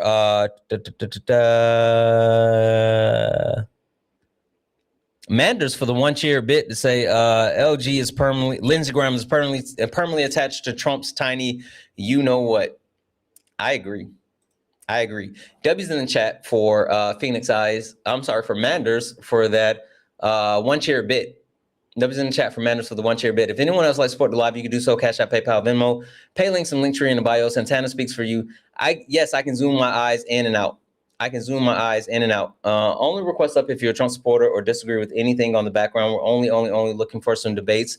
And look up at the top. If you see the word follow, it means you're not following me. Hit that follow button, turn on notifications so you know when we go live. Hey, friend. Santana, how's it going? Good. How are you? Listen, I see you out here living your best life. And you were just in Vegas, right? I was in Vegas, but I'm now back in LA. I'm kind of all over the place. There's a lot of little events going on, so I've been running You did around. something with Xbox, right? Yeah, they had the 25th, so they had typically E3 would be happening right now, and then Summerfest and PlayStation's thing, but Xbox had their 25th anniversary and their showcase, so I went to their showcase. Did you have fun? Oh, it was so much fun. I was gonna say, was it online fun or did you actually have fun? Oh, it was real fun. Like they did 2 days of the event. One was the showcase. One was like the party that they had. So much fun. Great team at Xbox. Such cool people. Such smart people. And then they invited a lot of really cool creators as well. Okay. What do you got going on now? Yeah. Just hanging out until tomorrow, where there's more events to go to. So I'm probably going to try to edit some content, but I saw that you were live and I was like, I want to hop in there. I never have a chance to like go live as often as I want to, but when I was live with you and Dean, it was so funny. Yeah. Fun, but funny. I don't know. Today's been kind of slow. We've had some deep conversations, and I think the fact that we've had deep conversations has kind of ran the actual Trump supporters out. And so, because they like have the attention span of a gnat. And so once you start talking about substance, they don't really engage. But, you lose them. Lose them. What have you been up to? Oh, I'm traveling. My wife and I went to visit some family this week. So I've been, I live on the West Coast in the Pacific Northwest. So I'm live off East Coast time and, just doing this. We've been on now for 4 hours. Very cool. It's been what? Yeah. Y'all are dedicated. You know what? It goes by faster than you expect, and then like I love my chat so much. They're actually like the smartest, the coolest, the funniest. They smell good. They look good.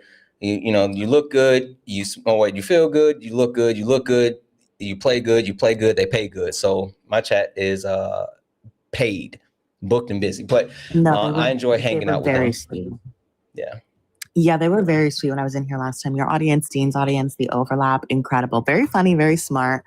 I love being on the side of the internet that cultivates a smart community because it means you can make smart content and you can do debates like this and it's not insufferable. So no, it was phenomenal. Yeah. Is Pacific Northwest, yes, is Pacific Northwest like, I always see really pretty edits that are like Twilight coded. Is that the vibe? Like the mist? Oh, I'm so that's where they shot it in the Pacific Northwest.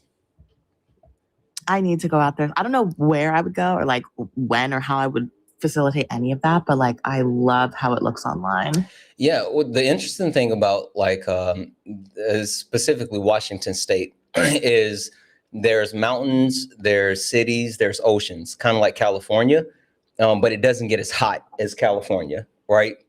And I always say like the PNW in the summertime it's the prettiest place in the US, and like average temperatures are about 75 to 77 with like no humidity. It's perfect. It's perfect. But it's only for about 3 months. I'm like, it looks stunning. I need to like venture further out that way. Yeah, there's this Hi everyone.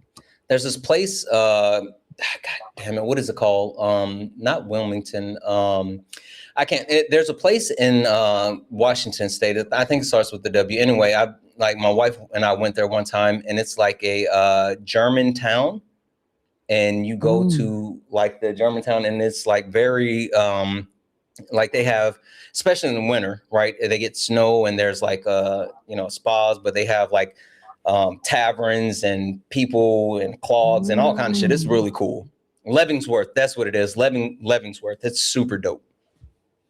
No, I need to go out there. I see so much content about it and it looks gorgeous. Yeah. Yeah. Yeah. You're welcome to stay. I don't know. Like, there's a couple of people. Well, now it's only one person in the course. I'm positive it's going to be a troll, but we can see what happens. I'm down. I'm like, otherwise I don't want to cramp your style. I'm like, everyone's like happy I'm a guest. I'll be a guest at some point in the future, but sure. Yeah. I just, like I said, I don't know. They've either been a complete hiss or a complete miss. Hi, are you a Trump supporter? Disagree with something on the background? I do disagree with. Well, I was going to provide pushback on one thing. Okay. This idea that white men are cowards. I was gonna push back on that, but then I realized that maybe you're right about that actually, because they have the capacity to deal with black criminals and they actually don't do anything about it. It's kind of wild. You know why that is? Tell me. Because white men are the ones doing all the crime. Oh, really? Yeah. Tell me about it. Hey, you know what CSAM is? Child sexual abuse material? Yep. Hey, who is the leading manufacturer, distributor, and owner of CSAM? The leading distributor or manufacturer? Manufacturer, holder, and distributor of CSAM. Are you saying that white men as a race are responsible for CSAM? No, I'm saying that white men specifically, for some reason, love CSAM. Like they are the leading holders, distributors, and manufacturers of CSAM. Hey, who leads every category of statistical crime in the United States of America? Oh, I'm sorry, not statistical. I apologize. I apologize. Violent crime. Violent crime. Let me ask you, do you know what per capita Wait, no, hold on. Wait, Yeah, you said, do I know what per capita means? Yeah. Yeah, I do, but do you know what per capita means? Yeah, I do. What does it mean? Tell me what it means. Because I asked you. No, because I can tell you what I bet you think it means. Sure, go ahead. Black people are bad. Now you tell me what it really means. Well, I mean, hey, you're just saying that white people are bad. So I didn't say anything about white people being bad. You're the one that brought that up. But tell me what per capita actually means. It's a per 100,000 statistic. It is. And in Latin, it's per head. Now, why did you bring up per capita? Oh, because you're making the claim that white men, or at least you're implying that white men are responsible for the vast majority of the crime in this country. No, I had to correct myself because that's disingenuous if I say crime, but violent crime. Yeah, they do. No. Yeah. Nope. No, it's true. It's not true. What are you talking about? It's literally true. Have you ever checked out the FBI crime repository? Yeah. Did you know that they have the crime data from the last 30 years and you can look at each statistical category of violent crime, and white men overwhelmingly lead every statistical category. Have you heard of 1350? I have. Have you? Yeah. I have, yeah. Tell me about it. So tell me, what race are the 13% in that meme? Oh, black people. Okay. And what does the 50% refer to? Oh, they say black people make up 13% of the population and commit 50% of the crime. I think it's 50% of the murders, actually. Oh, murders, whatever. Yeah. It's not murders. No. It's not murders. It's not murders. You're adding shit on. It doesn't say murders. It's crime. No, it's crime. Okay. Well, tell me where that came from. Presumably FBI crime statistics. FBI what? Tell me what table. I don't have it in front of me. Okay, so if I told you 1350 came from FBI table 43B, and I told you that this was published in 2019, the information that you're actually referencing, if I can tell you all this information, do you think that this 1350 argument that you're about to try to run, do you think this is going to turn out positive or negative for you? Are you disputing the fact that blacks are heavily disproportionately engaged in Black people, crime? friend, not blacks, black people. Well, I mean, you're referring to whites as cowards. I mean, so what's the big deal? No, I didn't say whites. I said white men. It's not like I'm calling them the N-word. Okay, so you can. I think we can handle. I mean, blacks, I'm sure it wouldn't be the first time you did it, but again, I'm saying black people. But the question is, do you think that you trying to talk about 1350 is going to turn out positive or negative? Well, let me ask you this. I mean, do you dispute? Can you answer the question first?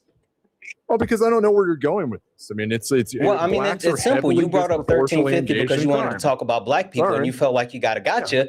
And I was able to, you don't even know where it came from specifically, but I was able to quote detailed information for you. And I promise you I got more in the chamber. But the question I have is, do you think that this is going to turn out positive or negative for you? I don't know where you're going with this. Do you think you trying to use this racist dog whistle of 1350 is going to work for you? White men cowards. You're the one calling white men cowards. Sure, and you came in and crashed in instead of actually trying to figure out what I was talking about. But that's besides the point now. Can you please answer the question? Okay, so I'm racist dog whistling. Well, what you're doing is just overt, right? I mean, it's like no, but because you don't know what race nor racism is, but that's fine. Can you answer the question? Tell me what is racism? Not until you answer the question. Why are you running from that question? Does it make you like worry that I'm going to challenge what you believe and then shatter your reality? Because you just have nothing. That's why. It's if I have nothing, then answer the question. You're just a black identitarian, like your typical black race scripter. I hear you. I mean, I hear you. Hey, can you answer the question? Why you're just like, okay, now you're rambling, and I had to mute you to try to bring you back in because you're starting to crash. And please don't crash on me. Please, please, please, please, please. I'm begging. Please don't crash. I need you. Matter of fact, just take a break. Just take a break. It's okay. Denisha, he was about to crash on us, and I don't want him to crash yet. Also, him just using like a Twitter edgy quotes and talking points. They don't look stuff up. This is so fun. Ever. This is so fun. I'm going to see if he's okay now. Okay. Wish me luck. I'm sending you a request to unmute. Conservative demon. Can you answer the question? Do you think that you bringing up 1350, do you think this is going to end positively or negatively? Look, the meme would not have any significance if it wasn't true. Oh, yeah, because memes are true. That's not how absolutely. That's not how things work. By and large, they are true. Otherwise, they wouldn't. Memes. What about the dog with the house on fire that said everything's fine? Is that one true? You know what I mean when I'm talking about. No, I don't, because I'm smart, so I'm not going to listen to stupid stuff. Can you please answer the question? I really want to move on with this portion of the conversation. Do you think that you bringing up 1350 is going to end positively or negatively for you? Go on. Why don't you prove me wrong then? Go ahead. Why is it so hard for you to say positive or negative? Why are you scared to say positive or negative? Are you being a coward? Why are you fixated on this particular line of questioning? I just need a simple answer to I've answered all of your questions. I've literally answered all of your questions, but you won't answer this one. Why are you afraid of this question? You don't get to dictate this. This is not a conversation. This is. I'm like literally. This is my life. You came up here to talk to me, and you came up here to say black people bad. Now,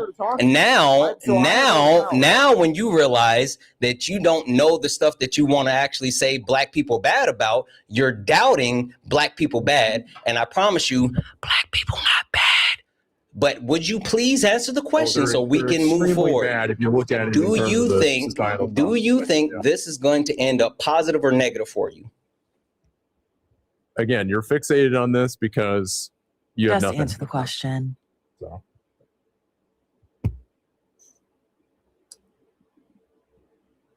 Go ahead.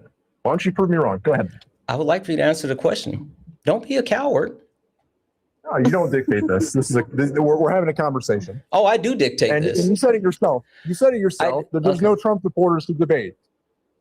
So I also said, and you must have missed this, I actually enjoy talking to my chat, and I have a friend here to talk to as well. We don't need you, sir. So either you can participate or you can leave. I don't care which one, but I'm not going to have a conversation with someone who's bad faith. I'll talk to a racist. I'll talk to a bigot. I'll talk to anyone, but I'm not going to talk to someone that's bad faith. What is racism? So either you can actually answer the question. I'll answer all of those questions. I don't care what question you have. I'll answer it, but I need you to answer this one question first. Are you a racist? Okay, so I'm going to mute you.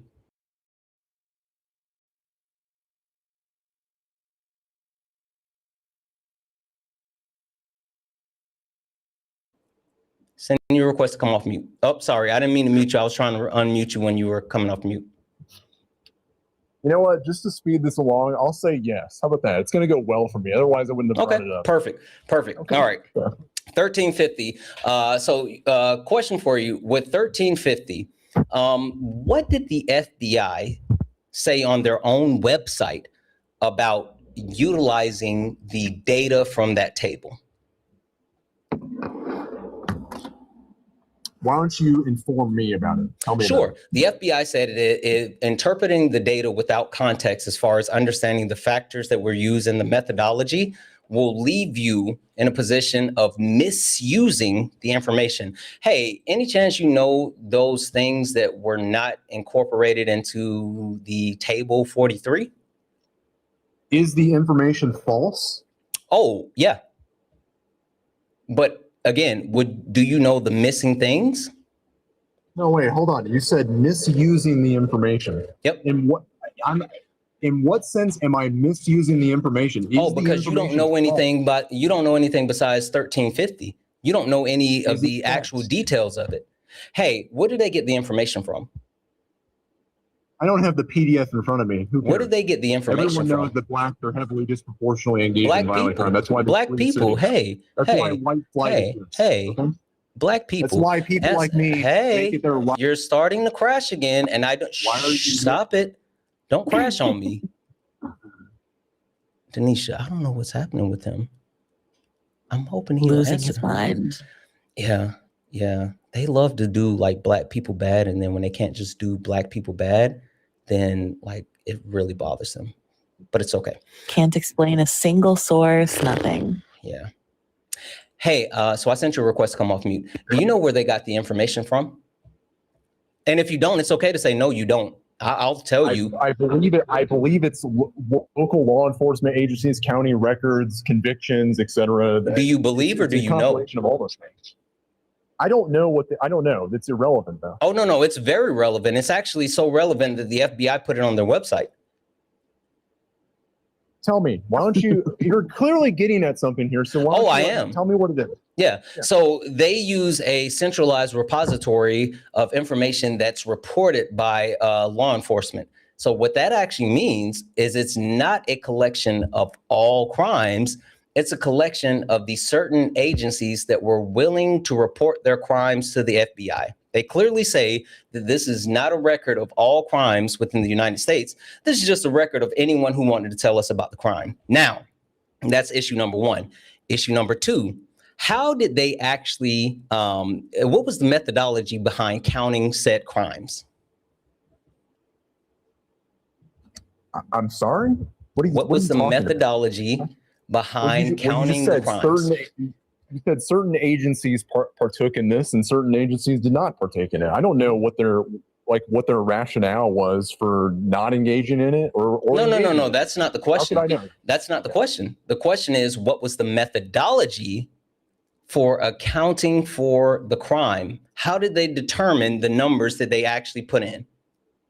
Presumably it's by convictions and arrest rates and all these other things, all the information that they take when people get arrested and taken into custody and through the court system and all the rest of it.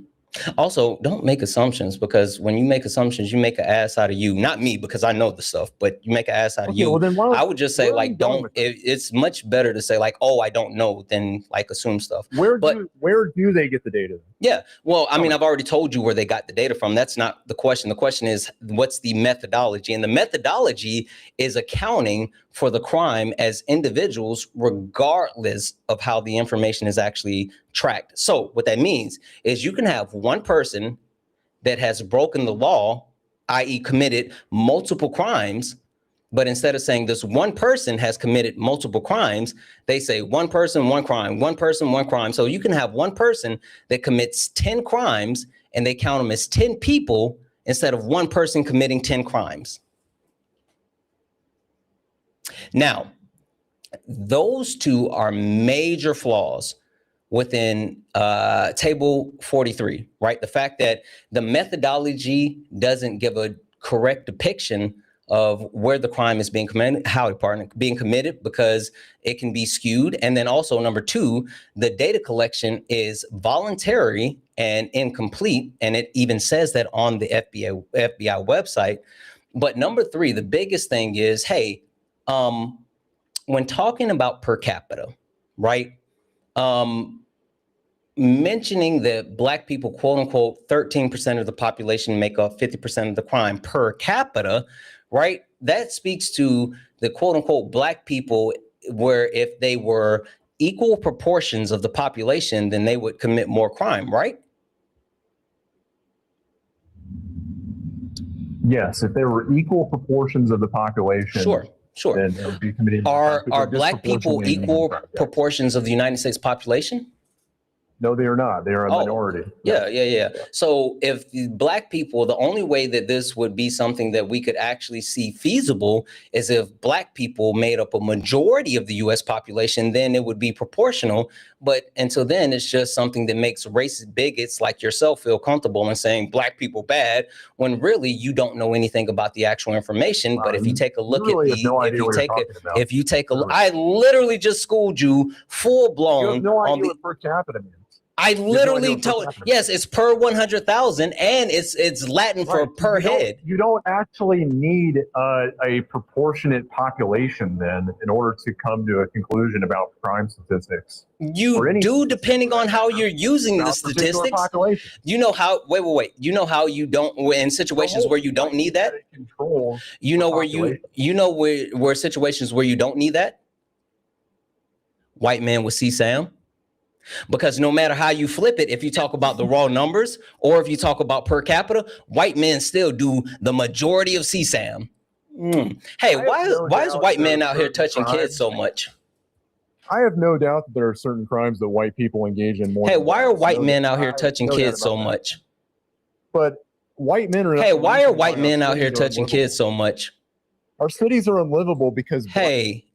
I think that you may have your volume down or you can't hear me or something, but the question is, why are white men out here touching kids so much? I'm going to send you an invite to unmute. Hopefully you can give me an answer. Again, our cities are. Oh, I didn't say anything about cities. I just want to know, why do white men touch kids so much?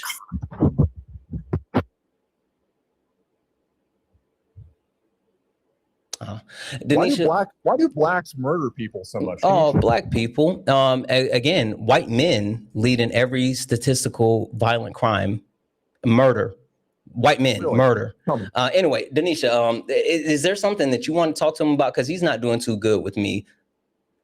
Blacks are just. I know. Don't crash. Sorry, go ahead. I couldn't hear you. He was starting to crash on us.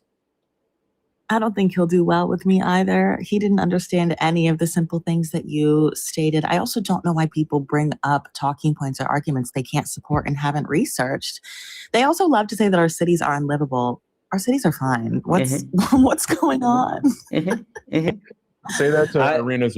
Sure, I was talking. No one was talking to you at this moment. Shh, it's okay. It's okay. Whoa, big fella.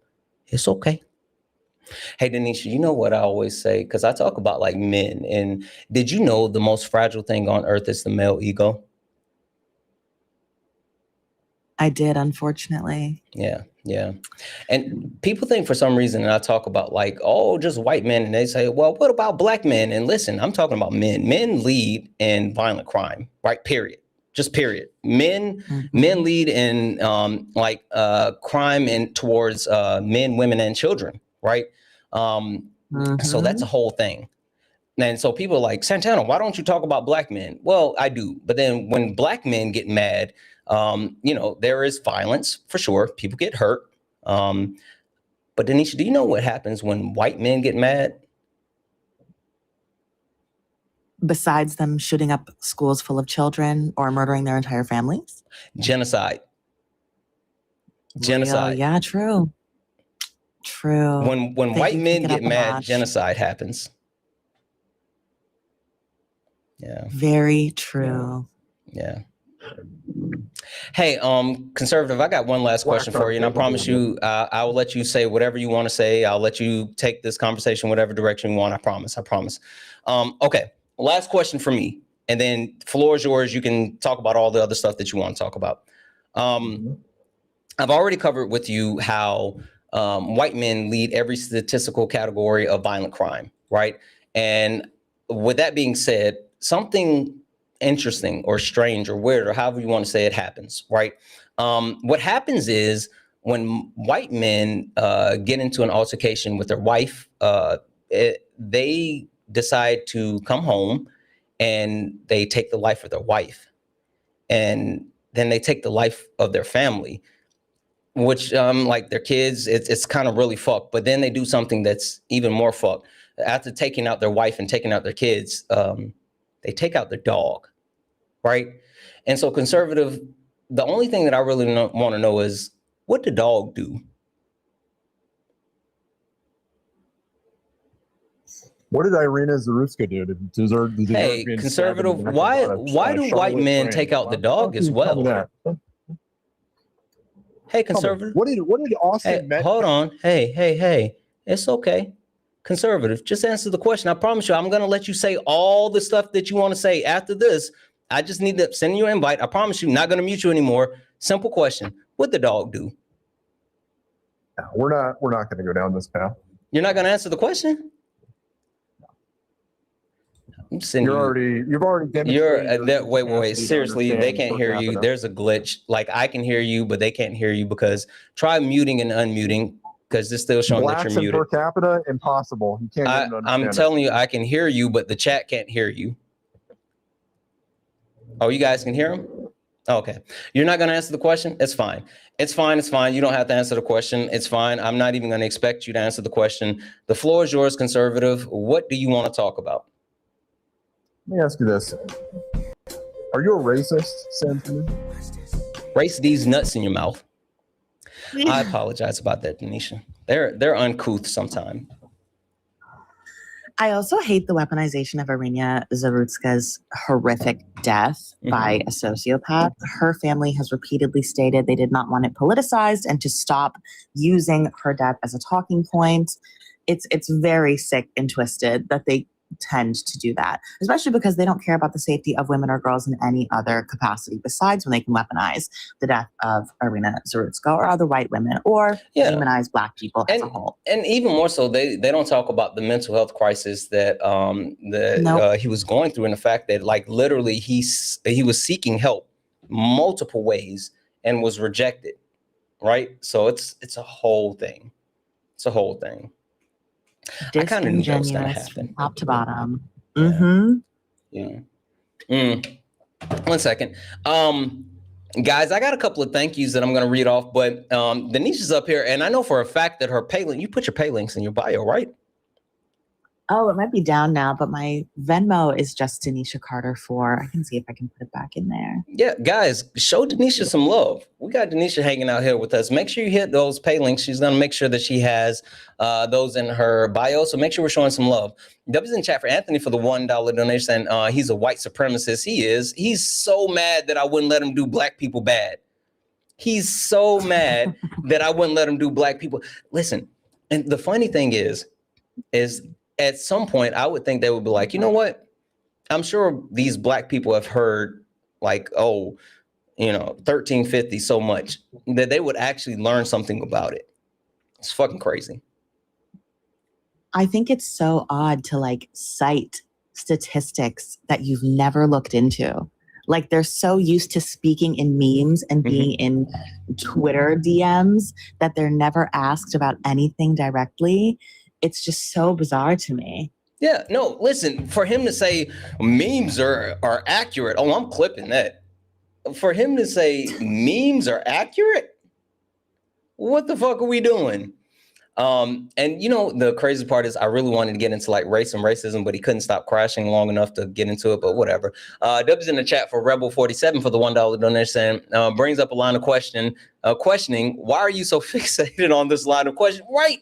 It was his fucking, yeah. Literally. Yeah. Yeah.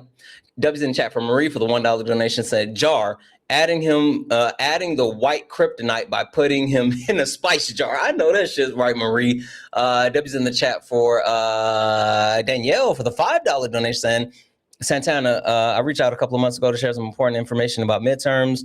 You had me send it to Amaz, still didn't reach you. RPT said you could let him know you've seen and covered this. Definitely worth checking it out ASAP.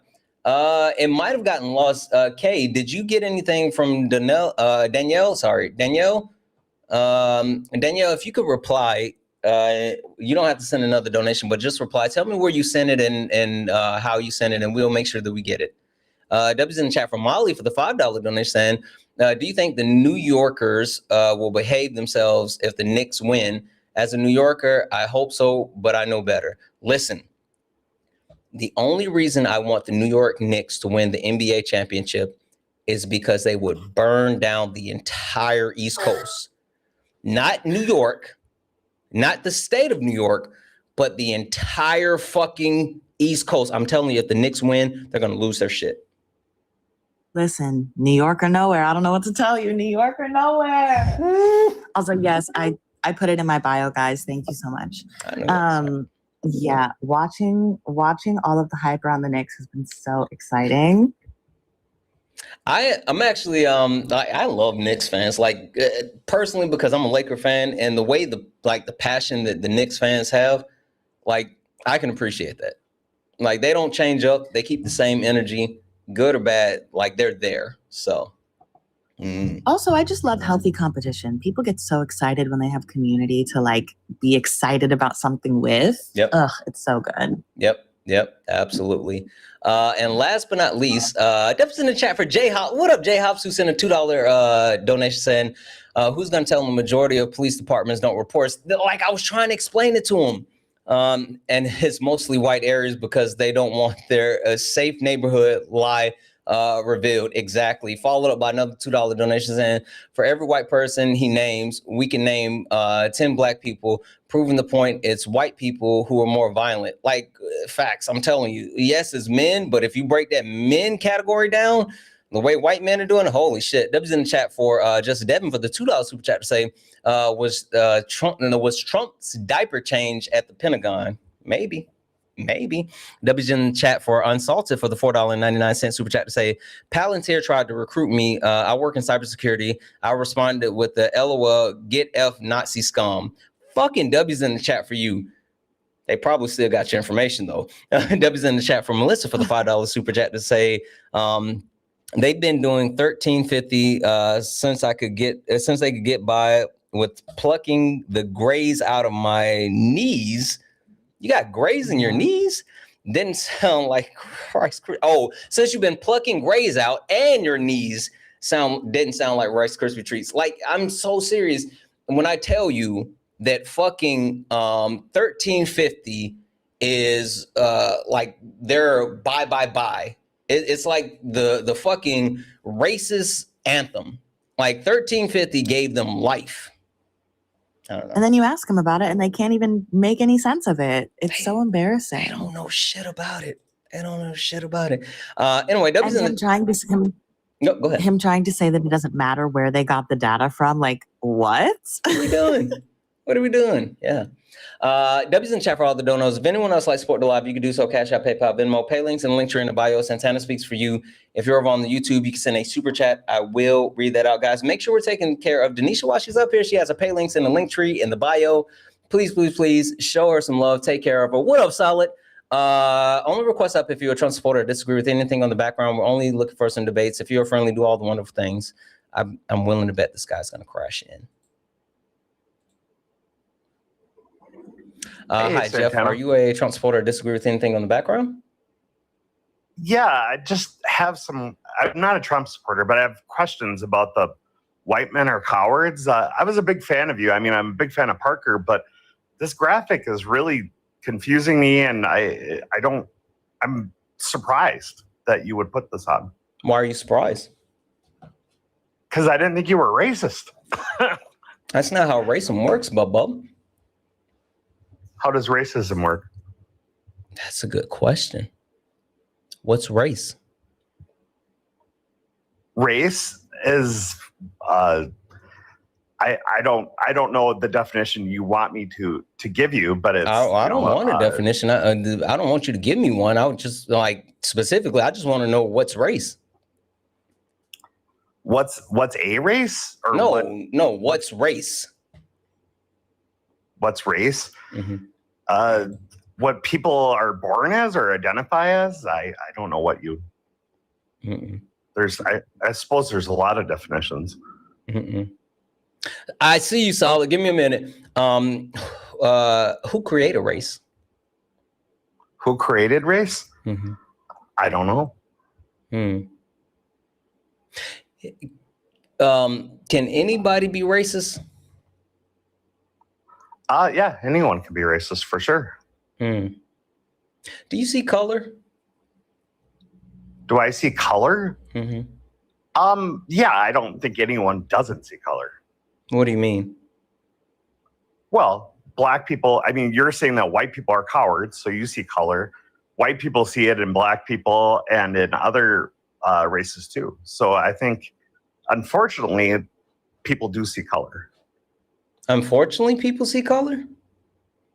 Well, yeah, because, I mean, you don't want to say that white people are all, or white men are cowards, or black men do this, or Asian people do this, or, you know, you're making a very stereotypical generalization.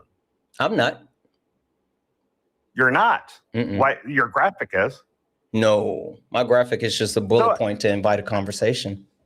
So are you saying that black people can't be racist? Is that your... Oh, yeah, no, black people can't be racist. Oh, that's a good one. No, everybody can be racist, Santana. How? You don't even know what racism is. Like, you can't define race. How are you going to tell me that everyone can be racist? Does that not worry you that you feel... Wait, hold on. Serious question.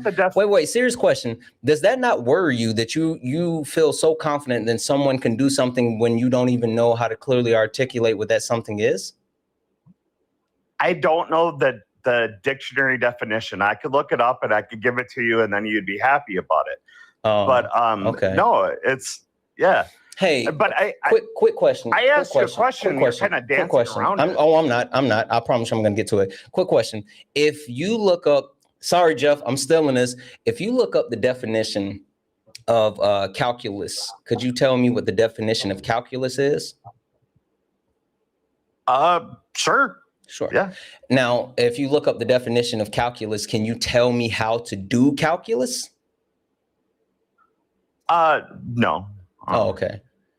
All right. So if you look up the definition, just because it says something doesn't mean that's how the something works, or can even like teach people how to use it, or even make sure that it's done correctly. Right? Yeah, that's correct. Yeah. Okay.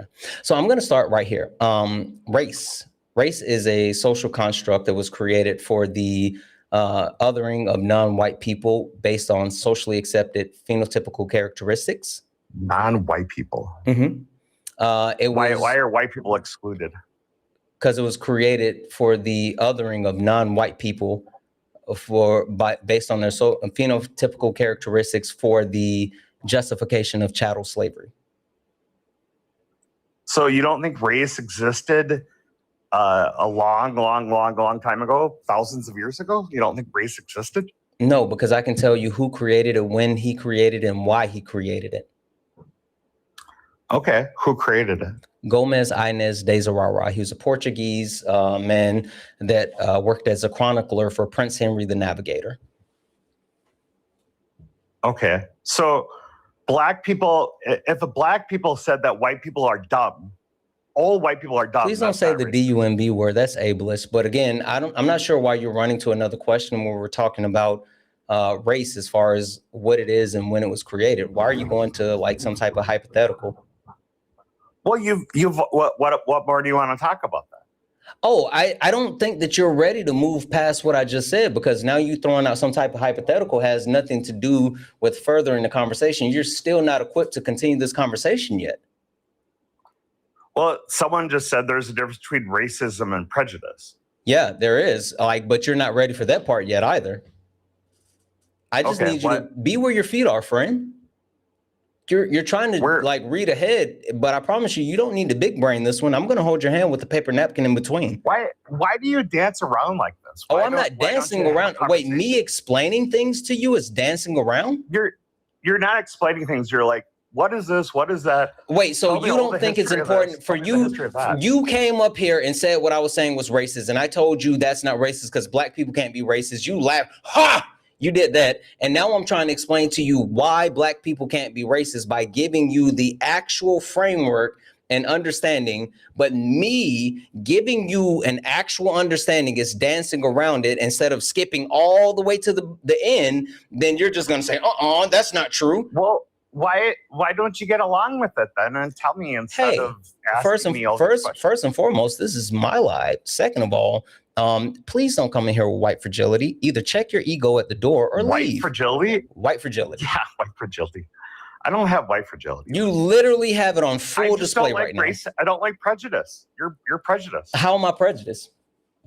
White men are cowards. That's if I said black men are cowards. What's the definition of prejudice? I'm gonna stop you right here, Jeff. I need you to breathe. You're trying to crash, and I don't want you to crash because so far, I still believe in you. Please prove me right. Don't crash. I need you to breathe. I know you're getting really uncomfortable because this is challenging your worldview, and sometimes we have to sit in that discomfort. You don't know the definition of prejudice. If you're saying that I'm prejudiced, then you don't know the definition of prejudice. Would you like for me to read the definition of prejudice? Enlighten me. Okay, I got you. This comes from Merriam-Webster, right? Let me get this up here. So Merriam-Webster has the definition, and it's a two-parter. An irrational attitude of hostility directed towards an individual, a group, a race, or their supposed characteristics.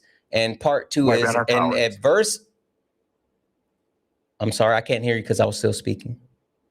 Yeah, you just proved my point. Oh, you think so? You don't want to know what the second part says? Yeah. If I told you before I started reading this off, it had two parts. Why wouldn't you think that it's pertinent to hear both parts before you start to chime back in? Okay, go for it. Second part. An adverse opinion or leaning formed without just grounds or before significant knowledge. Now, hey, question for you. If I tell you that white people created race to justify chattel slavery and got justification from the Catholic Church to engage in the transatlantic slave trade and kidnapped black people from Africa, brought them to Turtle Island after killing so many indigenous people that it cooled the temperature of the earth. And then while being here in the US, enslaved black people and forced them to actually work for free. And then when they could no longer go to Africa and steal black people, when they couldn't do that anymore, they created breeding grounds. And they actually forced black people to make more black people so they could continue to pump them into slavery so they can continue to capitalize on cotton and tobacco. And not only forcing them on breeding plantations to mate and make more slaves, they also used them, black people literally making furniture out of black people, making teeth, dentures that they put in their mouth out of black people, and fucking eating black people Yes, white people ate black people. Read The Delectable Negro. Yes, white people literally ate black people. After going through all of that and black people being enslaved, and then black people taking their freedom and freeing other black people after the Civil War, hitting Juneteenth, then black people have to go through reclamation, having to deal with the slave laws, the pig laws, having to go through Jim Crow, having to go through segregation, and making it all the way to the 1965. So I'm still speaking, making it all the way into. I'm still speaking. Hey, I'm gonna speak as long as I need to, Jeff, because I know shit and you don't. So please stop speaking. You're just rambling. I know I'm making you feel uncomfortable, Jeff, because that's your white fragility. You came up here. I'm muting. That's me muting you. Stop it. I'm muting you.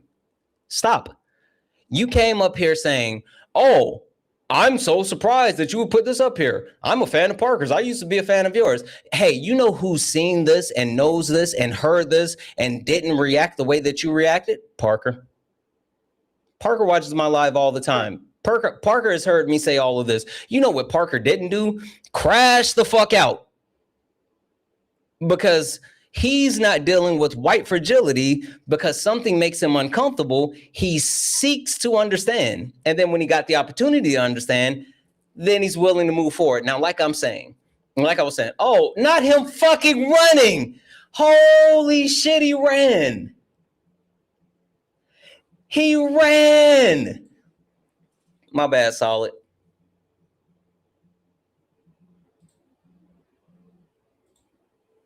I didn't think he was going to run before.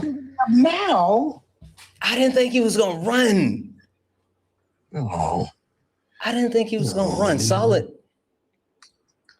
I figured he was. I thought he was at least going to let me get to the end of Prejudice. Bummer. Yeah, he just got an invite to come back. There we go. Yay! If you let me talk. If you can let me finish. Talk for 5 minutes. If you can let me finish.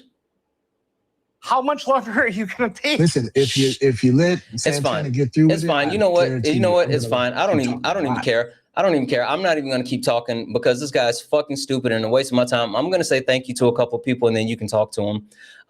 W's in the chat for Danielle. Danielle for the $1 donation. Got it. I'll send this over and we'll double check. Thank you so much, Danielle. Thank you for the $1 donation. W's in the chat for. I hear his voice. Shut up.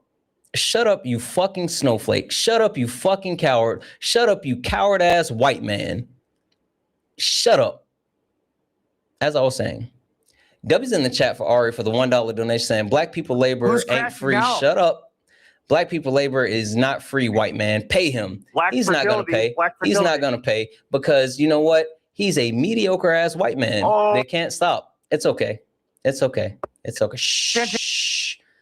Oh, cry harder. When I'm a white man, listen to me. When I'm a white man and what I got to say is important. When I'm a white man and I should be comfortable. When I'm a white man and I don't understand why you saying bad stuff about me. When shut up and let me finish. I told you I'm done with you. W's in the chat for Zach for the $20 donation. And Zach said, once again, you have to educate a white man and he's not paying for the service. On behalf of all white men, even though he doesn't deserve it, here's a donation for your labor. W's in the chat for Zach. Thank you so much for that $20 donation and thank you for the labor cost. W's in chat for Marie. Crash out. Whew. Me reading out donations is crashing out.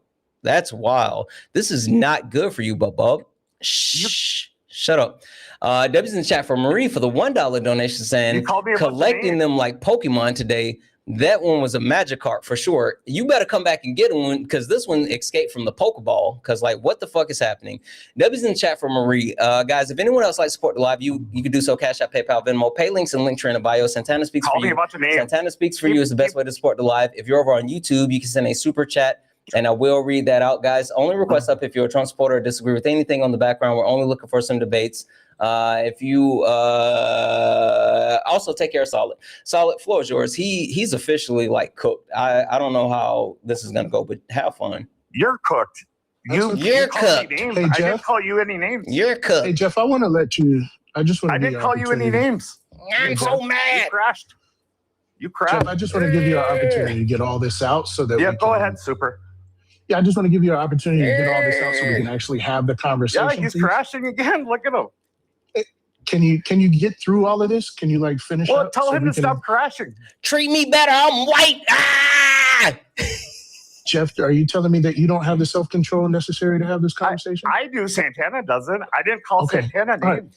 How Get it dare out of you your do me system like so this? we I'm can- white. You're Get it out of your racist as system so hell, we can have the Santana. convo. I'm Jeff, disappointed. Jeff, focus. Disappoint these nuts in your mouth, Jeff. Disappoint these Disappointed, nuts in your Santana. mouth. Sorry, go ahead, Saul. Jeff, just focus. Yeah, Just very focus. mature, Santana. What are you, 12? Jeff, focus. That's what my man. nephew says. Can you focus? What a baby. Why would you let this black man piss you off that bad, man? Because he's a baby. White fragility. Okay. I don't Okay, Kay, I will. Kay Black told me to fragility. let you Crash. do it. Yeah, Yeah, Kay, listen listen, to Kay. Jeff. Yeah. I'm here to prove that Look at how you. pissed he is. Wait until I get my tiki torch. Sorry, go ahead, Saul. I'm gonna stop. Okay, all right. Can y'all hear? Can y'all hear me? Yeah, I can hear you, Super. Okay. I'm here to prove that you don't believe that black people could be racist. I've been called a cracker. I've been called a white supremacist. I've been called a lot of things. Not all black people are racist. Not all white people are racist. It's generalizations that I don't like. Okay, I hear you. But what you described isn't racist. Okay, prejudice, hateful behavior. Hateful behavior. I'll say hateful. Okay, behavior. so what you're here to do is complain about experiencing what you perceive to be as hate from black people. Mm-hmm.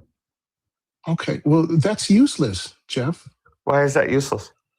Oh, because there are macro level disparities across racial lines for black people that adversely affect black people. I agree. Yeah, there is no macro level campaign to disenfranchise white people. I would agree with that too. Okay, so then it's ostensibly, effectively, what you have just now said is that you don't like it when black people speak up against their oppression. I don't like when people generalize that all white men are cowards. What about when that generalization is speaking up against oppression? Also, wait, really quick, Solid. Can you read my background? What does that say? White men, cowards, not victims. Okay, where does it say all, Solid? Nowhere. Okay, appreciate it. So if I said black men are cowards, I'd get punched in the face by Santana, I bet. Yeah, that would be super racist. Yeah. And he would punch but me it's in the not face, I racist when bet. black people do it. It's And not you know racist. that. It's hateful. You know that, Jeff. It's not hateful and it's ignorant. Let's say it was hateful for a second. Could you blame black folks? Yes.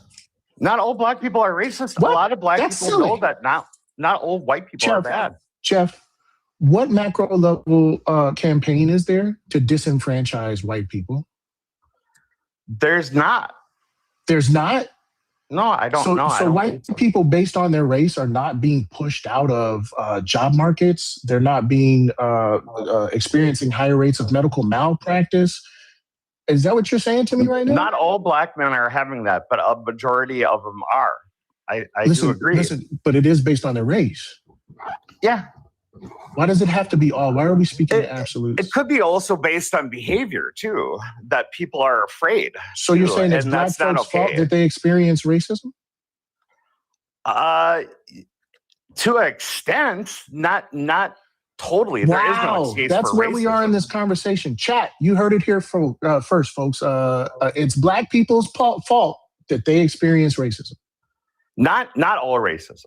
Not all racism. Jeff says that Jeff has said, yes, to a degree, it is black people's fault that they experience racism.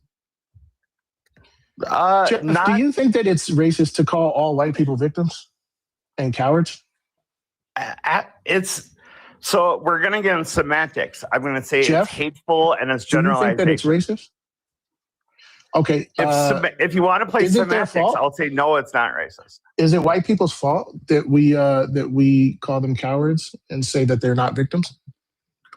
It's not all white people's fault. There's a lot of white people like Parker. You Is keep Parker going. a You coward? keep going back. You keep going back to these absolutes, man. Is Dean a coward? I don't understand the thing about absolutes. Do speeders get tickets? Not all speeders do. Not all speeders do. Yeah. But if I say speeders get tickets, right? Do I need to make the clarification? If Do you I said need to? if you said speeders are assholes or jerks, yeah, that would be a Speeders get tickets. Do non-speeders that's get not tickets? an insult. That's a fact. Excuse me, Jeff. Do non-speeders get tickets? They get other sorts of moving violations, yes. Okay, but do they get tickets for speeding? No, they don't. Okay, Jeff. So you understand that the obfuscation, right, is just you running away. The Right? what? You said not all and not absolute, or right. You use absolutes when they help you. You use nuance when it helps you, right? But you understand the social context in us just talking about these groups. As a racial group, there is no oppression towards white men. White men love to act like there is racial oppression towards them. That's what you're here to do, Jeff. No, I'm not. I'm not Yeah, saying you there's are. racial Yes, you oppression. are. I'm not You're saying here there's to racial act like a oppression. hurt dog. You're No, here to I'm go. not acting like a hurt dog. I just Santana, think the you hurt my generalization is feelings. wrong. I thought you were cool. You was on Parker's Live. How and dare you was say so this and nice. treat me this way? I'm white. I'm white. How dare you do this? I'm white. What are you guys 10 or 11? You guys look If older you add than our- 11 if you- years old. If you add our ages up together, we're probably 10. or 11. You look like you're 11 years old right now. You guys, come on, act like men. Hey, Super, black don't you're- crack. Let's Super, go. you're a Man, man. Santana acts like a baby. I think Santana and I are very similar. I don't. I think you're a lot calmer and you let. I think maybe I'm a baby too. Santana loves his own voice. We ought a baby eats a boy. I bet Santana jacks off to himself talking. Hey, Apparently thousands of Why are people you love my thinking voice about- as well because they come here every day to listen to it, including you. You don't have. Do you jack nearly off to my the voice? audience that Dean or Parker have. Yeah, do you jack off to my voice? You're a wannabe. You're a wannabe Parker. Have I ever talked you through climaxing? You're Anyway, a go ahead, wannabe Solid. Parker. Wannabe It's just Parker. really weird that it always gets freaky. I Wannabe don't Parker. know why it always gets freaky. Because he likes to hear his voice. I don't know why. Why does you it will always actually get let people freaky? talk. No, I just need an answer to the question. Why does it always get freaky? I don't understand that. Well, he got freaky first. He was like talking about a bunch of other stuff, and he's fantasizing about me being a baby and other stuff. I don't know. Oh, now you're But just being he dishonest. crashed out before I did. I mean, and he's the You're just host. being dishonest. You're just being dishonest, Jeff. But super, I like talking to you. I need to make feel you like I aware can of have a good conversation with you. Let's I need to make you aware of something. We're all aware that most of our interlocutors come in here looking to make the host crash out. I wasn't trying to. And so any I'm actually emotion sorry from the if I did. host, any emotion from the host will be interpreted by the interlocutor as a crash out. It's just him making a joke, Jeff. I was just about to say, No, Jeff, he- honestly, you he don't called have me what it takes to make me crash out. I know you think you do, but I promise you don't. I'm white. I'm white. I wasn't calling you names, and you started calling me names and acting like a child. You know, He's I pretending to be I you, didn't Jeff. insult you, Santana. I didn't insult you. So super. Let's keep talking though, or if you want to keep insulting me, I'll give you the next 5 minutes to insult me. We've already established that you don't believe black people can be racist. It's not Instead, racist, what the prejudice, conversation has, so we've established that you don't. That was my goal. That was my purpose here, was to establish that you don't believe that black people could be racist. But the conversation has shifted to you feeling upset about black people criticizing white people. not criticizing, generalizations. I don't like when people say that a lot of people are saying that white people are all bad people or racist or they're all. So you don't like generalizations? Hey, I hey, don't like one more time, Just like Solid. I wouldn't One more generalize time, black Solid. Hey, Solid, can you read what's on the background one more time for me? White men, cowards, not victims. Okay. Hey, Solid, where does it say all? Nowhere. Oh, okay. I appreciate you. Sorry. Go ahead, Solid. But I wanna do the sociology. You should say now. some white men are cowards. Then. Not, I want to do the Jeff. I want to do the. I want to do the. Got him, Solid. Now is that okay? Is it okay if we do the sociology? He's so now? happy with himself. Jeff, is it okay if we do the sociology now? Sure. Okay.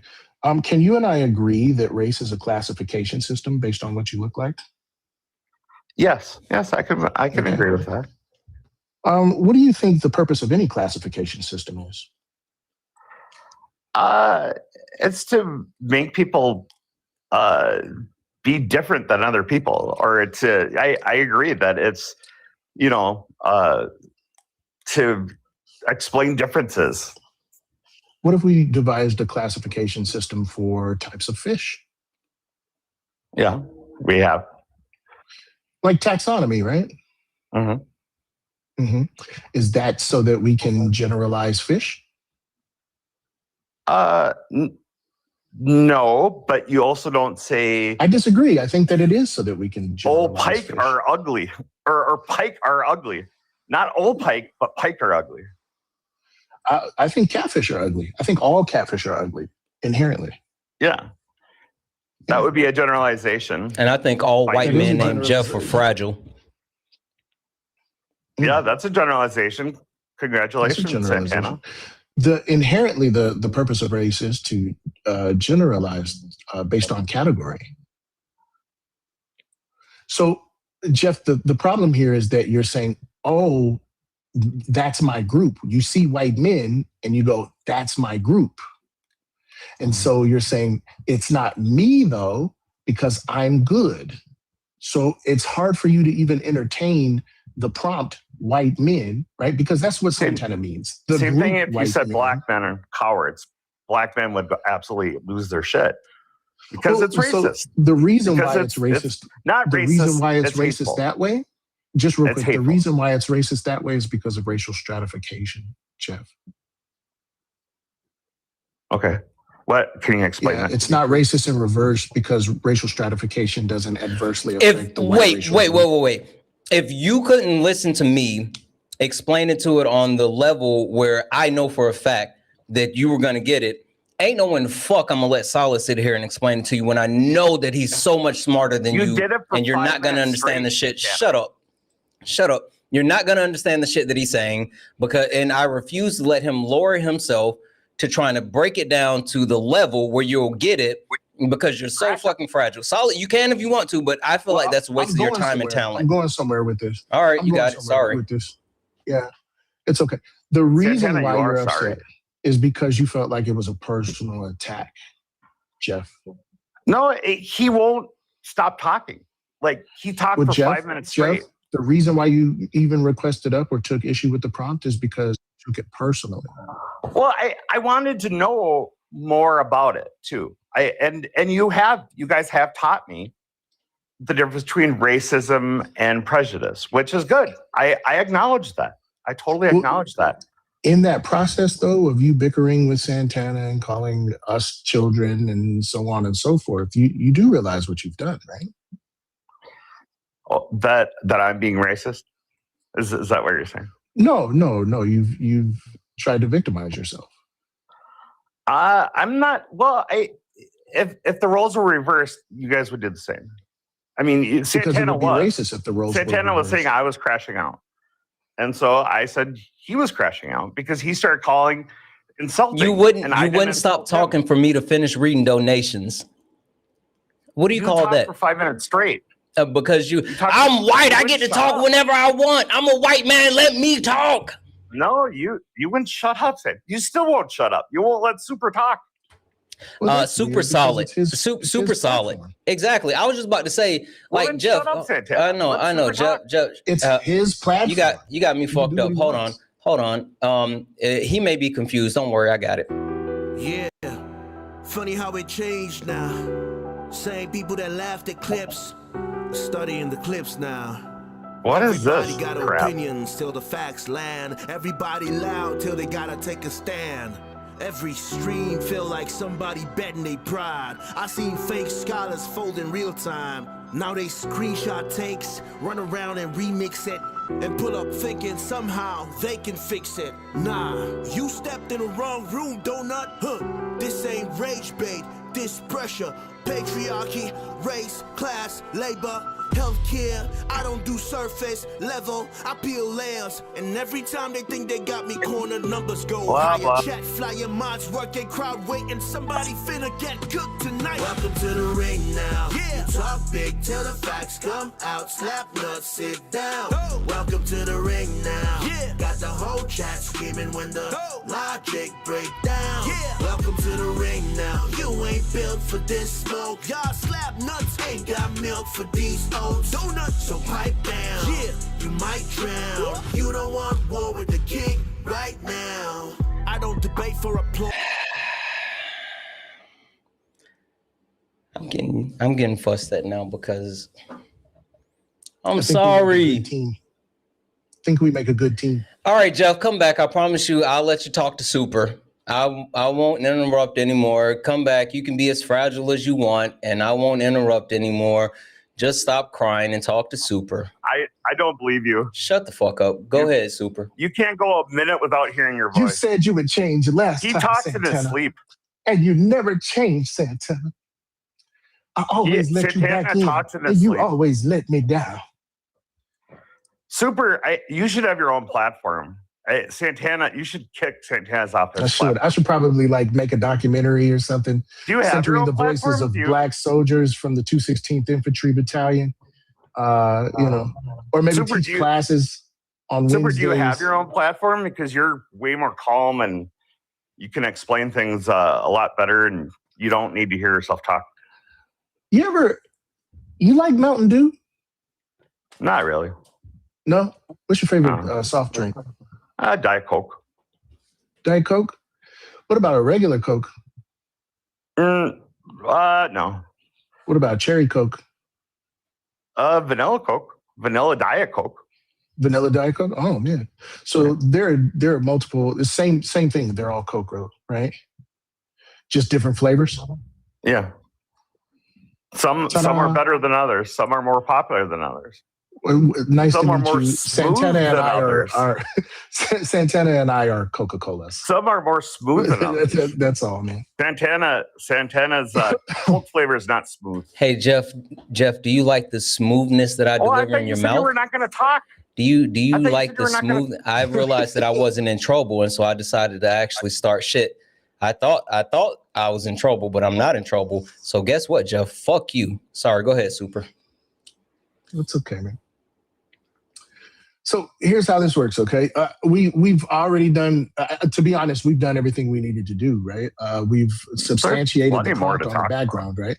Because even in the contention that you had with the prompt, what's the white leading men, cause of colon, death for cowards, young not black men? victims. Just real quick, Jeff. Even in the contention that you had with the background that says white men, colon, cowards, not victims, you proved it right. I did. Yeah, you I ran did prove you twice. right that white men are You cowards. ran I proved twice. you right that You love painted racism. yourself out as the victim.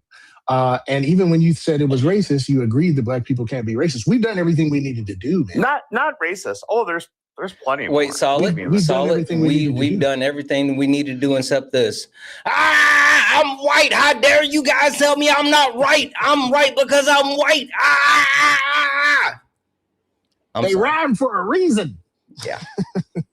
Wow. Yeah. That was very That's all. intelligent, Santana. Congratulations. I liked it. You're I making did too. yourself look really smart. Oh, I don't have to make myself seem smart. You're the smartest person in the world. If you're so that would smart, actually why be don't you have Sean. the viewers that Parker does. That would actually be Sean. Hey, can you Why name? don't you have the I got viewers as Parker? Jeff. Can you name 2 other creators that do debates that get more viewers than me besides Parker or Dean? Can you name one other creator that gets more viewers than me besides Parker and Dean? I don't. Sometimes I used to watch you. silence can be so I used to watch you until Hey, you can you started answer the doing question? this rage baiting. Can you answer the question? I just told you I only listen to Parker and Dean. Oh, okay. Okay. Yeah. Yeah. Yeah.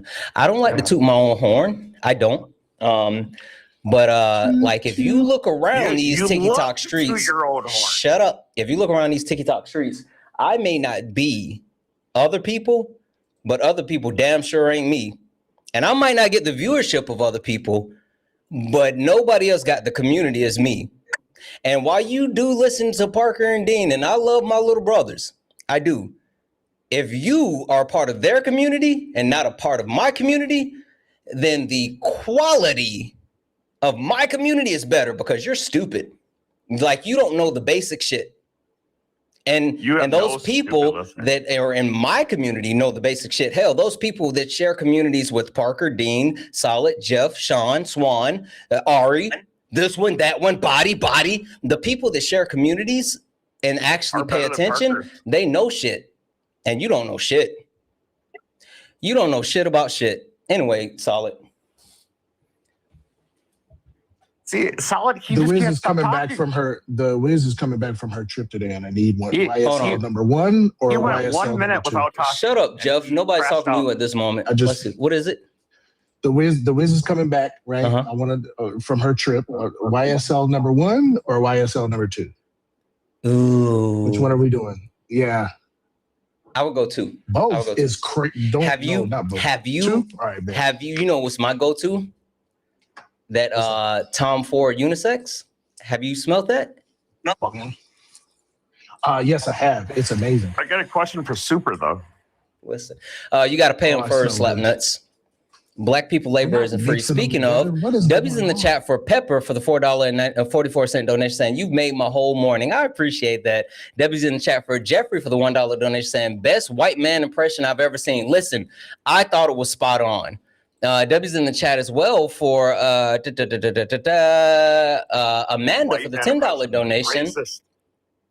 W's in the chat for Amanda for the $10 donation saying, well, if it isn't the biggest coward proving the prompt, if you're offended, sir, it applies. Followed up by another $10 donation saying, imagine being more offended by being called a racist than actual racism. That's what he does. W's in the chat for Marie for the $1 donation saying, Jeff the Patriot Saint of being offended is more fragile than the gas station bathroom toilet paper.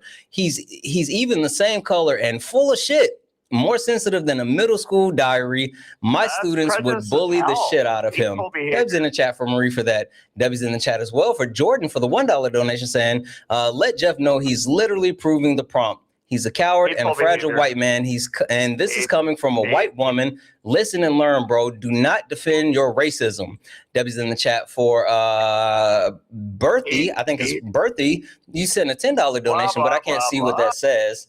W's in the chat for Louise for the $1 donation saying, we love your voice, Chocolate Thunder, and do keep being you. And I can't stop calling him Super. Oh wait, can he stop calling him Super? His name is Solid.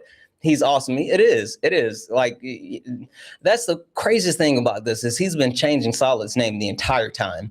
Debbie's in the chat for Berthany for the additional 128 said, hi, it's B. Oh, what up, B? Just in a donation message, but apparently it's being held. And yeah, I saw that. I don't know. But Debbie's in the chat. Thank you so much. I appreciate the hell out of you for that donation. Debbie's in the chat for Tess for the $19.99 super chat. Say, my husband, Jeff, asked me to tell you that he's he's deeply apologetic for this showing of a white man that shares his name. Here's a tad bit for Black labor from him, if you don't mind sharing with Solid. I got you. I'll send it to Solid. Also, tell your husband, Jeff, he's not like him. Debbie's in the chat as well for Tiffany for the 5 YouTube membership subscriptions that you sent out. Debbie's in the fucking chat, and Debbie's in the chat for Trisha for the $5 donation saying Jeff is hugging his comfort so close. It's giving so fragile. No one is here to listen to him cry. Send me your sister's phone number, Jeff. Someone needs to hold you accountable. White women, we have to do better. That was in the chat, Patricia. Guys, if anyone else likes to support the live, you can do so. Cash App, PayPal, Venmo, pay links and link tree in the bio. Santana speaks for you. If you're over on YouTube, you can send a super chat. I will read that out. We got Super up here. Make sure we're showing Super some love. Make sure we're hitting Super pay links. Please, please, please make sure we're taking care of Super. W's in the chat for all the donos. Jeff, you were crashing out as you were. Solid. You want? That wasn't even me. Welcome to the ring now. Slap and sit down. Welcome to the ring now. You ain't built for these smoke. Y'all slap nuts. Ain't got milk for these oats. Donuts. Dubs in the chat for Harry for the $2 donation saying he only listens to Dean and Parker. How about a triple ban? No, I'm gonna let him suffer through this one. W's in the chat for Mike for the $2 donation. And PSA to all the white men: when someone says you're racist, just know, just say I know, but like it. Here's a mirror. Holy shit. W's in the chat for Mike. W's in the chat for Benjamin for the $5 donation saying, not Jeff trying to colonize Santana stream. That's literally what the fuck he tried to do. Literally tried to colonize it. W's in the chat for Anthony for the $1 donation saying, the audacity of mediocrity. Facts. W's in the chat for Sonny for the $5 donation saying, thank you for all the education. Appreciate you. I appreciate the hell out of you. And W's in the chat as well for Megan for the $5 donation saying, bet this fragile white man thinks women are too emotional. I am positive that he thinks that. Positive. W's in the chat for all the donos. Absolutely not. All right, Jeff, how about this? And instead of what the fuck does that matter? I'm a Democrat. Solid. He said, I'm a Democrat. Want a cookie? No, I don't believe that women are emotional. I believe you're emotional. You're more emotional than my wife. Nah, you're more emotional than my wife. It's weird that you actually said that about your wife. Solid. Not him proving the fucking point by him saying, I'm more emotional than his wife. You're more emotional than anyone's wife is what I meant to say. More than anyone. Wow. Jeff, are you a plant? Look at him. Just real quick. Am I being grifted so right now? Santana, did you bring him here to prove all your points? I kind of did. That was in chat for Queen Sniper. Is that a time of the month, Santana? Is that why you're emotional? Wow, not the misogyny. Democrats, ladies and gentlemen. Holy fuck, the misogyny. That wasn't even Democrats at work. That wasn't even me. So, Jeff, can you explain that? What did you mean? Is it that time of the month? What did that mean? Because you're getting really emotional and you're irritable and you might be having pain. You know, that's hard to deal with sometimes. Yeah. Let's have a political debate, all right? Yeah, super. So what's the leading cause of death for black men? I believe young black that. Hold on, Solid. You got to hold on for a second. W's in the chat. Hey, Galaxy, thank you for the Galaxy for Super. Hey, Ari, did you hear that? Oh, not him running the fucking again. God damn it, Ari broke the toy before. God, Ari, that one's on you. I didn't even do anything. I was just chilling in the comments. That You know what you did. That was you. You made him run. I don't. You know what you did. Literacy scary. Yes. My bad. I was about to make the joke. I believe in that the proletariat should seize the means of production. I'm a Republican. I can't believe he said you're more emotional. My wife has got to be that time of the month. You might be what the fuck? He tried. Yeah, he was just fishing. He was trying to find the thing that was he was trying to find the crash out. I don't. He was mad at me. That doesn't matter to me. Ari, what did you think about my white man impression? Fantastic. I think you forgot to punch a hole in the wall, though. Yeah, I can't do these. These aren't my walls. I can't punch holes in here. And plus, my mom isn't gonna spackle it and bring me meatloaf afterwards. And a cold press. Yeah. But I got y'all. I'm gonna drop back down because apparently I'm scaring your abs away. No. All good. We're all set. I mean, the perfect timing anyway. Pluggables. That's all we'll say. Pluggables. Ari? Yeah. We just finished book club was it this weekend? Yeah, I think it was this weekend, where we went over Black trans feminism, and we had like great 2-hour conversation on the book. Fantastic, phenomenal. But we did also vote on this month's book, where we're going to be reading The Unteachables about disability rights. So if you're interested, I was going to say pay links. Gosh dang it, Santana. Cash App, PayPal, Venmo, pay links, and link tree in the bio. Where's Jeff? God damn it. Jeff is like the perfect tag team partner for that one. Yeah, you got me. Now it's like it's turning into a word of phrase for that. Like, Jesus. Check out the links in the bio to join the Discord. It's a 21+ Discord. Someone asked me if I'm in like the UK, does that count because it's 18 in the UK? No, because I still think 18-year-olds, no matter where you are in the world, are children. So the answer is still no. Sorry, not sorry about it. I don't appeal to laws. 21+, pure point blank, no matter where you are, to get into the Discord. We're having tough discussions about white supremacy. All right. And that's really, also in my links, also Solid's links, because he's up here. I have the GoFundMe for Solid. So check out that link in there to support Solid in the documentary that belongs to Santana's community now. But that's it for me. Have fun, guys. W's in the chat. Thank you so much. Solid pluggables. Yeah, I'm doing a project where I'm centering the voices of Black soldiers from the 216th Infantry Battalion so that they can tell their stories. It's a prestigious battalion. It's the same battalion that stormed Normandy, and I want the Black soldiers to be able to tell their story. There's a GoFundMe in my link, and Santana's link, and Ari's link, and everybody link. Everybody just go to somebody's page, find a link tree that's in there. Dog it. Thank you. Love you. Bye. Love you. Bye. Guys, I last night I called Solid, and I told Solid, I was like, man, when are you going live? Because if you don't go live, I gotta go to bed. Like something gotta shake. Either you're gonna go live or I'm gonna go to bed. Like something's gotta shake. All right, guys. I want to show you this. I don't know why I didn't let me get the pictures right, but we're gonna go ahead and call it. But before we do, got something I want to show you guys.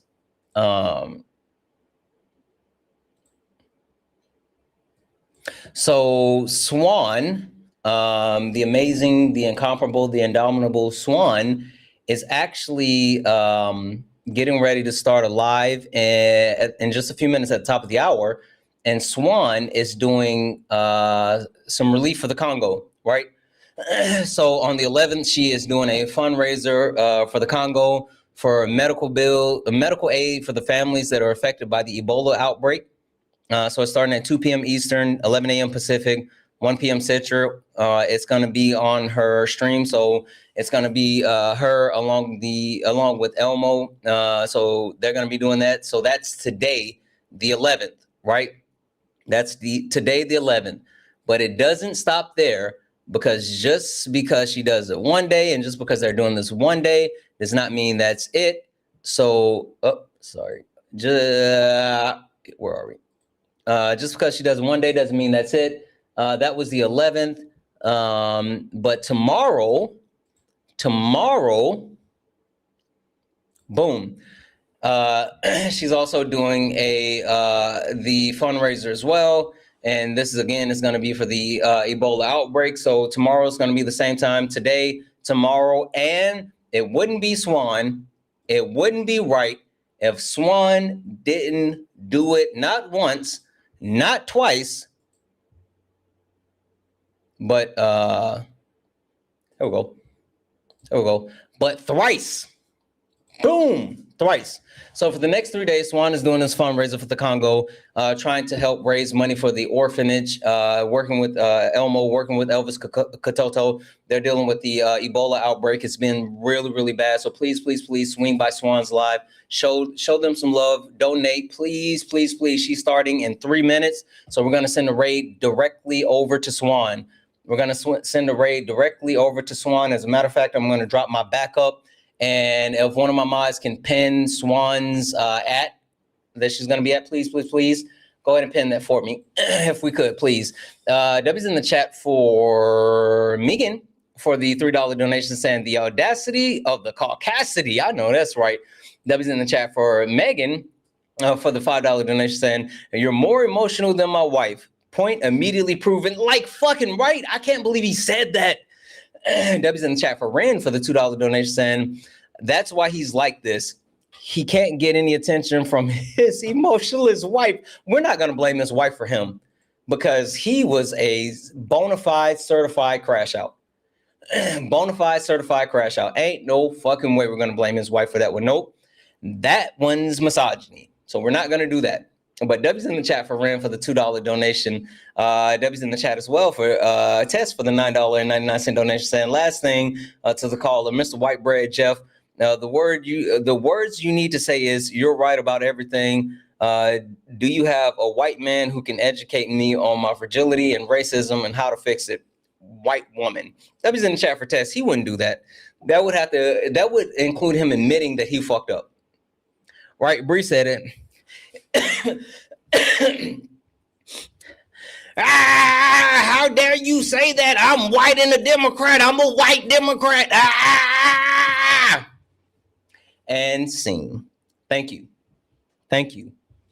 Thank you. My head hurts. I shouldn't have been shaking like that. W's in the chat for trans. I can't see the rest of your name. But for the $4.99 super chat to say, Ari, what would be a good topic for someone in the health field? I don't know what you're saying. Ari, what that? I'm assuming you're saying what would be a good topic for someone in the home health care field? For what? I'm so confused by the question. Maybe a book or Ari? What would be a good topic for someone in the home health care field? I don't know the context, but Ari, that question's for you.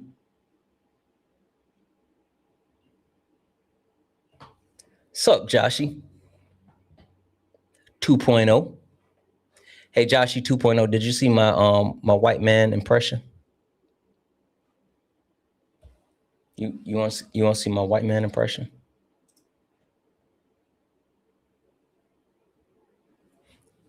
W's in the chat for Manders for the one cheer bit to say emotional support medalist from mom is wild work. Sure, here it is, Shashi. Listen to me, I'm white. How dare you say that? That's what just happened. That's Joshi. That's what just happened. He just came up and got mad at me. It just happened. W's in chat for one mighty pit for the one cheer bit. W's in chat for Manners for the one cheer bit. W's in the chat for everyone else. All right, we got to get out of here. Swan is starting. Make sure to go raise Swan. Go raise Swan. We got to get out of here. Let's go ahead and kick this thing like Kung Fu. Let's go. You stepped in a box. Now you're in the ring. Ain't no hugs here. You better take your best swing. Mike Hot, who wanna step in the flame? This ain't a debate, this a mind game. Facts type lies, get left in chain. One wrong word, get slapped out your name. This ain't TikTok T, this a war zone talk. No script, no filter, no safe walk. Bring stats to get scrambled like a glitch. I got fire in my mouth like I came from the pit. Yeah. Hey, Debbie's in the chat for the chat. Debbie's in the chat for the chat. Guys. It was fun today. It was fun. It was fun. We had a lot of fun. I love you guys. I love you, love you, love you. Love you so much. I love you. I love you. I love you. I'll see you guys tomorrow. I'm sure I'll be around somewhere, but I'll see you tomorrow for Shiggity. Thank you. Thank you. Thank you for being amazing today. I truly appreciate you. Debbie's in the chat, guys. Go raise Swan. She's doing the fundraiser for the Congo. Go by these next 3 days. She's doing the fundraiser. Make sure you stop by and show some love. Santana Raid. Donate if you can. Please, please, please. Thank you. Thank you. Thank you. Thank you for all the gifts, taps, likes, and shares. Thank you all for hanging out. Thank you all for being absolutely amazing. I love you all. And I'm white. Peace.